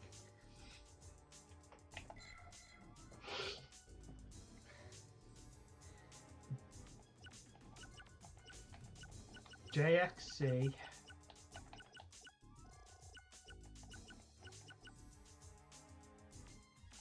B6.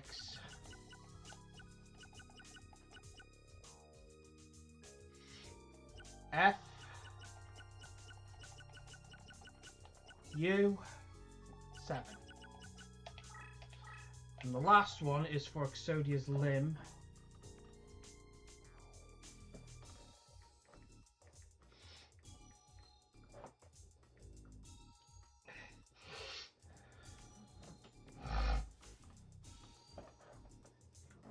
Wait, is it the...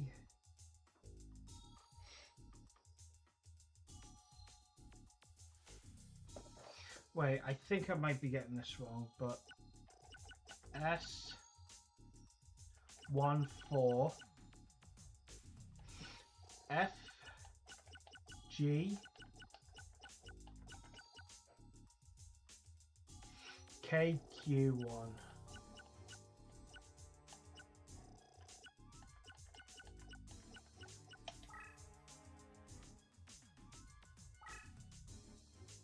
That's not what I... That's not Exodia's arm. You lied to me. Okay.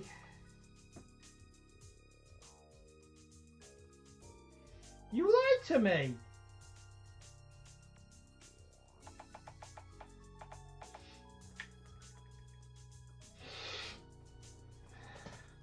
And this is only for one limb. Hey, granted, at least it's a card that we already have, so no damage done. Okay, this should be it. A5 CF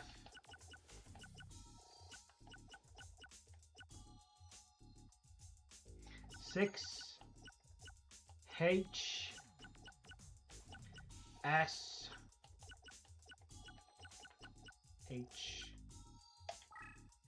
There it is. Right, we've gotten them all now. And that is all the passwords we are allowed to use, because I'm not doing it for anything else. Speaking of which, there are a couple of things I want to check. Oh yeah, and say are you right? Let's have a look. Leg, arm, head. So we need one more arm, and we need the left leg and the right arm. So let's mark them all down, all right? Let's mark these guys down. So, is it the right arm? No, it's the left arm. What navigation officer don't know left from right? Right, so there's that one. Sayaryu, which means, by the way, in terms of dragon types, we only need 4. And maybe we'll aim for that one next. So, yeah, there's only 2 more, really.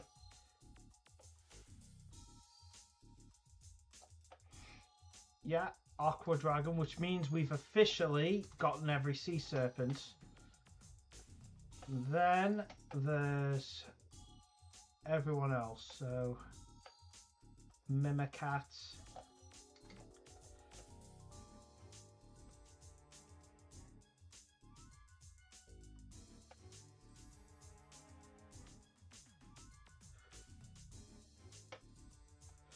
Magician of Faith was another one we now have, so that's great. Is that it? Feel like there's at least one more, right? Or maybe it's just me being stupid.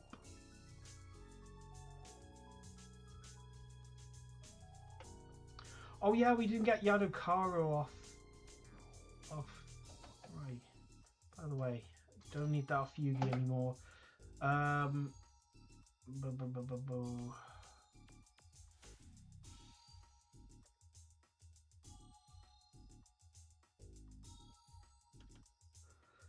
What was the other? Wait, Aqua Dragon, Oxygen, Magician of Faith, CR. Yeah, I've done them all. Yeah, just needs to make sure.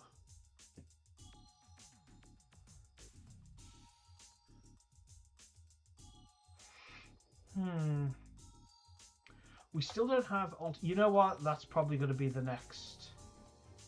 That's probably going to be the next.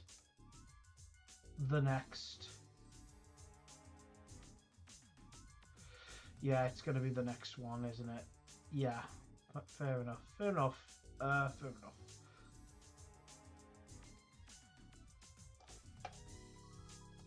Sorry, I just needed to check that. So, despite that souring impression, by the way,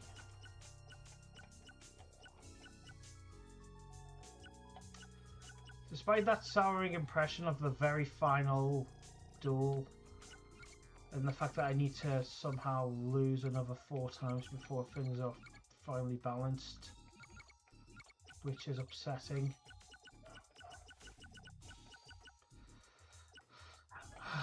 But it's whatever. It's whatever.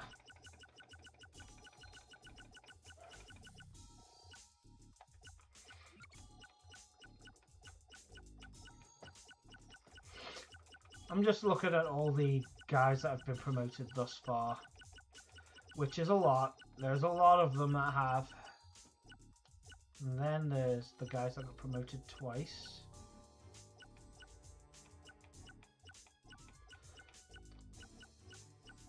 And then there's the guys that got promoted thrice. Garuzi's, by the way, it's not that far off. Togex is nice. And then the guys who got promoted 4 times. He got promoted 5 times. It still doesn't have an ability. Okay, they're pretty equal. That's fine. And then there's Radius and Megazowler. Can I get... That's something... You know what? Give me a second here. What if I have used the Deck Master?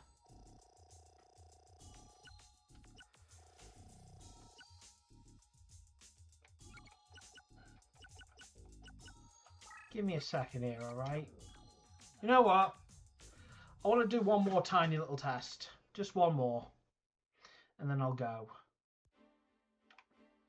111. Let's...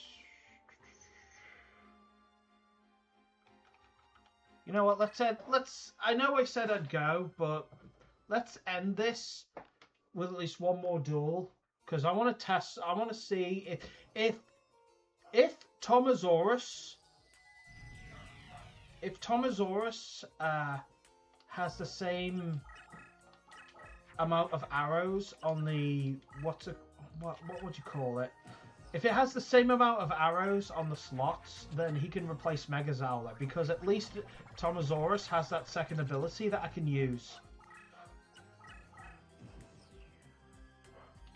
By the way, what did you fuse? Then again, the only card I'm interested in now is Insect Imitation, which is why I'm pummeling the heck out of you.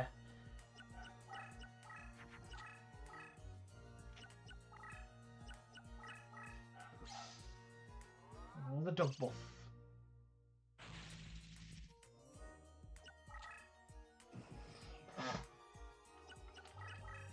Ironically, I'm not getting a monster at the moment. You know what? I don't even care. I don't even care. Let's just end this duel, alright? Let's just end this duel. Let's just finish.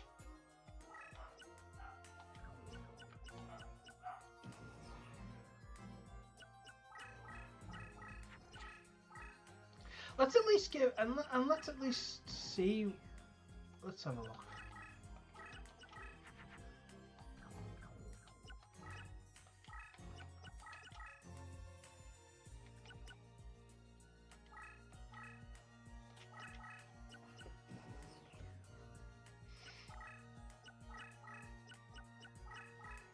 Yep, he's getting rid of his own cards.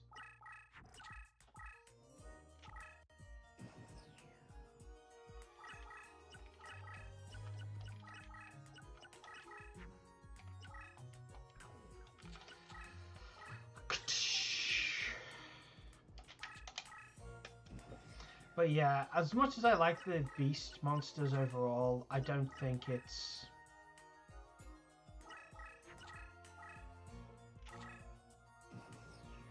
Anyway, does this help?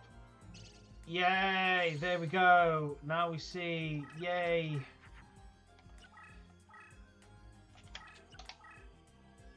Well, that's nice. But that's not what I'm here for, really.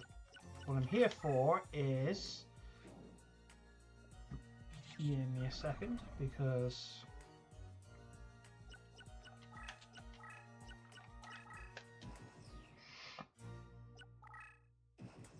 There, you're done. You're done. So it's not bad, it just requires me to be really, really close to my opponent, which is a bit unfortunate. Right. Okay, 2 arrows. Maybe I need to earn the 3rd further down the line, maybe.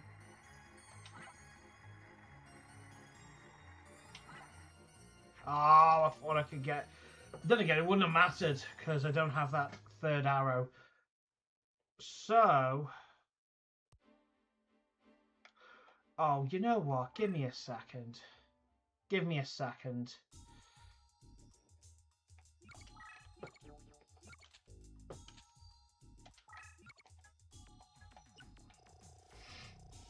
You know what? Give me a second. I'm doing it. I'm doing it. I'm doing it.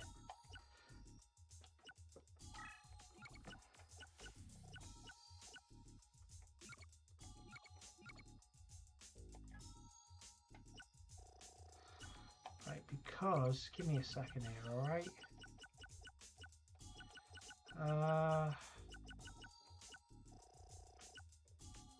No, not DC type. Let's have a look.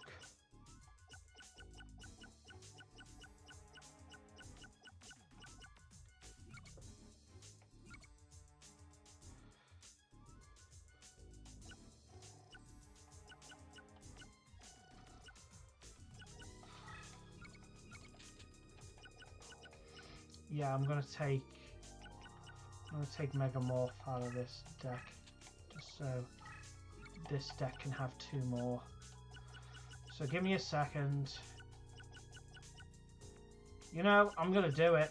I'm gonna do it. You can't stop me from doing it. I'm gonna do it. I'm gonna level up Tomosaurus, get that 3rd arrow, and then I don't have to use Megazala again.